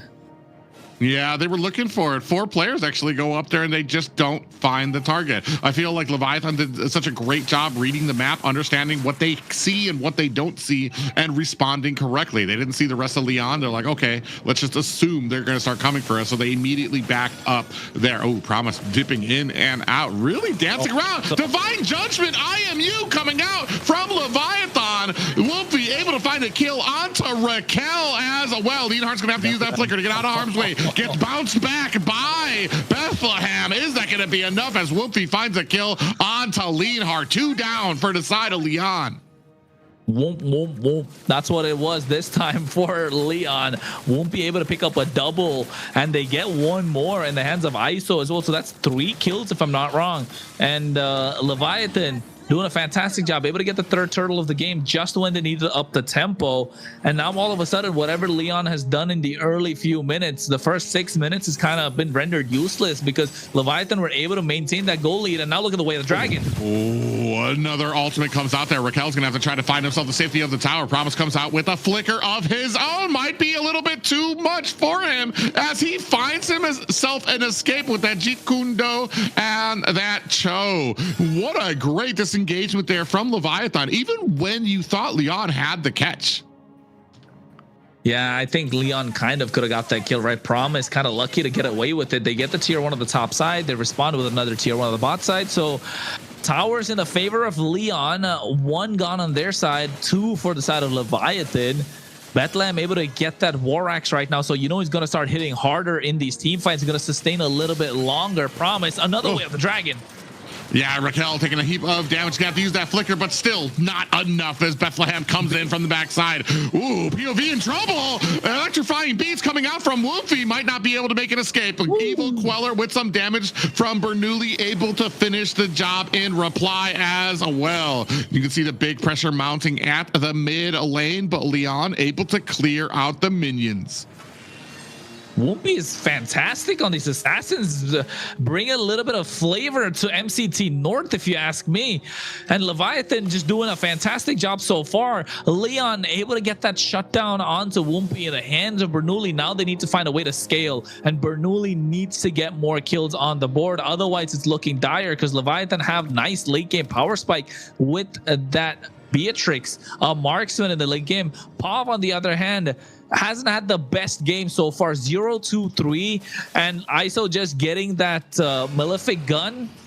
Well, it's looking dicey. Pav gets the blood wing, so I'd say 50-50, but still, in terms of damage, Leviathan have a lot more to offer than Lyon. Bernoulli needs to find a way to pop off, otherwise it's going to get difficult for Lyon to do anything. And you can see they're already blitzing away this Lord, able to get this one in their hands, so buying some more time for themselves as Leviathan look to get a pick-off after pick-off.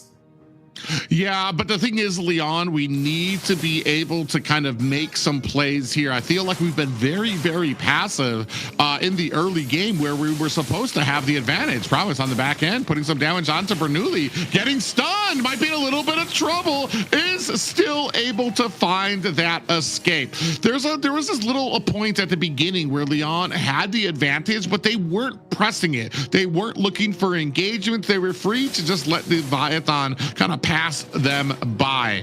Now they might have a little bit of that opportunity out again as they go ahead and try to put some pressure onto this mid tower. In comes the demonic forces as well. Big pop-ups landing out of the Bethlehem, able to find a kill onto Raquel. Evil Queller coming out from Bernoulli, dashes in, looking for the soul sever, but the damage coming out from Bethlehem is more than enough to take him down. A big reply by Leonhardt gets answered by Bethlehem again, putting us into a 10-4 lead for Leviathan.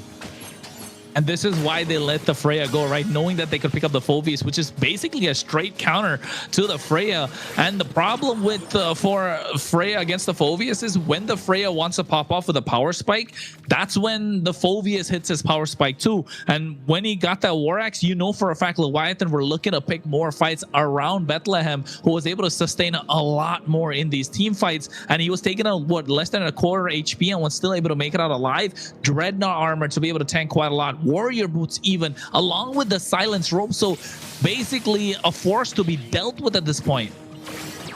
Yeah, you can see right now we do already have the Holy Crystal picked up there by Woompy, so putting on the damage.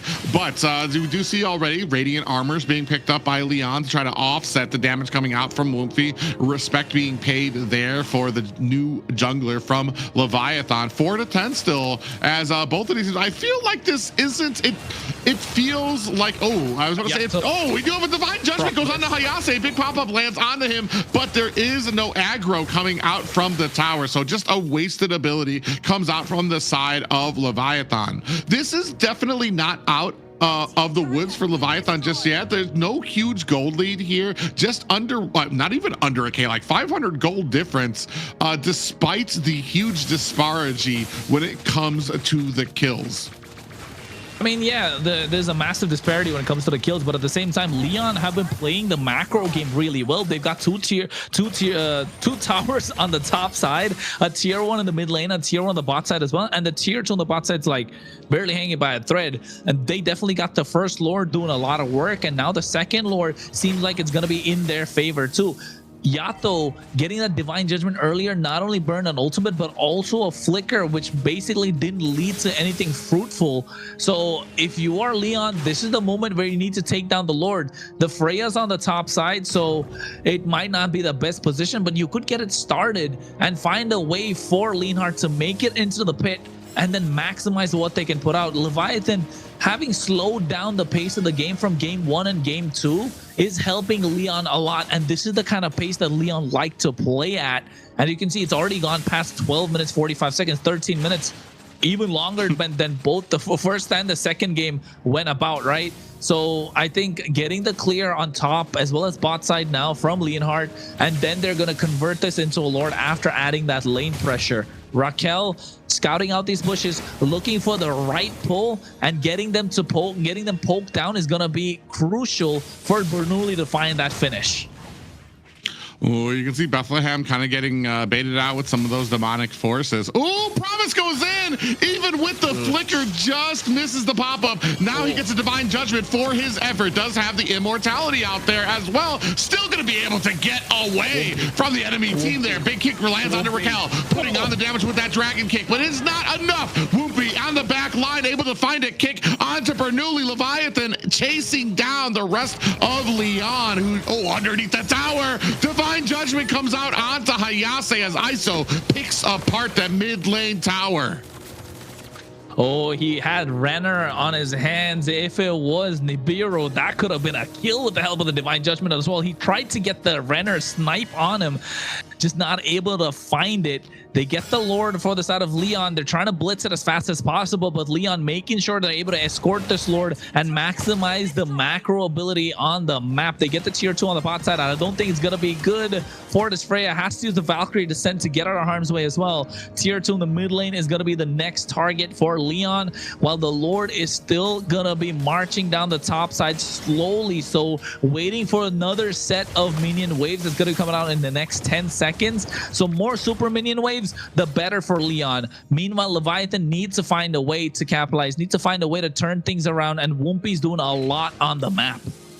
Yeah, this is just a classic game of why kills are not as important as a macro. Lyon doing a great job of kind of making sure even when they're losing fights on one side of the map, they're winning towers on the opposite side of the map, all the way down to almost the high ground towers at the mid lane as well. Leviathan kind of scrambling a little bit, starting to lose a little momentum as we're moving into the 15-minute mark already, the longest game of this this series for Leviathan, but they're on the back foot, and I feel like this is a pretty firm advantage on the side of Lyon because there's not really too many entry points for the side of Leviathan to try to get in there, and they've just got an uncanny ability right now when it comes to really kind of syncing up these lanes, making sure that they're pushed before a lot of these objectives go out. And you would think that Lyon have the advantage, right? But look at the goal lead. It's 50-50.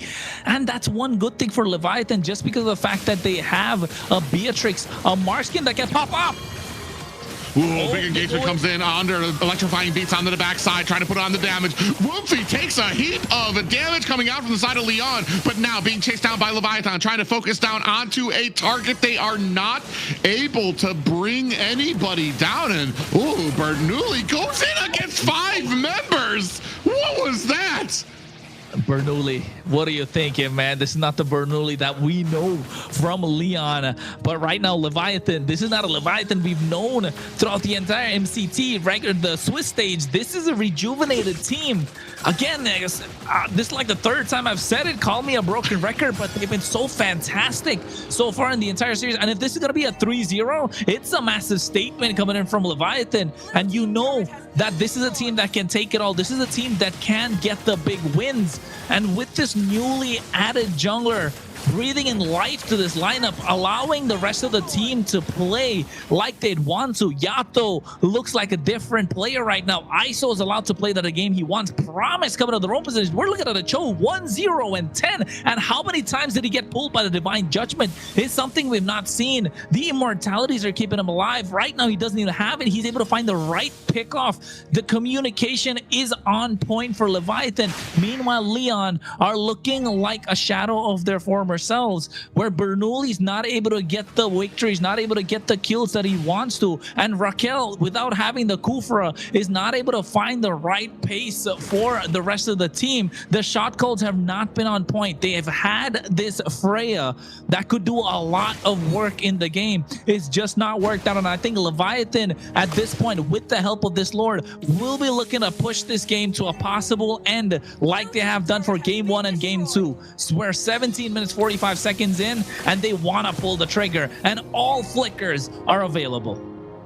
Yeah, right now, my draw was just stuck to the ground there, trying to figure out what Bernoulli was trying to do there. That enabled, they knew they had a retribution down. Leviathan immediately turned to go ahead and pick up the Lord. Now they've already matched up all of the towers out here as well. They do have to answer back, as the Leonhardt is doing a great job of creating that pressure up at the top. But when you talk about, I mean, Leviathan was on the back foot too. They were disengaging from the team because they didn't want that fight. And Bernoulli went in. Maybe his voice rizzed him up so much he just got a head full of steam. He's like, "All right, boys," and against 5 members, which is super unfortunate for him, which allowed this for them. Now you're looking at about a 2K gold lead for the side of Leviathan. This kills are now starting to mean more and more, as you see about a 2K gold lead for Woomfy on this Joy pick.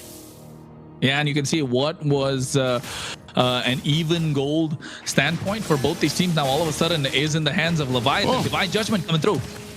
Yeah, I promise, but he does have that Immortality out as well. Finds himself a kick. Immortality has been procced for the side of Lyon, and down goes POV. Next is Hayase on the chopping block. 3 down for the side of Lyon as Leviathan looking to close up this game. Bernoulli, or Raquel, not Bernoulli, sorry. Raquel does take a little bit of damage, still has the Immortality, but the rest of Leviathan have to answer this Freya. Leonhardt at the bottom lane, chopping away at this tower, now getting chased down. You can see that Yato and a Promise trying to chase him down. Leonhardt gets hit with a Way of the Dragon kick there. Yato trying to rain on some more damage. Ooh, Promise actually has to get away. This is the strength you have of the Leonhardt. But, ladies and gentlemen, with a clean sweep, Leviathan advance in the playoffs. Somebody get the broom, because Leviathan just swept the Lyon in a dominating fashion. Yes, the 3rd game went a little bit back and forth, but never did they lose control of the entire game. They had control. I have to give it to Lyon for really giving it their best in this last game. Unfortunately, they just couldn't outplay Leviathan, and they will be eliminated today. Unfortunate, but great to see Leviathan. It's a kind of new kind of team that we haven't seen this whole tournament, so really excited to see what else they can bring to the table for the rest of the playoffs. I think you guys kind of touched on it a little bit. I feel like this is kind of a statement, and this is going to change around a lot of people's predictions for how these playoffs might go, especially with this brand new Leviathan who has just steamrolled through the competition. I mean, there's synergy there, great picks. They're very patient when it came to that game too, waiting for just the right mistake to come out of Lyon. Playing passively, you saw a lot of engagements they didn't like. They backed up, they took some deaths, and they just needed that one mistake from Bernoulli to be able to turn this immediately around and find their advantage. Yeah, very unfortunate. I think that's what made the difference in that advantage that Lyon had, was the Bernoulli jumping into a whole team. Oh. Well, I mean, they tried, right? It wasn't the best performance from Lyon, but then again, they didn't really have a lot of opportunities because Leviathan just controlling the chaos in this game number 3, and also looking at game number 2's replay, they played really well, where Yato was the one that kind of really popped off on this gourd, and Woompy, a new name in North America right now, impressing on debut. Promise, yes, he debuted, but we've seen him play at the highest stages and he's played super well. But Woompy here, not just in game number 2, not just in game number 1, in game number 3 as well, on this Joy, able to lock down the right target and making sure he gets them a lot of pressure right from the early game. And you could see making his entry at the right time, finding the right target, just doing everything right. This was the only time you gave a kill onto Bernoulli, but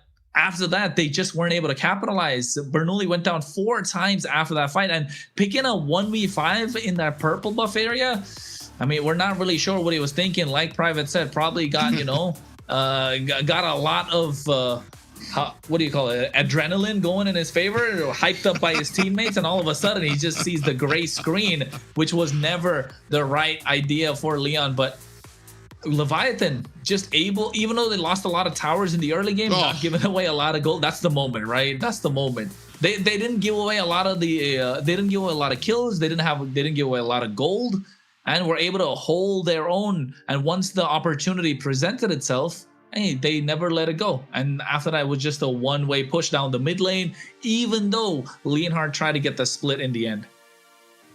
Yes. Yeah, I mean, an amazing game there. Promise, man, where has he been on these rosters? Because I want to say today he has played his heart out for the side of Leviathan. All 3 of these games, he's just been absolutely exceptional. I'm not sure if he will be getting the MVP, but I think we're about to find out. Let's have a look. MVP goes to Promise. All right, he did a lot for the team there. Break it down for us, Chrono. Yeah, I mean, he did a lot for the team, and not just that, right? On a Cho against the Kaja, didn't get picked off a single time when he ate about 4 to 5 divine judgments.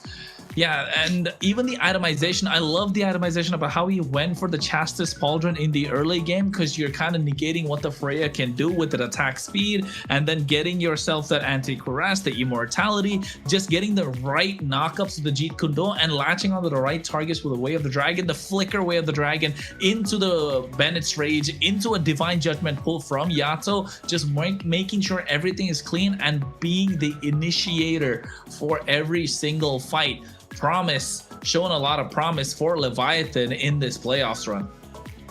Yeah, and he's one of those players I've talked about before. He's always been one of those that you could depend on in some of your most important matches. Even I think he's even been on BTK for some of the final matches as well. He's just one of those just great players that I wonder. I stutter to wonder why he just has not been like on like the starting rosters for many teams. Maybe it's schedule or something like that. But when he does come, he shows out, and just a pillar for one of the pillars, the many pillars for Leviathan's success here tonight. Yes, amazing gameplay. I wonder where were they earlier, right? If Leviathan could have just started out with this roster, hey, you know, that's a question. That's a question we gotta ask in an interview. Two, you know, we wanna know where they could have possibly ended. All right, so with all those questions that we have, let's welcome Whoopi to the interview. All right, joining us here, we have Whoopi, the jungler from Leviathan, the new kid on the block, the kid with the smile that says, I'm just happy to be here. Welcome and congratulations on the victory. That was crucial playoff match for everything on the line. And your team delivered when it mattered the most to secure the win and also continuing the playoff run. My first question for you would be, coming into a high pressure elimination series like this, what do you think helped your team stay confident and composed today?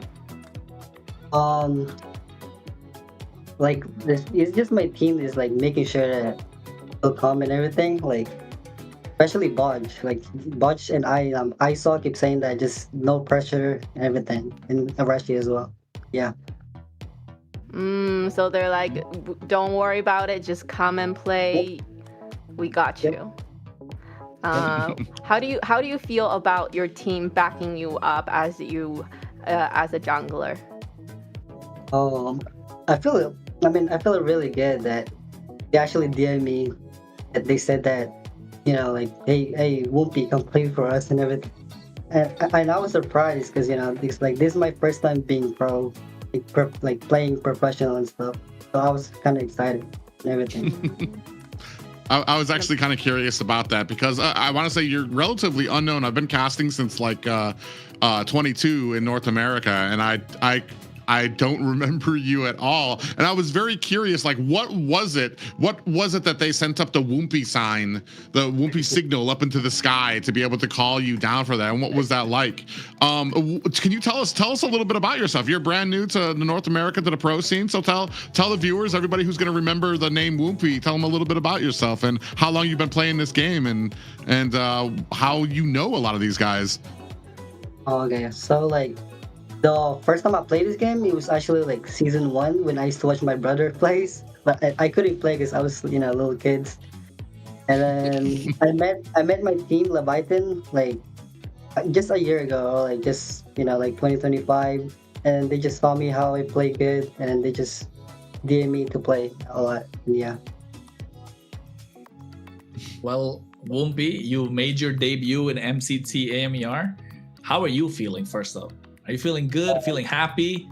I feel happy, but I'm also kind of nervous during the first game. Yeah, I was kind of nervous in the first game. It was like my first match in the pro scene. But yeah, trust me, we didn't see the nervousness at all. We saw the fanny pop off. It was fantastic, and thank you. Hopefully this experience channels into a lot more for us to see you in the many more years to come for MLBB in North America. But where were you, bro? Where were you during the Swiss stage? Why didn't you get the call up earlier? I heard you were in another lineup in the qualifiers. What happened there? I mean, I was put in as a sub, you know, and after that, I just quit. Like I just didn't play. Like I just had no passion playing. And then ISO just DM me like 2 weeks ago, and they said if I want to do some scrim and play, so I just did. And here I am. Okay. now you're not going to be a sub anymore, bro. You're not going to be a sub anymore 100%. With that kind of a performance, with that kind of a dominating performance, hopefully we get to see a lot more from you. And are you looking forward to the next game that you have to go through in the series that's tomorrow? Yep. I think the next one is against Vendetta. Are you confident to go against Tarzan in the jungle, the king of the jungle? You're trying to take that title? I'm very confident. Yeah, I am trying to. It's good. I will. All right. Keep the confidence going. We want to see a lot more from you, and hopefully we get to see a different angle and not just assassin, some of those tank jungles, fighter jungles as well, and be the full package. Because, you know, at the moment, with not a lot of names being there for the best jungler in NA, if you're coming in at the right time, hey, the throne is empty. It's just waiting for someone to take it. Be that one. Yeah. I'll take it.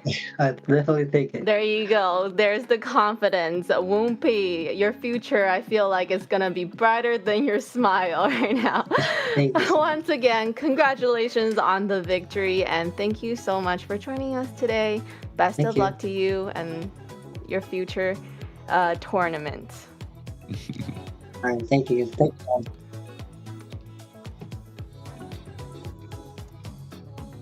Well, that was it. That was You know yes, what? Kronos, what do you want? I was What do you gonna wanna say, Yeah. Woompy was born in 2009. Are you guys feeling old yet? 2009. You didn't have to throw that in our faces. Thank 2009. you. I feel, hey, it's a fact that popped up, and I'm about to say a lot of people in the chat definitely might be impressed with Woompy. I definitely am, and hopefully Woompy can perform at the highest level, because if we need a name to get behind in the jungle for North America, Woompy could be one of those mainstay names. Hopefully he doesn't burn out too early and quit like he said he did, and he's got to continue to play and doesn't get into like bad company and stuff, like, you know, Private, you know what I'm talking about? Yeah, and I know what he's talking about. He's referring to, and especially being on the reserves for a roster instead of like being able to kind of go out there and prove yourself. So, and now he's got that opportunity, and he's made a huge impression. Yes, a huge impression on all of us, and we're definitely looking forward to what is to come from him. But first, we have a word for our sponsors. So today's broadcast is proudly supported by Runestone.gg, esports infrastructure built for the people, shaping the future for competitive gaming. From real-time data to live fan tools, Runestone works to make esports more interactive and more insightful and more rewarding for everybody involved. So make sure you go check out Runestone.gg and see how they're helping to power the next generation of esports experience. So talking about next generation, right?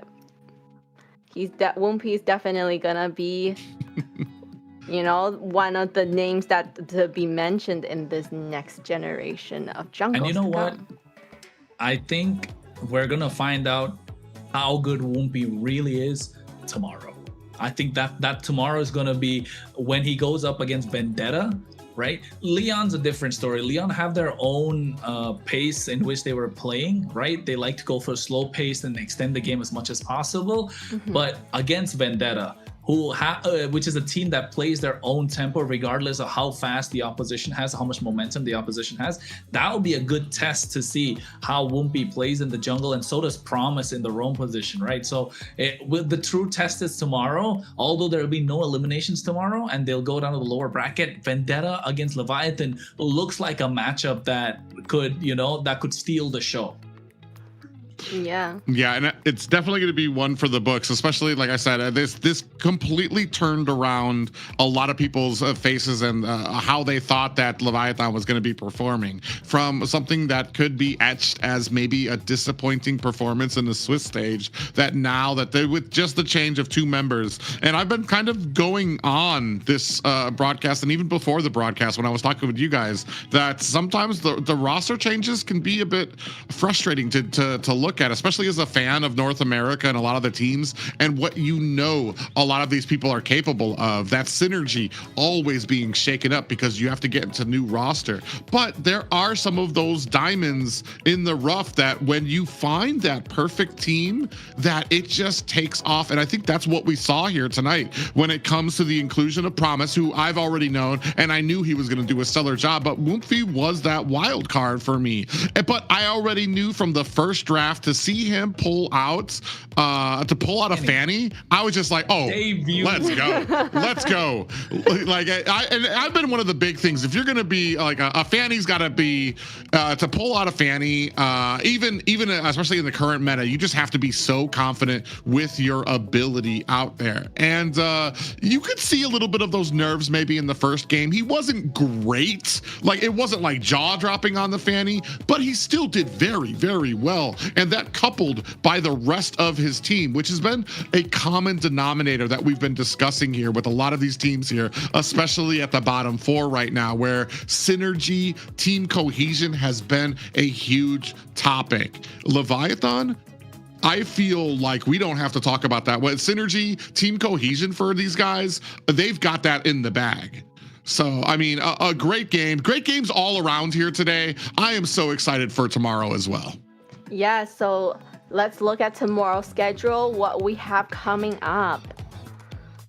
All right, so tomorrow in best of 5, first match, we have Influence Rage versus Stamina, and then for the second match, we have Vendetta versus Leviathan, and that's a match that we are definitely really looking forward to now that we see what Leviathan can bring to the table, and really these two teams that we also think are really, really great North American team to battle it out.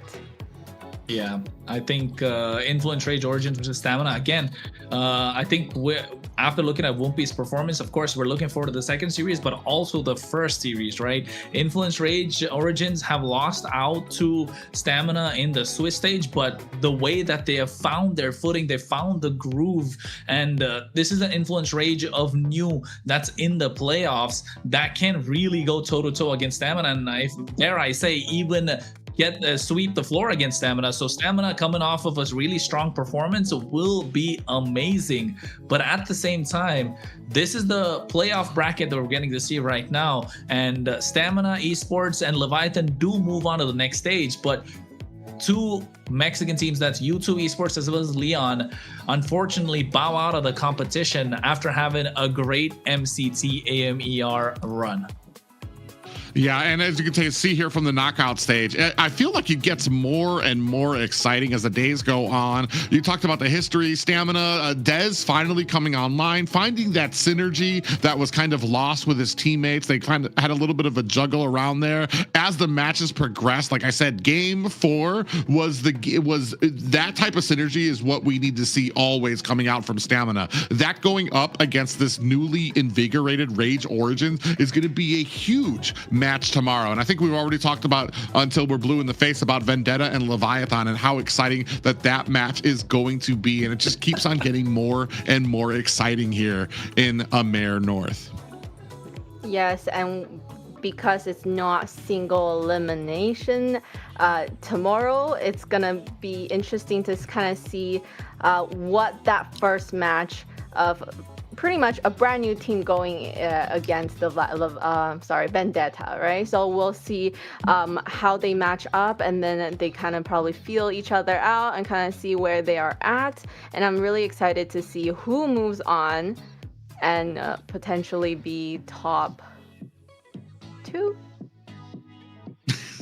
Top 2. We'll find out.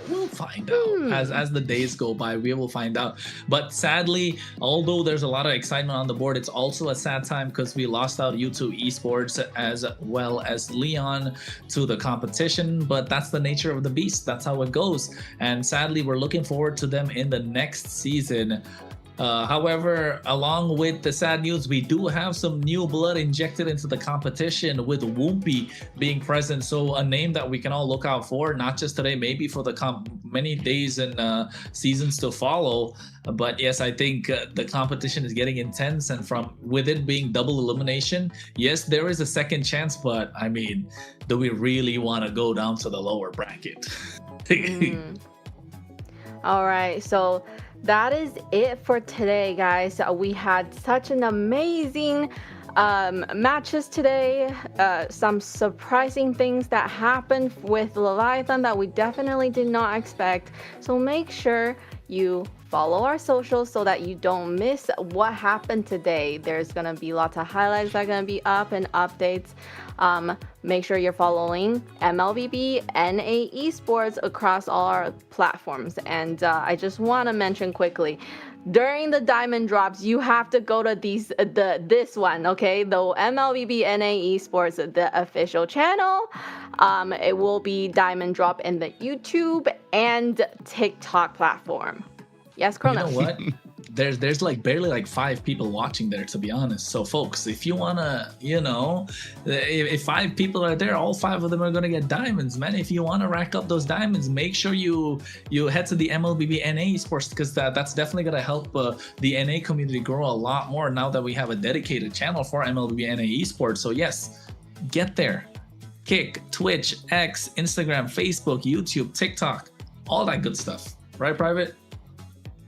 Yeah, I do want to give a little thank you out there to all the viewers and North America, everybody who's been watching us. It's been a pleasure to be back at the North American casting desk. A little bit of a break I've taken from the from casting in the South, which has been just as exciting. But you get that little cozy feeling of home sweet home when you see what's going on in the North and all the teams and all the familiar and unfamiliar faces. And the one question I have is, what surprises do we have left in store for the rest of these playoffs? Yeah. And with that, we come to the end of day 13 here at MCT AMER North playoffs. Today, we witnessed the teams fighting under pressure, battling through elimination matches, and giving everything they had to try to keep their championship dream alive. Some teams continue their playoff journey, while others see their run come to an end.